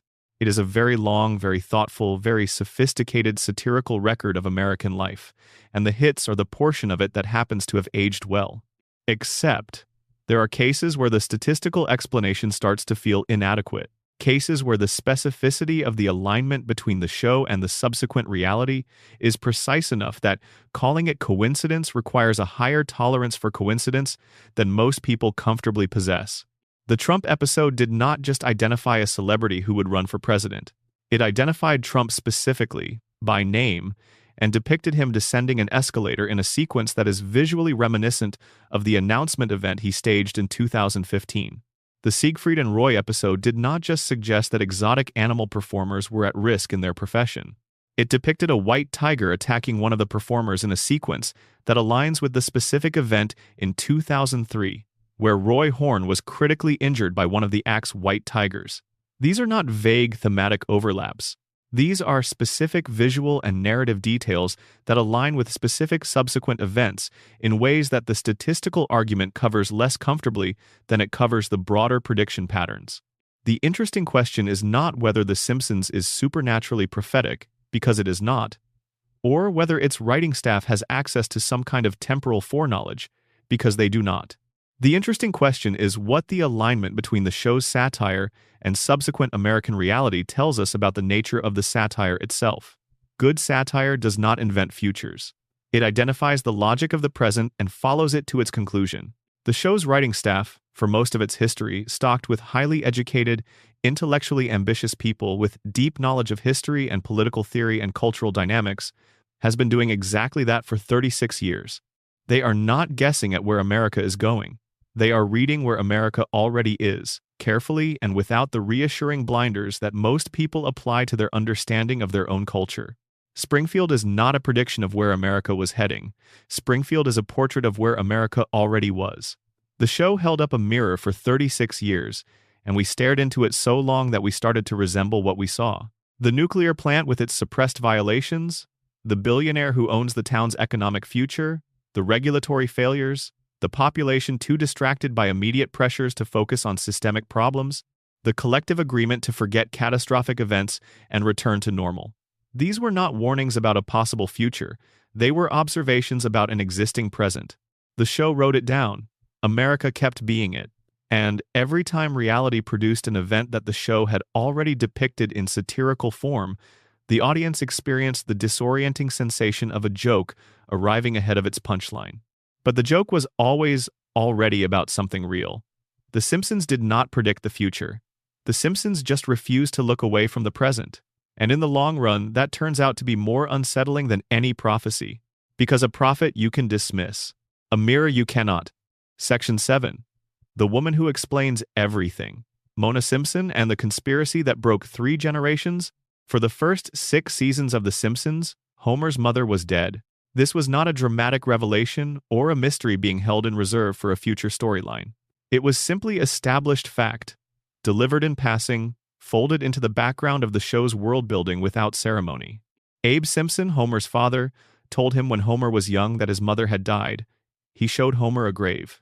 Homer mourned, as children mourn, without fully understanding what he had lost or what the loss would cost him. He grew up believing that he was a boy whose mother had died young and whose father was too cold and too emotionally closed off to fill the space she left behind. He built his personality around that loss. And for 6 seasons, the audience accepted the established fact and moved on. Then came season 7, and the Mother Simpson episode, and the revelation that changed the meaning of Homer Simpson's entire life. His mother was alive. She had been alive the whole time. The grave Abe showed him was not hers. It belonged to Walt Whitman, the poet, a famous headstone that Abe had been using as a proxy for his wife's burial site for the entire duration of Homer's childhood and adult life. Mona Simpson, Homer's mother, had not died. She had disappeared. And the reason she disappeared, the reason she could not come home, the reason she had watched her son grow up from a distance without being able to tell him she was watching, connects directly to the most powerful man in Springfield, the man Homer would grow up to work for, the man who had shaped the parameters of Homer's entire existence long before Homer ever set foot in the nuclear plant. Let's go back to 1969. Mona Simpson was, in that year, a housewife. She was married to Abe. She had a young son named Homer who was 6 years old. She was living an ordinary suburban life in Springfield at a moment when the world outside was going through one of its periodic convulsions of political and social transformation. The civil rights movement, the counterculture, the anti-war protests, the generational upheaval of the late 1960s were all happening simultaneously, and their tremors were reaching even the most insulated domestic environments. Mona was radicalized. The show depicts this with the combination of affection and gentle satire. It usually applies to the political idealism of that era, but the underlying point is serious. Mona looked at the world around her and decided that what she saw required action. She joined a group of activists. She became part of an organized effort targeting what the show describes as a germ warfare facility owned by Mr. Burns. Pause here and sit with that for a moment. Burns did not merely own a nuclear power plant. He owned a biological weapons laboratory, a facility designed to produce and store weaponized pathogens, the kind of substances engineered to cause mass harm through infectious disease. Burns was manufacturing germ warfare agents in Springfield, in the same community where Homer was growing up, where children were playing in yards, and families were eating dinner at kitchen tables, and nobody had any idea that the richest man in town was cooking up biological weapons in a laboratory down the road. Mona and her group executed a raid on the facility. They broke in and detonated what the show describes as an antibiotic bomb, a device designed to destroy the biological agents stored inside the laboratory without causing the kind of indiscriminate harm that a conventional explosive would produce. The raid was, on its own terms, successful. The germ warfare material was destroyed. Burns's biological weapons program was, at least in this facility, neutralized. And in the chaos of the raid, in one of those small, pivotal moments that changed the entire direction of a life, Mona made a mistake. As the group fled the facility, she stopped. Someone had been knocked down in the chaos of the exit. She turned back to help them. And the person she helped, the person she offered her hand to in a moment of instinctive human decency in the middle of what was, objectively, an act of political vandalism against a private facility, was Mr. Burns. Burns looked up at the woman helping him. He saw her face. He fixed her features in his memory with the same precision that he applies to everything he finds strategically relevant. And then the moment was over and the group was gone. Burns reported Mona to the FBI. He provided her description, her identification, whatever information he could access about the woman who had helped him to his feet and then run from the facility she had just sabotaged. And from that moment forward, Mona Simpson was a federal fugitive. She could not go home. She could not call Abe and explain. She could not visit Homer, could not hold him, could not tell him that she loved him and that she was not going to be there for reasons that had nothing to do with whether she wanted to be. She kissed her sleeping 6-year-old son goodbye in the dark, and she disappeared. For 27 years. Homer woke up in the morning and his mother was gone. Abe told him she was dead. And Homer Simpson, 6 years old and missing his mother, built the rest of his personality on that loss.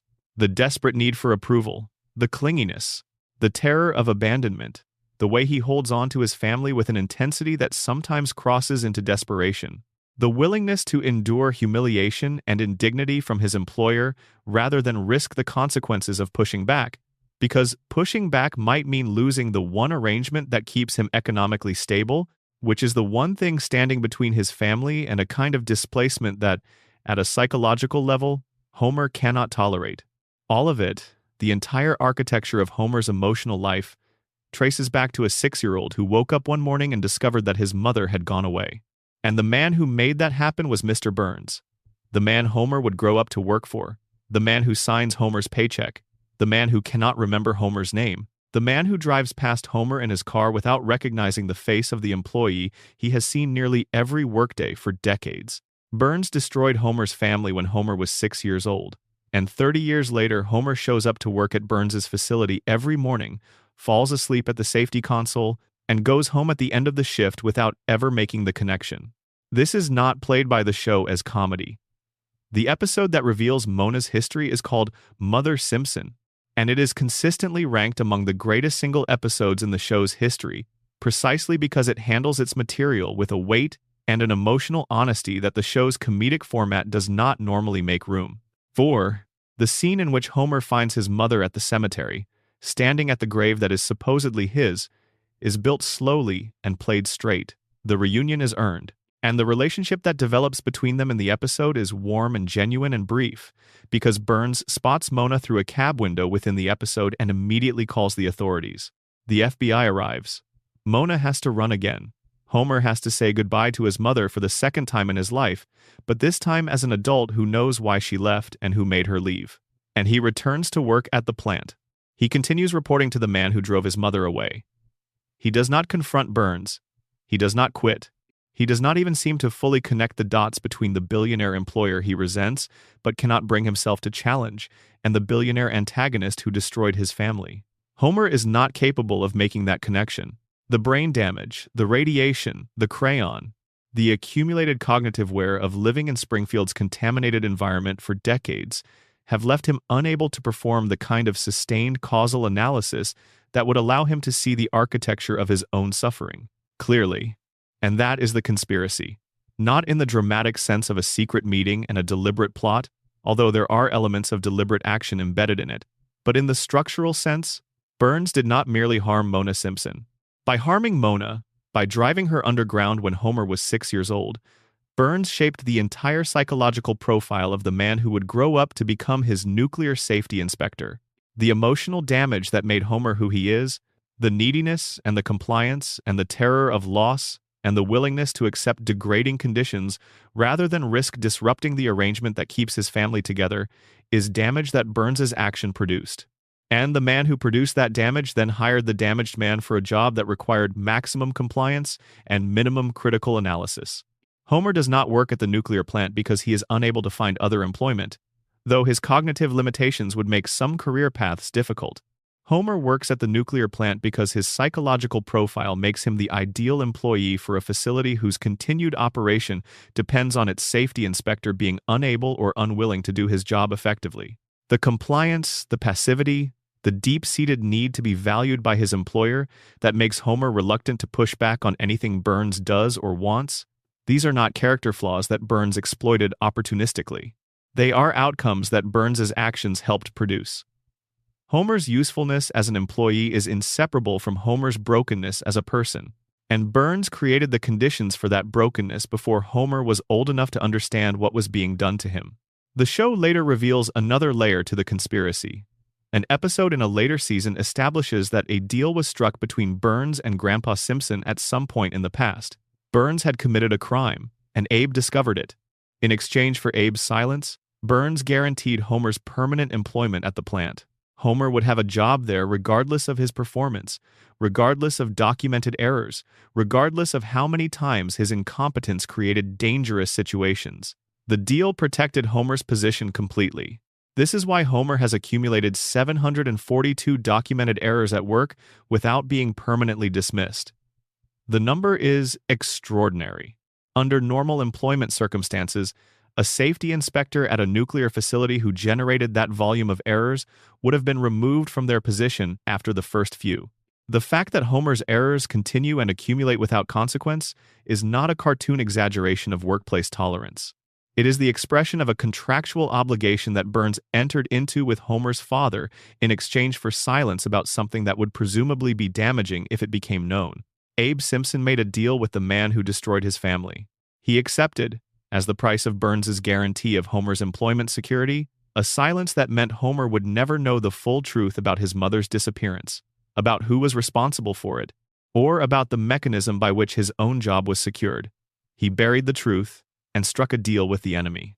And Homer, who was never told, whose access to the information that would have let him understand the pattern of his own life was controlled by the people around him and by the plant's influence on his own cognitive capacity, spent his adult life inside the trap without ever seeing its walls. 3 generations of Simpsons broken by one man's grudge. Mona, who fought and lost her family to the fight. Abe, who knew and made his peace with the knowledge through a bargain that cost him whatever remained of his moral clarity. And Homer, who inherited all of the consequences without any of the context. Who shows up to work at the facility that poisoned his town, that is run by the man who destroyed his mother's life? Whose employment security is guaranteed by a deal his father made with that same man, and who goes home every evening to the family he loves desperately and clings to without knowing that the clinging itself, the emotional neediness that makes him hold on so hard, was something that was done to him when he was 6 years old by the man who pays his salary. The crayon in Homer's brain takes on its most disturbing dimension in this light. Homer without the crayon.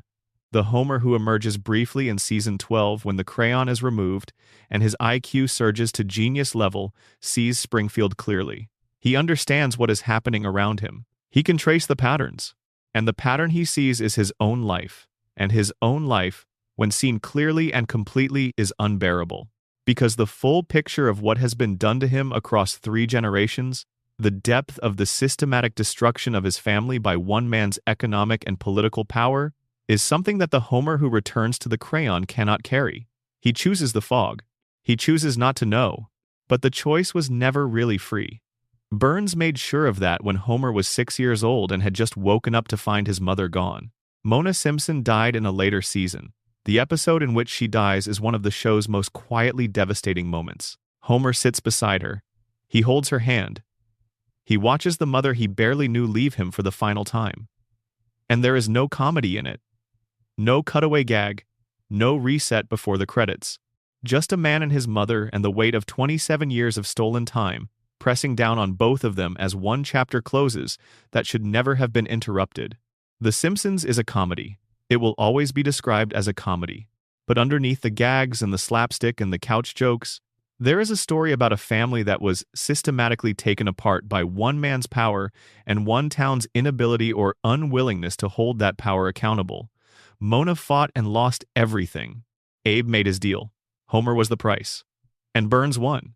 Because in Springfield, the man with the resources to absorb consequences never actually has to face them. And Homer will go to work tomorrow morning. He He will fall asleep at the console. He will eat a donut during a warning signal. He will drive home at 5:30 and walk through the door and find his family where they always are. And the plant will keep running. And the water will stay contaminated. And the man who made Homer who he is will sit in his tower and not remember Homer's name. That is the conspiracy. It was never secret. It was never hidden. It was just too large and too structural for anyone inside it to see clearly, including the man at its center who was broken before he ever clocked in. Expanded Mona Simpson edition. The full weight of 27 years. The Mother Simpson episode is the one that makes the radiation theory and the coma theory and the Burns immortality theory and all the rest of it feel less like intellectual exercises and more like something that actually matters. Because the Mother Simpson episode is about grief. Real grief. The kind that does not resolve neatly at the end of 22 minutes. The kind that the show usually keeps at arm's length with a punchline or a reset. And the grief in this episode is allowed to land, fully and without deflection, in a way that the show's comedic format almost never permits. The episode ends with Homer sitting on the hood of his car outside his house after his mother has gone back into hiding. He is alone. The stars are visible. He sits there, an adult man, with the specific grief of someone who has had to say goodbye to a parent twice. Once as a child who did not understand what was happening, and once as an adult who understood everything. The show lets him sit there. The credits roll over him sitting there. Homer does not make a joke. Homer does not have a recovery moment. Homer sits and looks at the sky, and the episode ends. This is extraordinary. It is one of the most formally unusual endings in the show's entire history. The willingness to let a comedic character exist in unresolved grief, without the safety valve of humor, without the reset that normally comes before the credits, says something important about the show's actual emotional relationship with this particular storyline. The writers understood that Mona Simpson's story was not a story that could be recovered from with a joke. They honored that understanding in the way they chose to end the episode. The weight of Mona's absence from Homer's life extends far beyond what the show makes explicitly. Consider the developmental period that Homer spent without her. He was 6 years old when she disappeared. 6 years old is a specific and critically important stage in a child's psychological development. The child is old enough to form lasting memories of what was lost, old enough to understand absence and to ask why, old enough to develop the specific kind of attachment anxiety that comes from a primary caregiver disappearing without warning or explanation, but too young to have the cognitive and emotional resources to process grief at this scale without lasting psychological impact. Homer was old enough to be permanently shaped by Mona's disappearance, and too young to do anything with the shaping except carry it forward. The attachment theory implications of this are significant. A child who experiences the sudden, unexplained loss of a primary attachment figure at 6 years old does not develop securely. The loss creates a template for relationships that is organized around the fundamental uncertainty of whether the people you love will remain present. This template does not resolve on its own. It becomes the default lens through which subsequent relationships are experienced. Every significant relationship Homer has as an adult is filtered through this template. His marriage to Marge, his need for her reassurance, the specific terror he experiences when their relationship is threatened, his desperate need to be valued and remembered by Burns, even in the face of repeated and humiliating evidence that Burns does not remember him. These are not quirks of Homer's personality. They are the behavioral expression of an attachment wound that was never treated and never healed. The show gives you the mechanism of Homer's psychology in the moment it reveals that his mother was alive. Everything Homer has been throughout the show's run, the need, the clinginess, the inability to tolerate abandonment, the desperate yearning to be seen and valued by authority figures who consistently fail to see him, all of it becomes suddenly comprehensible as the coherent outcome of one event on one morning when Homer was 6 years old. Mona disappeared. Abe said she was dead, and Homer Simpson has been shaped by that disappearance every moment of every day since. And then Burns' involvement in the disappearance overlays onto this psychological portrait, and the result is one of the most quietly devastating narrative structures in the show's entire run. The man who created Homer's attachment wound is the same man who employs the wounded man in a position that benefits directly from the wound. Burns needs Homer passive, compliant, unable to challenge the authority structure of the plant. Homer's attachment wound makes him exactly those things. He cannot challenge Burns because challenging Burns risks the economic relationship that provides for his family. And the prospect of economic disruption triggers the same terror as the prospect of attachment loss, because for Homer, at the deepest level of his psychological organization, the two things are the same. To lose his livelihood is to lose his family. To lose his family is to be 6 years old again, watching his mother disappear and not knowing why. Burns created the conditions for this psychological structure when he reported Mona to the FBI. He may not have planned this specific outcome. He may not have had the foresight to see that the woman he was reporting to federal authorities had a young son who would grow up to work for him, or that the son's grief over his mother's disappearance would produce exactly the kind of psychological profile that makes an ideal nuclear plant safety inspector. The planning and the outcome may be entirely separate, but the outcome serves Burns regardless of whether it was planned, and Burns, who is not in the habit of discontinuing arrangements that serve his interests, has maintained it across the full span of Homer's adult life. The Grandpa Simpson dimension adds a layer of moral complexity that the show handles with characteristic indirection. Abe knows. He has always known. He knew Mona was alive. He knew Burns was responsible for her disappearance. He made a deal with Burns, accepting the guarantee of Homer's employment in exchange for his silence. He showed Homer a dead poet's grave and told him it was his mother's. And he carried all of this, silently, across the entire span of the show's canonical timeline, presenting himself as a confused and often unreliable elderly man while concealing the knowledge that would have changed Homer's entire understanding of his own life. Abe's motivations are not fully excavated by the show, which tends to treat him primarily as a comic figure rather than as a morally complex one. But they are not entirely opaque either. He was protecting Homer in the limited way that he understood protection at that moment. Mona was a fugitive. Knowing she was alive and in contact with Homer would have put Homer and Abe in danger if that knowledge were discovered. The deal with Burns provided Homer with economic security that the alternative, the uncertainty of a world where Burns was a known enemy rather than a managed relationship, did not guarantee. Abe made a calculation and accepted the terms of the deal. Whether those terms were the right ones is a different question from whether the calculation was understandable. But the cost of the calculation was Homer's access to the truth about his own life. Abe's silence did not merely conceal information. It shaped the person Homer became. The Homer who grew up believing his mother was dead is not the same person as the Homer who would have grown up knowing she was alive and fighting against a powerful enemy. The grief made Homer who he is.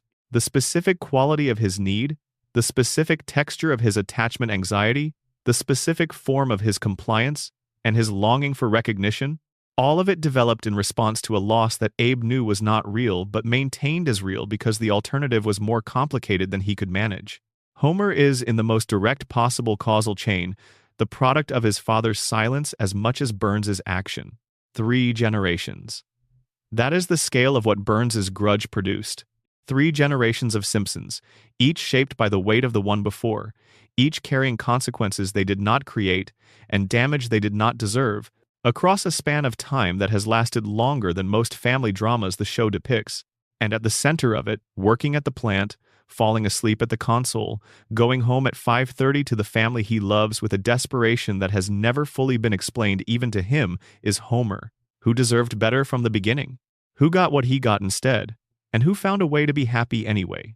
Because Homer Simpson, for all the damage he carries and all the impairment that damage has produced, has an almost indestructible capacity for the kind of simple, unqualified, everyday love that keeps a family together through conditions that should pull it apart. That capacity did not come from Burns. Burns did not give Homer that. Whatever Mona planted in her 6-year-old son in the years before she disappeared, that is what grew in the space the loss created. And it is the most human thing in Springfield. Expanded Ned Flanders. Addition the theology of unrewarded goodness. The divine silence that Ned experiences within the show's universe is not a small theological point. Within the canonical framework of The Simpsons, where God is explicitly a character who communicates directly with at least one resident of Springfield, the failure of that God to communicate with Ned is a deliberate and specific narrative choice that has implications that extend well beyond Ned's personal story. God in The Simpsons universe is not absent. God is not inaccessible. God does not withhold communication from Springfield's residents as a matter of divine policy. God speaks to Homer, specifically, directly, in warm and conversational terms that depict the divine as genuinely engaged with Homer's individual circumstances. The encounter in Homer the Heretic, which precedes the coma episode by 6 months, as we noted earlier, is a face-to-face conversation in which God and Homer discuss Homer's spiritual life with the kind of direct personal engagement that most religious traditions present as the highest aspiration of devotional practice. Homer reaches this aspiration casually, in a dream, without having earned it through any particular form of sustained devotion. He gets the divine conversation that Ned has been working toward for 36 years simply by falling asleep on a Sunday morning when he should be in church. This is, within the show's internal logic, a theological statement of considerable cruelty toward Ned. Not deliberate cruelty on God's part, at least not depicted as such, but cruelty in the outcome. The man who organizes his entire existence around devotion to a being who has demonstrably made himself available to at least one Springfield resident does not receive what he has been working toward.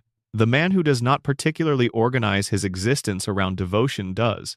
The distribution is exactly backward from what Ned's theological framework would predict and what Ned has given his life to enacting. The show does not offer Ned a resolution to this. It does not give him the conversation. It does not provide a moment where God acknowledges Ned's devotion and explains the silence or rewards the consistency.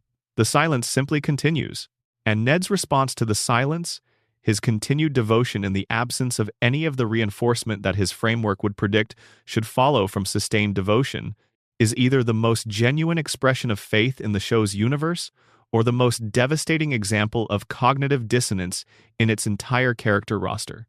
He believes that goodness is rewarded and that devotion is heard. He has every piece of observable evidence within his own experience, suggesting that goodness is not rewarded and devotion is not heard. And he continues believing, because the conditioning that was installed in him before he was old enough to choose his beliefs has made it impossible for him to process the observable evidence in a way that would destabilize the belief structure that the conditioning put in place.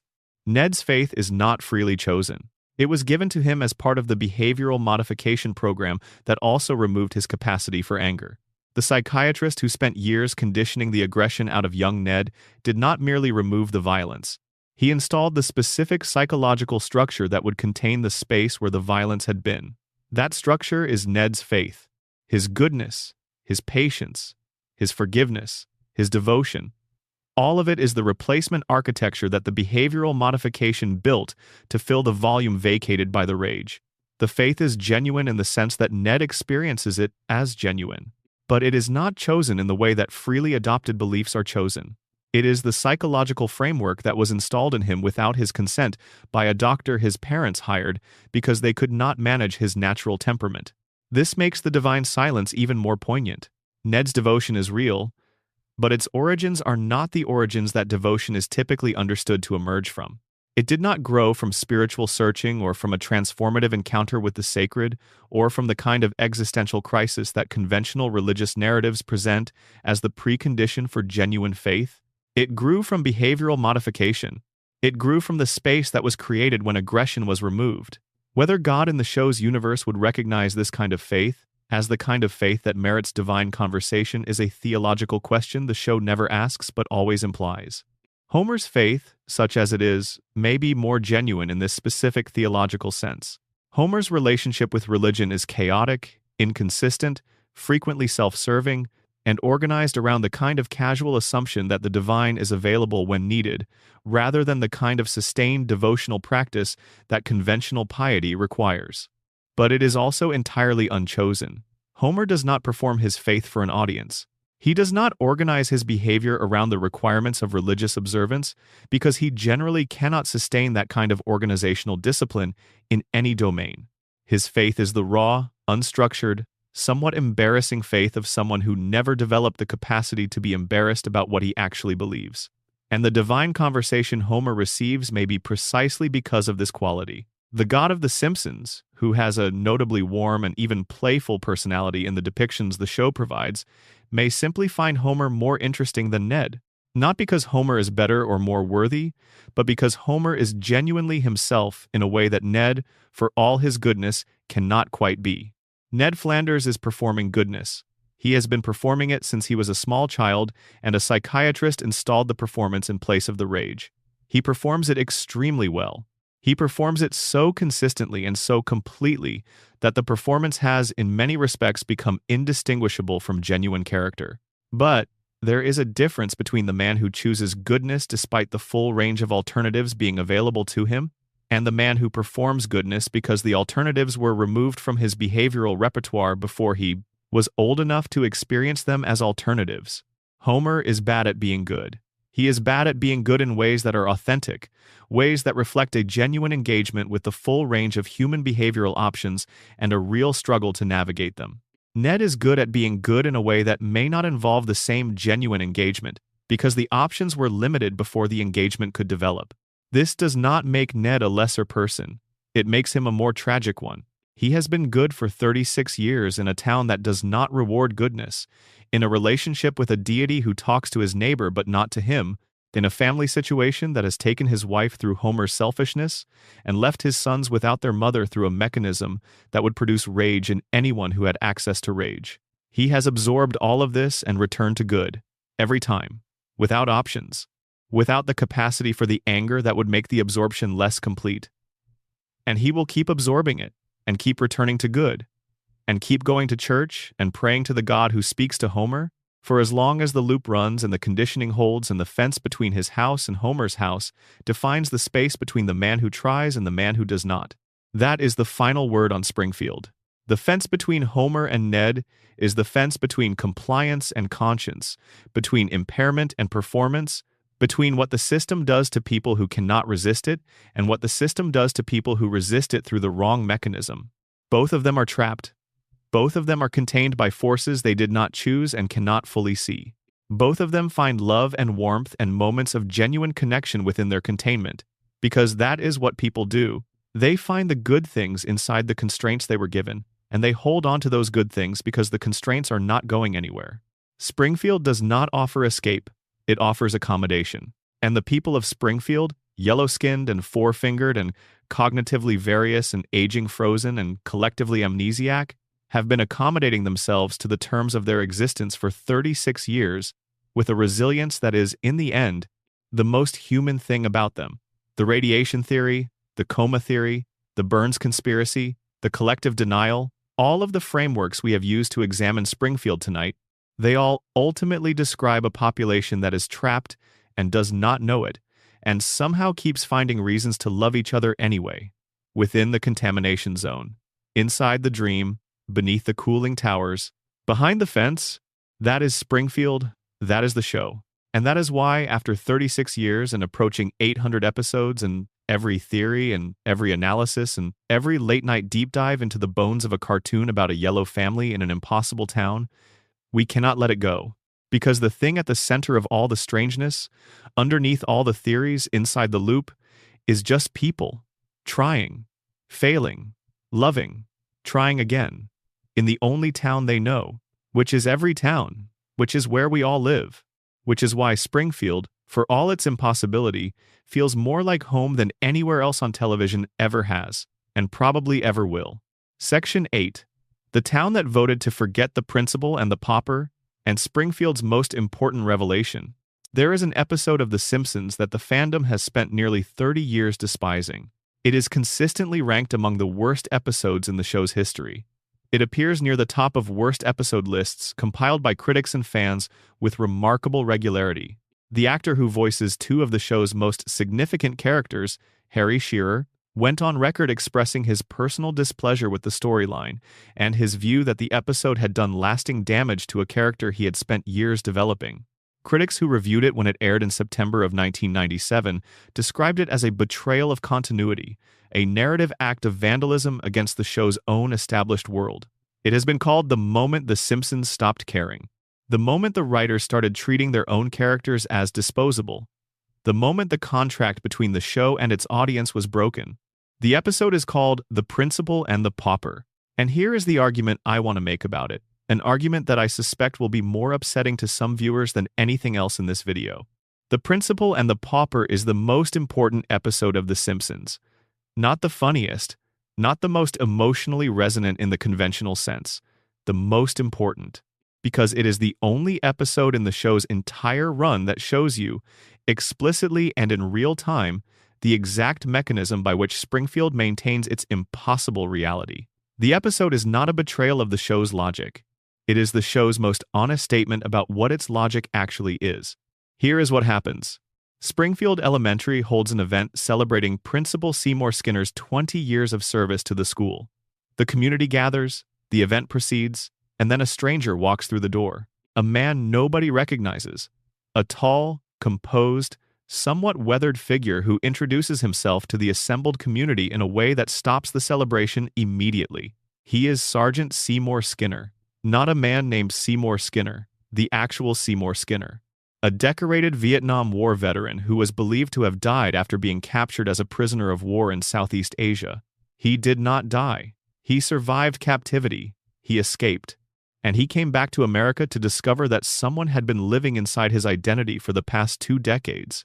The man Springfield has known as Seymour Skinner, the principal, the mother's devoted son, the nervous authority figure who has spent 20 years navigating the intersection of his professional responsibilities and his complicated relationship with his own mother, is revealed to be an imposter.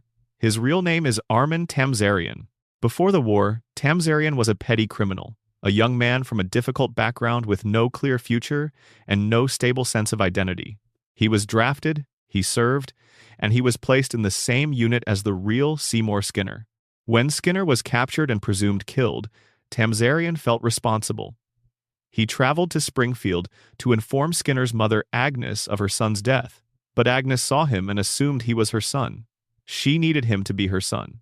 And Tamzarian, who had never in his life been someone a parent needed, who had never had a stable identity or a family or a place where he genuinely belonged, accepted the assumption.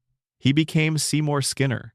He took the name, the rank, the history, the mother, the life, and he lived inside that stolen identity for 20 years until the true owner of it walked back through the door. Now here is where the episode does something that has no precedent in the show's history and that has never been repeated since. Springfield holds a meeting. Everyone attends. The real Seymour Skinner is present. Armin Tamzarian is present. The evidence is conclusive. There is no ambiguity about the facts. Everyone in the room knows exactly what has been happening for 20 years. The community has been given full, conclusive, incontrovertible proof that a major public institution, their children's school, has been administered for 2 decades by a man who was not who he claimed to be, whose entire identity was a fiction, whose military service and personal history and relationship with his own mother were all components of a life he had no legitimate claim to. And the community votes, not on whether to prosecute Tamzarian, not on what legal or professional consequences should follow from the revelation, but on something more fundamental. They vote on whether to acknowledge the truth at all. The verdict is unanimous. They choose the lie. They choose Tamzarian, the imposter, over Skinner, the real man. Judge Snyder, a sitting member of the legal system, issues a formal decree that Tamzarian is henceforth and legally Seymour Skinner. And the real Seymour Skinner, the actual man, the war hero who survived a prisoner of war camp and came home to find his life occupied by someone else, is physically bound and placed on a railroad car and expelled from Springfield.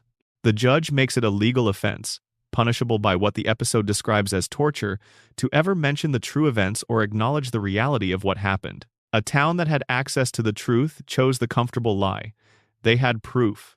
They had the real person standing in front of them. And they voted to send him away, to bind him to a train, to make truth-telling a crime, and to maintain the fiction as the official and legally enforced version of reality. This is why fans hate the episode, because the episode destroys Skinner as a character by revealing that everything established about him across 5 seasons of television was built on a false identity. His backstory was borrowed. His mother is not his mother. His military service belongs to someone else. The character the audience had grown to know and enjoy is, in the most literal possible sense, a fraud. And the show asks the audience to accept this, and then asks them to watch the community accept it, and then makes the acceptance legally mandatory, and then sends the truth away on a train. It feels like betrayal. It feels like the writers did not care about what they had built. But here is the reframe. The episode did not destroy Skinner as a character. The episode revealed what Skinner as a character had always been, a performance of an identity sustained by community consensus. And in doing so, it revealed what Springfield as a community had always been. A place where comfortable fictions are maintained by collective agreement, where inconvenient truths are managed by social pressure and institutional force rather than examined honestly, where the mechanism for sustaining the official reality has always been in operation, quietly, in the background, every time the town reset after a catastrophe, and every time a revelation disappeared between episodes. The Principal and the Pauper was not the first time Springfield chose a lie over the truth. It was just the first time the show let you watch the choice being made explicitly, with a vote and a judge and a formal legal decree. Consider the scope of what Springfield has experienced over the course of the show's run. The town has been destroyed and rebuilt multiple times. It has been subjected to federal environmental containment under a glass dome. It has survived multiple incidents at the nuclear facility that should have produced lasting consequences for the community's relationship with the plant and with Burns. It has elected and removed and reinstated the same public officials across dramatically different circumstances. It has witnessed crimes, environmental disasters, political corruption, economic collapse, and alien encounters, all within the canonical universe of the show. And after every single one of these events, without a single exception, the following episode begins as if nothing happened. The slate is clean, the catastrophe has been absorbed, normal life has resumed, Springfield has reset. The standard explanation for this, from a production and narrative standpoint, is episodic storytelling. The show is structured as a series of self-contained episodes, and the format does not accommodate the kind of sustained consequence that would make a realistic depiction of cumulative damage workable within the show's comedic framework. This is true. It is a genuine creative constraint and a deliberate format choice. But the Principal and the Pauper offers a third explanation that is more disturbing than lazy writing and more specific than cartoon convention. Springfield resets because the town decides to reset. The community collectively agrees, through what the Tamzarian episode makes explicit is an actual social mechanism with an actual enforcement apparatus, to not acknowledge what happened, to maintain the agreed-upon version of reality, to treat whatever contradicts the official narrative as something that did not occur. Every time Springfield forgets a catastrophe, it is not the show's writers failing to track continuity. It is the residents of Springfield doing what Springfield residents do. They vote to forget, and anyone who remembers too clearly, who insists on the truth, who refuses to let the official version replace the actual version, gets tied to a train and expelled from the community. The real Seymour Skinner is Springfield's canary in the coal mine. He is a man who arrived with proof that the official narrative was wrong. He had the evidence of his own identity, his own face, his own documented history. He had everything required to demonstrate conclusively that the truth was different from the story the community had accepted. And Springfield's response to this was to decide that the truth was less important than their comfort. They were invested in Tamzarian. They knew his face and his habits and his relationship with his mother and his dynamic with Bart Simpson. The real Skinner was a stranger. The lie was familiar, and familiarity won. This is not a narrative failure. This is the show telling you something true about how small communities maintain their coherence. Small towns in particular have a well-documented capacity for collective amnesia. Scandals get buried not because the evidence disappears, but because the community reaches an unspoken agreement about what will and will not be discussed. Crimes committed by community members who are embedded enough in the social fabric to be missed are quietly absorbed. The version of events that allows the community to function without confronting its own contradictions becomes the standard version, and alternative versions are managed through social pressure until they stop circulating. Springfield does this better than most, because Springfield has more to lose from clear-eyed truth-telling than most communities do. If the town remembered every catastrophe, it would have to acknowledge the pattern behind the catastrophes. If it acknowledged the pattern, it would have to confront the power plant. If it confronted the power plant, it would have to challenge Burns. If it challenged Burns effectively, the economic infrastructure that sustains the town would be at risk. The community cannot afford that risk, so it forgets. It votes to forget. It makes forgetting mandatory, and it expels the people who remember too much. The episode connects to the coma theory in a way that adds another layer of meaning to its already dense thematic content. If Homer has been unconscious since 1993, if every episode since that date is the product of a dreaming man's mind, Then Homer's unconscious brain invented a scenario in which an entire community votes to sustain a fiction because the truth is too destabilizing to acknowledge. His dreaming mind created a world where a stolen identity becomes legally real through collective agreement, where the fake version of a person's life can replace the genuine version simply because enough people decide they prefer the fake version. Homer's coma is exactly this: a fake life replacing a real one, a dream masquerading as waking experience. And the community of Springfield, in Homer's dream, enacts the same logic he depends on for his own continued dreaming. They vote to maintain the fiction. They criminalize the truth. They keep the simulation running. Because if the dream town of Springfield starts acknowledging which things are real and which things are constructed, the logic starts unraveling. And if the logic unravels, Homer has to wake up. So his dreaming mind built a community that makes it mandatory to not look too hard at the seams of the story. Armin Tamzarian is still pretending to be Seymour Skinner. He will presumably continue pretending for the duration of the show's run. The real Seymour Skinner is somewhere out there, exiled from his own life, his identity occupied by a stranger, the truth of his situation legally suppressed by a judge's decree in a town he cannot return to. He is the most honest man Springfield ever produced, and Springfield made honesty a crime to get rid of him. That is the mechanism. That is the infrastructure of Springfield's impossible reality. Not cartoon convention, not episodic format, not lazy writing. A community that chose its fictions deliberately and has been choosing them, quietly and consistently, for the entire run of the show. The Principal and the Pauper did not break The Simpsons. It was the one episode that told you exactly how The Simpsons was always working. And the audience, like Springfield itself, found that truth so uncomfortable that it immediately voted to dismiss it, to label the episode a failure, and to move on as if the revelation had not happened. That response is, of course, the most Springfieldian thing anyone could possibly do. Section 9. The town that exists everywhere and nowhere, the mystery of Springfield's location. Where is Springfield? This is the question that the show has spent 36 years dangling in front of its audience like a piece of fruit held just slightly above reach. Every time a clue appears that seems to narrow the geographic possibilities, another clue materializes in a different episode that contradicts the first one entirely. Every time a viewer gets close to a satisfying answer, the ground shifts and the answer slides away again. The location of Springfield is the show's longest-running gag, its most persistent open question, and, when viewed through the framework of the theories we have been exploring, something considerably more interesting than either of those descriptions suggests. Let's map what the show has established about Springfield's geography, because the full picture of it is more remarkable than any individual piece. Springfield has an oceanfront. The town sits near water that functions as ocean, with harbor infrastructure and maritime activity. It also exists in the interior of the country, bordered by farmland and plains geography that feels distinctly Midwestern.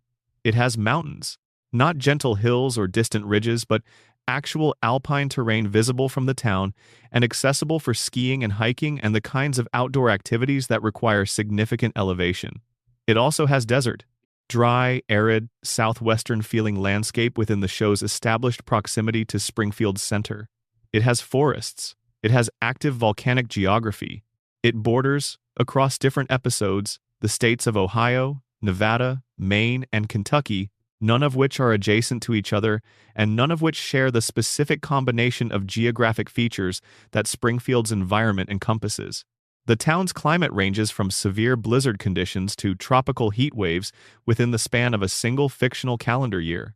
No real American town has this combination of geographic features. There is no place on the actual map of the United States where oceanfront property exists adjacent to alpine mountains, adjacent to desert terrain, adjacent to Midwestern plains, all within reasonable driving distance of each other. Springfield's geography is not a specific place. It is a collage of American environments, assembled without regard for the physical constraints that govern how American geography actually works. The show has scattered additional location clues throughout its run in what appears to be a deliberate program of misdirection. Lisa's area code in one episode starts with digits that correspond to a Missouri exchange. The state abbreviation visible in certain episodes is NT, which does not correspond to any actual American state designation. In one episode, when Homer calls the state capital, The voice on the other end identifies their state as one beginning with a vowel, which eliminates many possibilities while keeping a large number of others viable. In the Behind the Laughter episode, the show's 12th season mockumentary, Springfield's location was identified as Northern Kentucky in the original broadcast version. Syndicated reruns of the same episode changed the location.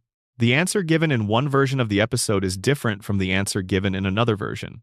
Springfield's canonical location literally depends on which broadcast of the show you happen to watch.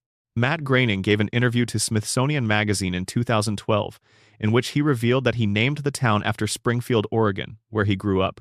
He acknowledged the inspiration directly and publicly. For approximately 48 hours, the mystery appeared to be solved. Springfield was in Oregon. The show was named after Groening's hometown. The geographic ambiguity was resolved. And then the show continued producing episodes with geographic details that contradicted an Oregon location, and the writers made no effort to retroactively align the show's world-building with the revelation, and the mystery reasserted itself as if the interview had not happened. The writers did not honor the creator's confession. The ambiguity survived the attempt to resolve it. Because the ambiguity, it becomes clear after 36 years of watching it persist, is not an accident or an oversight, or the result of insufficient coordination between writers working on different episodes. The ambiguity is maintained deliberately. The show wants Springfield to be unlocatable. The show has always wanted Springfield to be unlocatable, and the question is why? The surface-level answer is the one the creators themselves have offered. Springfield's geographic uncertainty is a design feature intended to maximize the show's universality. A town that could be anywhere is a town that every viewer can identify with regardless of where they actually live. If Springfield were definitively located in Ohio, viewers in California would feel a slight distance from it, a sense that the show is about somewhere specific rather than about a version of the American experience that belongs to everyone.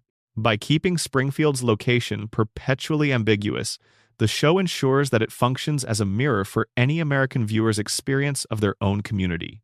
The show belongs to everyone because Springfield belongs everywhere. This is a genuine and valid creative rationale. The writers have explained it.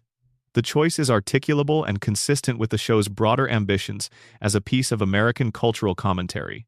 But when you place the geographic ambiguity alongside the other theories we have explored, it starts to carry additional weight that the artistic explanation does not fully account for.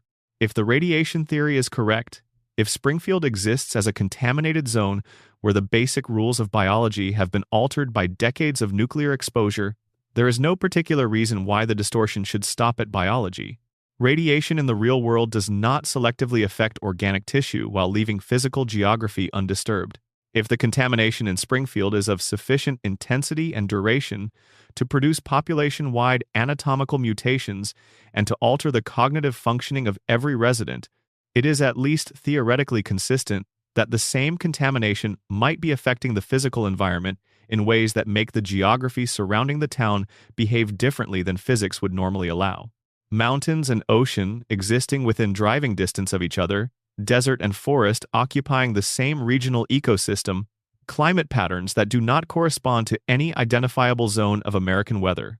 These are not impossible if the operating assumption is that the physical laws governing Springfield have been as thoroughly disrupted as the biological ones. The coma theory handles the geographic problem with elegant simplicity. Homer is dreaming. Dreams do not have geographic logic. Dreams have emotional logic. The landscape of a dream is not assembled from a coherent map but from a collection of sensory memories and emotional associations, fragments of places that meant something to the dreamer at different points in their experience. Homer has been to the ocean. He has seen mountains. He has experienced flat plains and dry desert and dense forest. All of these landscapes exist in his memory as distinct sensory and emotional impressions. And when his dreaming brain constructs Springfield, it draws on all of these impressions simultaneously, layering them on top of each other without regard for the geographic constraints that would prevent them from coexisting in the waking world. Springfield's impossible geography is not a feature of a real place. It is a feature of a remembered place, assembled from Homer's accumulated experience of everywhere he has ever been and everywhere he has ever seen on television or in movies. All of it collapsed together into a single dream environment held together by emotional association rather than physical law. And the principal and the pauper theory? The idea that Springfield operates through collective denial and the systematic suppression of inconvenient truths suggests a more pointed explanation for the geographic ambiguity. You cannot regulate a town you cannot find. You cannot hold a nuclear facility accountable under a specific state's environmental laws if the facility's legal jurisdiction keeps shifting between states. You cannot dispatch an EPA investigation to a specific location if that location does not have a fixed position on any legal map. Burns's plant has 342 violations. The Environmental Protection Agency in the Simpsons movie determines that the entire town must be contained. But if Springfield exists in a kind of legal no man's land, if its regulatory jurisdiction is perpetually undefined because its geographic location is perpetually ambiguous, the enforcement mechanisms that would normally apply to a nuclear facility with 342 documented violations cannot easily get purchase on it. Springfield floats between states because floating is safer than landing. A fixed location means a fixed regulatory authority. A fixed regulatory authority means consistent oversight. Consistent oversight means someone with legal standing shows up, reviews the violations, and forces either compliance or closure. Springfield's geographic uncertainty is not just an artistic device for universal identification. It is, within the logic of the world the show has built, a structural defense against accountability. The town's location is ambiguous because the people who benefit most from that ambiguity have had 36 years of narrative opportunity to ensure it stays that way. In the early seasons, the show dropped enough specific geographic clues that attentive viewers could construct a plausible theory about the town's location. In later seasons, the contradiction of those clues became almost aggressively deliberate, as if the show were actively maintaining the ambiguity rather than simply failing to coordinate its details. The effort required to maintain perfect geographic inconsistency across hundreds of episodes from dozens of different writers is non-trivial. It would be easier from a production standpoint to simply pick a state and stick with it. The ongoing ambiguity suggests that someone or something within the show's creative process has always been invested in keeping the question open. Every state in the Union has been theorized as Springfield's location by someone, somewhere, with evidence marshaled in support of the claim. Every theory has supporting canonical material. Every theory has contradicting canonical material. The show has achieved a kind of perfect geographic indeterminacy, where the evidence never fully resolves in any single direction, where every apparent answer generates a new complication, where the question itself is more durable than any answer could be. Springfield will never be located. This is not a limitation of the show's ambition or a failure of its internal consistency. It is a deliberate condition that the show has maintained with considerable creative discipline for 36 years. A town that belongs everywhere belongs to everyone. A town that belongs to everyone cannot be shut down. And a town that cannot be shut down will keep operating its nuclear facility and conducting its impossible biology and running its collective denial mechanisms for as long as the dream holds and the loop continues and the questions keep not having answers. Springfield is everywhere you grew up. It is everywhere you currently live. It is the town behind every American's understanding of what a town is. And it is nowhere on any actual map, because the moment it lands somewhere specific, the moment it has a zip code and a state government and a regulatory authority with clear jurisdiction, it becomes subject to the same scrutiny that any real place would face. And Springfield, with its cracked cooling towers and three-eyed fish and century-old employer who glows in the dark, cannot survive that scrutiny. So it keeps floating, as it always has, as it always will. Geographic question marks maintaining the ambiguity that keeps the whole impossible arrangement intact, one unanswered question at a time. Section 10. The loop that never breaks, the floating timeline, and what it means that nobody in Springfield ever ages. Bart Simpson was 10 years old in December of 1989. He is 10 years old right now. That sentence contains 36 years. 36 years of human time, of technological change, of political transformation, of cultural evolution, of the world becoming a different world in ways that would be incomprehensible to the person watching The Simpsons premiere in 1989. 36 years have passed in the real world, and not one of those years has touched Bart. He is 10. He has always been 10. He will presumably always be 10 for as long as the show continues to air. The same 10 with the same haircut and the same skateboard, and the same relationship with authority, and the same unresolved tension with his father, and the same love for his sisters that he expresses primarily through elaborate denial of the love. Lisa was 8 in 1989. She is 8 now. Homer and Marge were in their mid-30s. They still are. Maggie was 1 still. The industry has a term for this. It is called a floating timeline. The concept is straightforward in principle. The show's present is always the viewer's present. When an episode airs in the year 2005, it is set in 2005.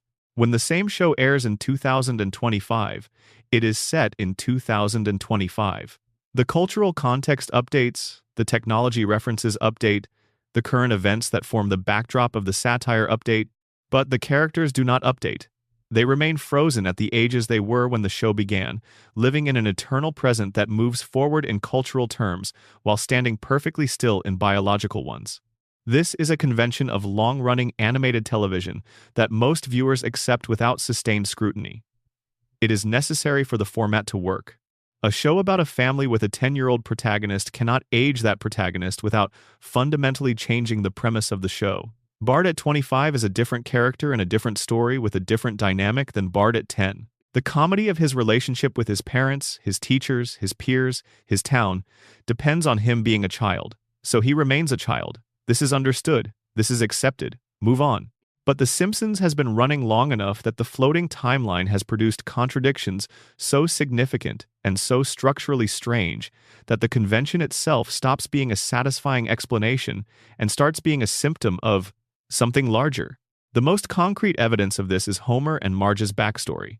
When the show began, their shared history was anchored to specific cultural moments. Their meeting in high school, their early relationship, their marriage, the births of their children. All of these events were depicted in early flashback episodes, with visual and cultural details that place them firmly in the 1970s and early 1980s. Homer's hair in his teenage years, Marge's clothing, the music, the social context of their early relationship. The show established a specific era for their formative experiences, and that era was internally coherent with parents in their mid-30s during the late 1980s. But the floating timeline drags the present forward. If Homer and Marge are still in their mid-30s in 2025, they did not meet in 1975. They met in approximately 2005, which means their high school experience was not shaped by Watergate and disco and the cultural landscape of the mid-70s. It was shaped by MySpace and early YouTube and the cultural landscape of the mid-2000s. And the show has acknowledged this. In later flashback episodes, Homer and Marge's youth has been progressively updated to reflect the drifting present. They have been depicted as grunge-era teenagers, as early internet-era young adults, as participants in cultural moments from the 1990s and 2000s that were not available to them in the show's original backstory. Their origin story has been told and retold across the show's run, and each retelling places their formative years in a different decade, because the decade required keeps shifting forward as the present drags the backstory with it. Homer and Marge do not have a stable past. Their history is a document that keeps being revised without acknowledgement of the previous drafts. Their memories, within the show's logic, are whatever they need to be for the current episode to work. And when the current episode needs them to be something else, they become something else. The characters do not remember their own history consistently. They remember whatever version of their history the show currently requires. Now run the theories across this. The coma theory's explanation for the aging freeze is the one that contains the most emotional weight, and we have already examined it in depth. Nobody ages because they exist in the memory of a man who went to sleep in April of 1993. The children are frozen at the ages Homer last saw them. Marge is preserved at the moment she last said goodbye. The house looks exactly as it did when the vending machine fell. And Homer's dreaming brain, lacking access to the information about how his family has actually aged in the years since he went under, fills in the version it has, the only version available, the last version it saw. Every episode since is that version, cycling endlessly, sustained by whatever capacity for sustained simulation a sleeping human brain can maintain. The radiation theory offers its own explanation. Cellular mutations sufficient to produce the population-wide biological anomalies we have already cataloged might plausibly extend to the mechanisms that govern cellular aging. If the radiation has altered the fundamental processes by which Springfield's resident cells operate, and the evidence suggests it has altered those processes significantly enough to produce visible anatomical changes across the entire population. There is a reasonable internal logic to proposing that the aging process itself has been disrupted by the same mechanism. Burns's case is the clearest example. His survival across well over a century, through artificial means that involve weekly radiological treatments, suggests that in this universe, the relationship between biological aging and chronological time is already negotiable in ways that it is not in our own. The collective denial theory from the principal and the pauper adds the most provocative explanation. Springfield does not age because Springfield decided not to age. The same mechanism that lets the community vote to sustain Tamzarian's identity, that lets the town forget catastrophes between episodes, that enforces the official narrative through social pressure and legal decree, is the mechanism that maintains the eternal present. The town collectively refuses to acknowledge the passage of time. Nobody grows older because growing older is one of the truths that Springfield has agreed, through its unspoken social contract, not to notice. Time is just another inconvenient fact that the community has voted to suppress. Burns's immortality theory contributes its own element. If at least one person in Springfield has found a way to interrupt the relationship between time and biological aging through technology and wealth, the concept of aging has already been established as negotiable within the show's universe. Burns has not aged in any meaningful way across the show's run. His frailty has been consistent, his ancient quality has been consistent, but he has not visibly deteriorated or declined in any way that the show acknowledges as time-caused. Burns is frozen too. He is frozen by the treatments, by the infrastructure, by the weekly medical intervention that keeps the diseases in equilibrium and the biological processes at something approximating stasis. If one character can be kept in temporal suspension through sufficient resources and sufficient medical sophistication, the question of whether the entire population might be held in a similar but differently caused suspension becomes at least theoretically interesting. The show has imagined its characters aging. It has done this multiple times across its run, in flash-forward episodes that offer glimpses of what the Simpsons family might look like if time were allowed to actually operate on them. The most extended and emotionally richest of these is Lisa's Wedding, a Season 6 episode that projects forward to show Lisa as a 23-year-old woman preparing to marry a British academic. The future depicted in the episode is detailed and specific and emotionally resonant. Lisa has grown into the kind of person the show has always quietly suggested she would become.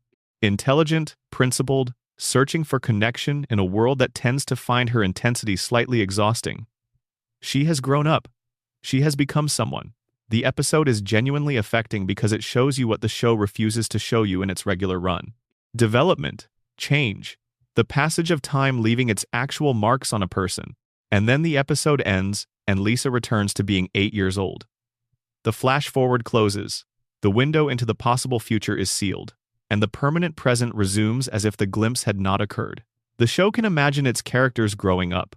It will not allow them to. The gap between what the show can envision and what it permits is the gap between the theoretical and the actual. The future is visible but not accessible. Aging is imaginable but not enacted. Time is present in the show's conceptual world but absent from its narrative one. There is a broader cultural argument embedded in this that the show has never made explicitly but has been constructing with each passing season. The Simpsons is not just a show about one family. It has been described by critics and scholars and the show's own creators as the American family, the representative domestic unit, the household that stands in for the experience of a specific kind of American life. And if the show is the American family, then what the show's floating timeline says is that the American family cannot be allowed to change. Homer must always be a middle-aged working man with anxieties about his job and his mortgage and his capacity as a father. Marge must always be the patient, slightly unfulfilled but fundamentally devoted spouse who holds everything together through force of will and emotional labor. Bart must always be the rebel who does not quite commit to the rebellion, who is more sensitive than his performance of toughness acknowledges, who wants his father's approval even as he provokes his father's frustration. Lisa must always be the idealist who sees the problems clearly and cannot fix them, who is the smartest person in every room she enters and the least listened to person in the same room. Maggie must always be waiting to speak. The moment these characters are allowed to age, The moment Bart turns 11 and gets a fraction closer to the adulthood that will make his current dynamic with his parents obsolete, something fundamental shifts. The show becomes about something different. And what it was always about, the version of American middle-class family life it has been representing, becomes historical rather than contemporary. It becomes a document of how things were rather than a mirror for how things are. And America, which has been looking at this particular mirror for 36 years, does not want that shift. We trapped them. This is the argument that the show has been building toward for its entire run, and that the floating timeline makes most explicit. We, the audience, the culture, the 30-plus years of viewership that has sustained the show through cancellation threats and quality fluctuations, and the natural entropy that affects every creative endeavor that attempts to sustain itself across multiple decades. We did not allow The Simpsons to age because we could not afford to let them age. Bart being 10 means we can still go back to the version of ourselves that first watched Bart being 10. The house on Evergreen Terrace being exactly as it was means the world it represents is still accessible. The family intact and unchanged means the loss that aging and change and the actual passage of time would require has not been demanded of us yet. Every theory in this video arrives at this same place through different pathways. The coma theory says the characters are frozen in the amber of a dreaming man's love. The radiation theory says their biology has been altered beyond the reach of normal time. The collective denial theory says the community has decided not to acknowledge the passage of years. The immortality theory says that for at least one resident, time has been successfully cheated through the application of sufficient resources. They are all saying the same thing. Time stopped in Springfield. And we stopped it. We pressed pause in December of 1989, and we have been sitting with our fingers on that button for 36 years. Not because we do not know what we are doing, because we know exactly what we are doing. We are keeping something alive that we cannot afford to let die. A version of a family. A version of a town. A version of an America that may not have ever existed exactly as depicted, but that feels real enough to mourn the loss of. And as long as the loop keeps running, as long as Bart is 10 and the beer is cold and Homer finds his way home by the end of the episode, we do not have to mourn it. We do not have to acknowledge that 36 years have passed and we are different people than the ones who first sat down on that couch. We do not have to let go. The floating timeline is not a production constraint. It is a cultural bargain. We give the show our continued viewership and our emotional investment. The show gives us a family that never has to say goodbye. And the loop holds. As it has always held. As it will continue to hold until the day the show actually ends and the loop finally, after all these years, breaks open and we have to figure out what to do with the time that was inside it. That day will come. It always comes. But today is not that day. Today Bart is 10. And so is tomorrow. And the day after that, for as long as we need him to be. Section 11. The man who dies but never stays dead. The terrible mystery of Hans Moleman. If you have watched The Simpsons for any significant amount of time, you know Hans Moleman.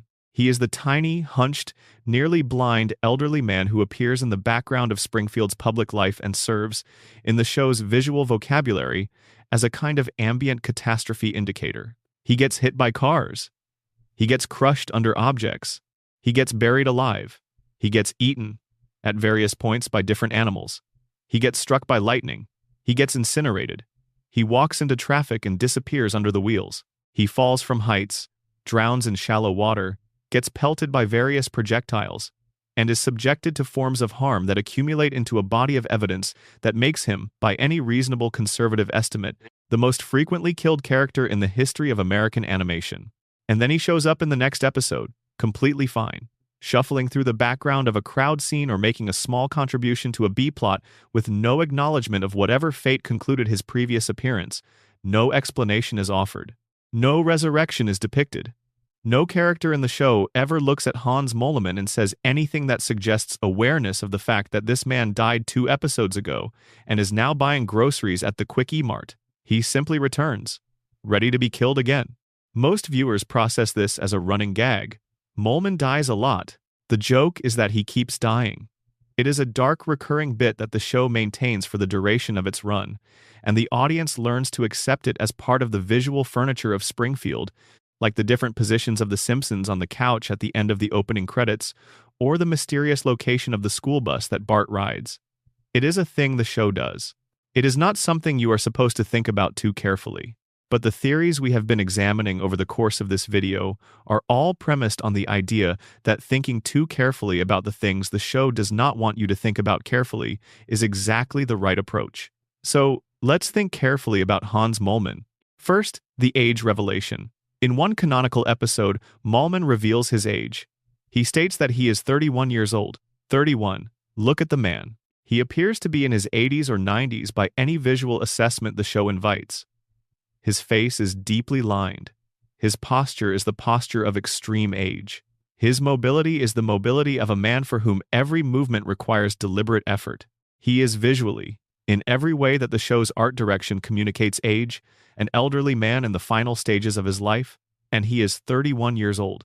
If he is not lying, and the show provides no narrative context suggesting that this is a joke about a character being in denial about his age, then something has aged Moleman catastrophically ahead of his biological schedule. Something took a man who should be in the early middle portion of his life and turned him into someone who looks and moves and is treated as very old. Something that also, given the radiation theory's framework, appears to have made him nearly indestructible despite that apparent frailty. Because the contradiction at the center of Hans Moleman's existence is precisely this. He looks and moves like someone for whom physical survival should be increasingly difficult, and yet he survives, repeatedly, experiences that would kill a person in ideal health. He dies and comes back. He is 31 and looks 90. He is frail and indestructible. He is simultaneously the most vulnerable seeming and the most death-proof character in the show's regular cast. The radiation theory handles Moleman's case as the most extreme visible expression of what Springfield's environment does to its residents. If the contamination from the nuclear plant produces biological effects across the population, those effects would not be uniform. They would vary based on individual genetic predisposition, duration and intensity of exposure, proximity to specific contamination sources, and factors that biological systems vary in across individuals in ways that produce different outcomes from the same inputs. The population-wide effects we have cataloged, the 4 fingers, the yellow skin, the cognitive suppression, represent the average expression of the contamination across Springfield's gene pool. But at the extreme end of the distribution, the effects would be more dramatic. Some residents would be significantly more affected than the mean. And Moleman appears to represent the outer limit of what the radiation does to a human body over time and with sufficient exposure intensity. His apparent aging ahead of schedule, the catastrophic acceleration of physical deterioration that has turned a 31-year-old into someone who appears to be in their 80s or 90s, could be the visible result of what nuclear radiation does to cellular processes when the exposure is severe enough and sustained enough. Radiation accelerates cellular aging in real biological systems. It damages the mechanisms that maintain cellular integrity over time. At sufficient exposure levels, it produces premature aging that is visible and measurable. Hans Moleman may be the resident whose proximity to whatever specific radiation source has most severely affected him produced the kind of accelerated cellular aging that makes a 31-year-old indistinguishable from a 90-year-old. And the indestructibility, the repeated deaths that produce no lasting physical consequence, could be the other side of the same mutation. The same radiation that damaged his aging mechanisms may have also fundamentally altered his body's relationship with trauma and death in ways that make conventional mortality unavailable to him. He does not survive his deaths the way Homer survives injuries. Homer is hurt, heals, and continues. Moleman is killed, apparently ceases to function at a biological level, and then reconstitutes without explanation. His deaths are not near deaths or dramatic recoveries. They are depicted as actual terminations of biological function from which he returns as if the termination did not occur. This is a different kind of biological anomaly from Homer's toughness. Homer's body is resilient. Moleman's body appears to have a different relationship with the finality of death itself. The coma theory offers the interpretation that Moleman is not really a person within the dream so much as he is a recurring process, a background element that Homer's unconscious mind generates without particularly caring about its continuity. In a dream, the minor figures that populate the edges of the central narrative do not have the same structural integrity as the characters who are emotionally significant to the dreamer. A stranger in a dream can appear, disappear, reappear in a different form, die, and return, without these inconsistencies producing the narrative dissonance they would produce if applied to a central character. Homer does not care enough about Hans Moleman for his dreaming mind to maintain Moleman's continuity carefully. So, Moleman is subject to the same casual discontinuity that minor dream figures experience. He appears when the dream needs him. He disappears or is killed when the scene is done with him. And he reappears in the next scene the dream requires him to populate, reassembled from whatever background process generates him, because the dream needs a small, old-looking man in the crowd, and Moleman is the template it has for that role. Springfield's collective denial mechanism applies to Moleman in the most disturbing way of all of these framings. If the community's social contract involves agreeing to not notice or acknowledge what should be noticed and acknowledged, then the most fundamental agreement that contract could possibly require is the agreement to not notice that the same man keeps dying in public and keeps coming back. That is not a subtle continuity error. That is not an ambiguous event that might have multiple interpretations. That is a man dying visibly, in front of witnesses, in public settings, and then returning as if nothing occurred. If any single event in Springfield's history should provoke the kind of questioning and examination that the community has collectively agreed to suppress, it is this. A man dies, he returns, he dies again. He returns again, the loop repeats. And nobody mentions it, nobody investigates, nobody calls for an explanation. This is the collective denial mechanism operating at its most absolute. The community does not just agree to forget difficult political realities or institutional corruption. It agrees to not notice that death itself, the most fundamental and universally understood termination of biological existence, does not appear to stick to certain residents in quite the way it should. And if the community can agree to not notice that, it can agree to not notice anything. The three-eyed fish, the glowing employer, the principal who was not who he said he was, the nuclear plant with its 342 violations, all of it is less surprising than a man who keeps coming back from the dead without explanation. If Springfield can absorb and normalize Moleman's repeated resurrections, Springfield can normalize anything. Hans Moleman is 31 years old. He looks 90. He dies regularly and returns without explanation. And nobody in Springfield thinks this is worth mentioning. He is the most extreme visible proof that the rules governing biological existence in Springfield are not the rules that govern biological existence everywhere else. And he is also the most extreme proof that the community's capacity for collective non-noticing has no floor. There is nothing Springfield cannot agree to ignore. And the man, shuffling through the background of episode after episode, quiet and ignored and ready to die again, is the living, recurring, unkillable evidence of that fact. Section 12. The saddest man in Springfield. Ned Flanders and the prison built from goodness. The most disturbing character in The Simpsons does not glow in the dark. He does not own a nuclear power plant. He does not have an IQ of 55 or a crayon in his brain or a mother who was a federal fugitive. He lives next door to all of those things, separated from them by a white picket fence. He wears short-sleeved shirts in winter. He calls people neighborino. He has never, in 36 years of canonical existence, deliberately harmed another person. And he is the most quietly destroyed character the show has ever produced. Ned Flanders is presented as everything Homer Simpson is not. Homer is negligent, Ned is attentive. Homer is irresponsible, Ned is deliberate. Homer struggles with his faith and his relationship with the divine. Ned has organized his entire existence around devotion that appears to be the most sincere and consistent element of his character. Homer's marriage is turbulent. Ned's was, by every external indication, as warm and stable and mutually supportive as any the show depicted.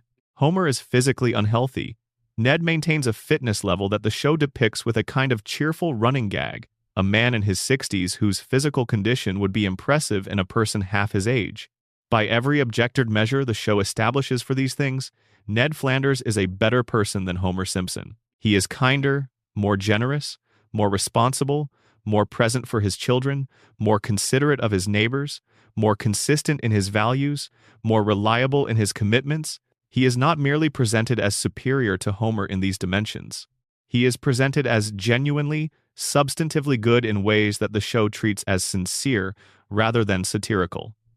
Ned's goodness is not a joke at his expense, at least not primarily. It is depicted as real, and the show punishes him for it with a relentlessness that, once noticed, is impossible to unsee. Maud Flanders, Ned's wife, was killed in a freak accident during a stadium event. The mechanism of her death involves a t-shirt cannon. the kind of promotional device used at sporting events to distribute branded clothing to audiences in the stands. The cannon misfired. The trajectory of its projectile was altered, and the alteration was Homer's fault. Homer, in his characteristic self-preserving reflex, dodged the incoming t-shirt. The t-shirts that would have hit Homer instead struck Maude Flanders, who was standing behind him in the bleachers. She fell, and she died. Homer's selfishness killed Ned's wife. This is not an ambiguous causal chain or a complex ethical case study requiring nuanced adjudication. Homer moved to protect himself without considering the person behind him, and the person behind him died as a direct consequence of Homer's evasion. And Ned's response to this event was forgiveness. He forgave Homer. He expressed grief and loss, and the kind of disorientation that losing a spouse produces, and he rebuilt his life, and he did not hold Homer accountable in any sustained or meaningful way, because Ned Flanders forgives. It is the defining characteristic of his behavior in social situations. He absorbs harm and responds with grace. He accepts injury and offers compassion. He turns the other cheek with a consistency that begins to feel, when you accumulate enough examples of it, less like a virtue and more like a compulsion. The episode that reveals why this is so is called Alone Again, Natura Diddly, and the episode that reveals the mechanism behind the compulsion is one of the show's most genuinely unsettling pieces of psychological writing, even though the unsettling quality is embedded in comedy that makes it easy to receive without fully feeling. Ned, after the hurricane that destroyed his house and the subsequent community reconstruction effort that produced a structure so poorly built that it collapsed immediately upon completion, has a breakdown. Not a mild moment of irritation. A complete psychological collapse. He screams at the town. He says things he has been holding inside for years. Observations about the people around him and the treatment he has received, and the gap between the effort he has invested in being a good neighbor and the return he has gotten on that investment. He vents, fully and without his characteristic verbal constraints, and then he is institutionalized. At the mental health facility, the cause of Ned's relentless niceness is revealed. He was not always this way.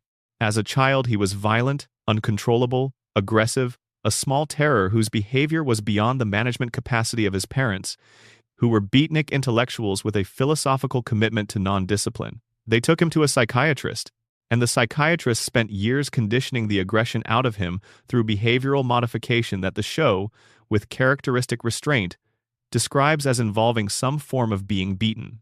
The program worked. The violence was suppressed. The aggression was redirected.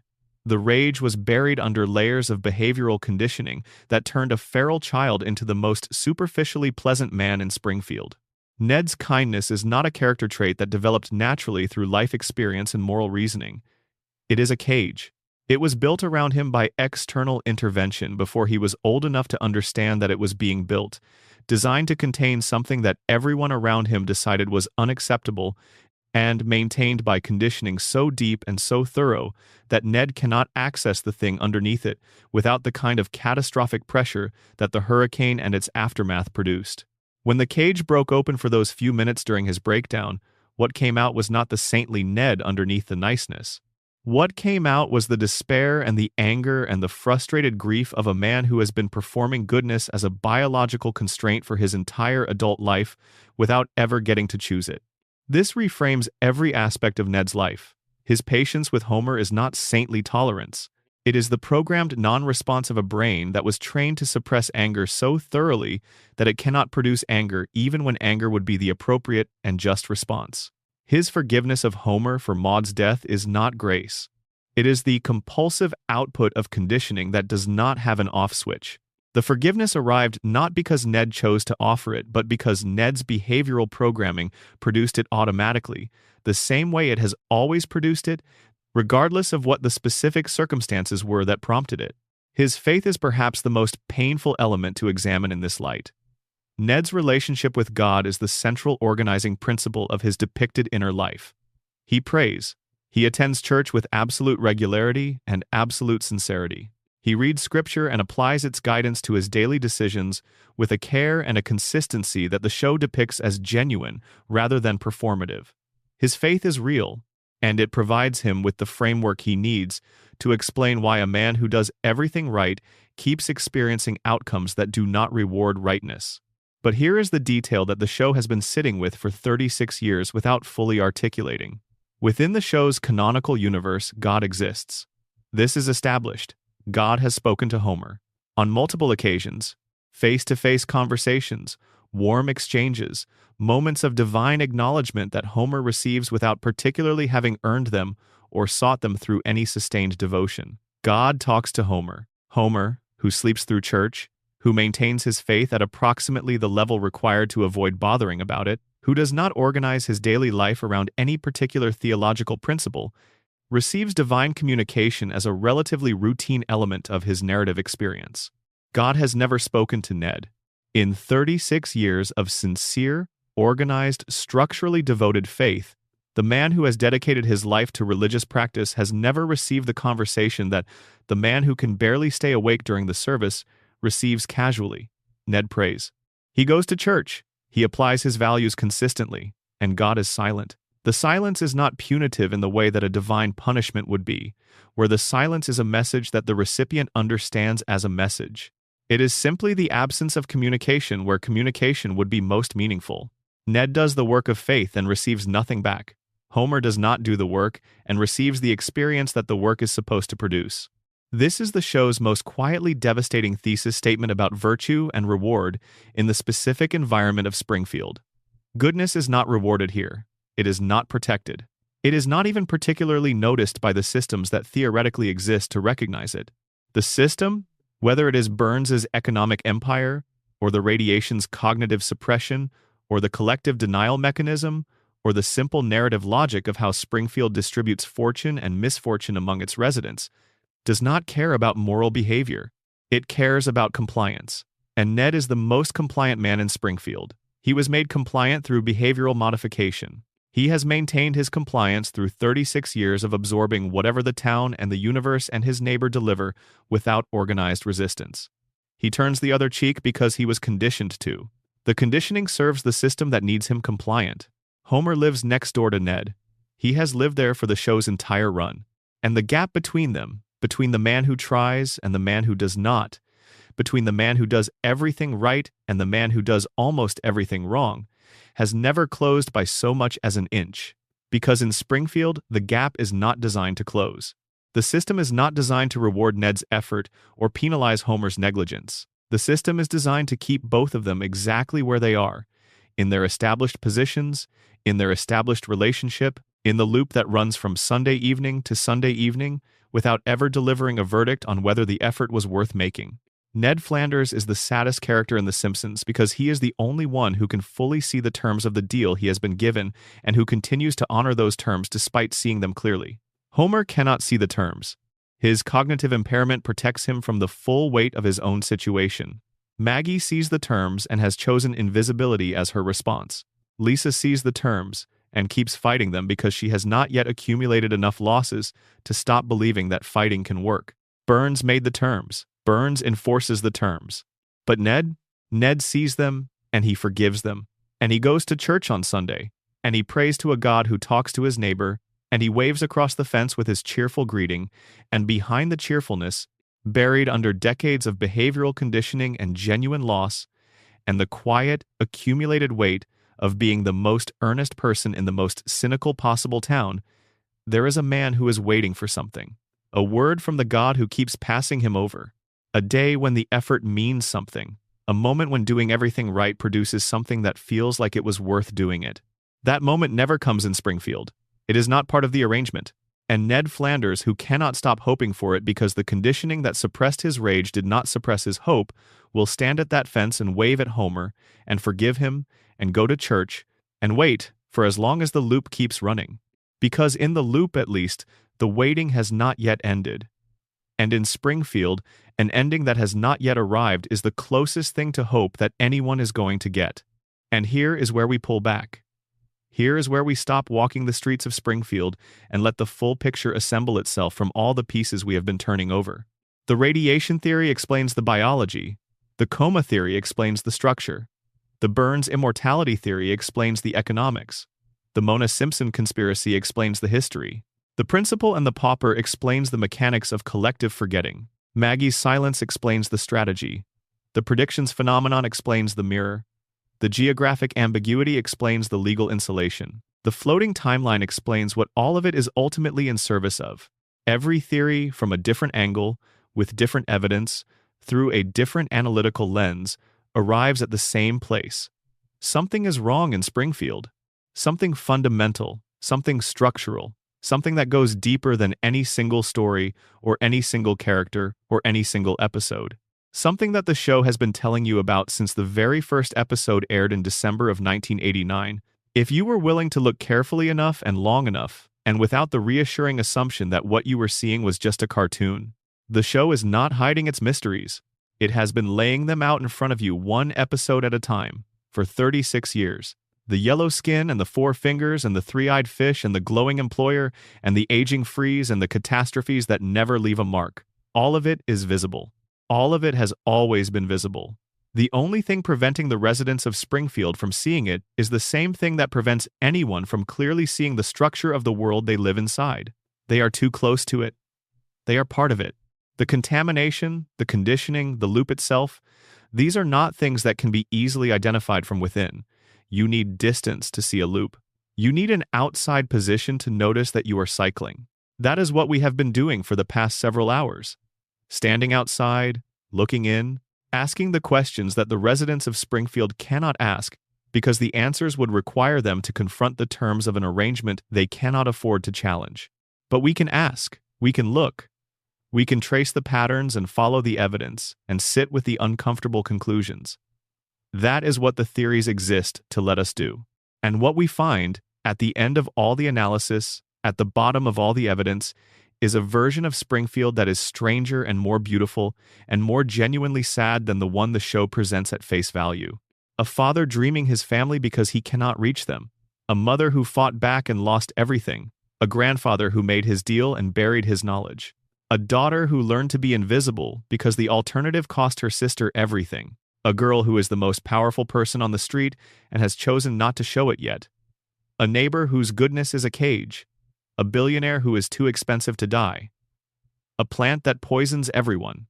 And a town that voted, formally and explicitly, to not know any of this. To not look, to not ask, to maintain the agreed-upon version of events for as long as the loop holds. The loop holds. It has always held. And we are here, watching it hold, which makes us part of it too. We pressed pause in 1989, and we have not pressed play since. And as long as Bart is 10 and the couch is warm, and Homer is stumbling through the door at the end of the episode, we do not have to. Thank you for spending this time in Springfield with me. The theories continue, the evidence accumulates, and Springfield, impossible and contaminated and dreaming and timeless and more human than it has any right to be, will be here when you come back. It always is. That is the whole point. Sleep well. The loop will still be running when you wake up.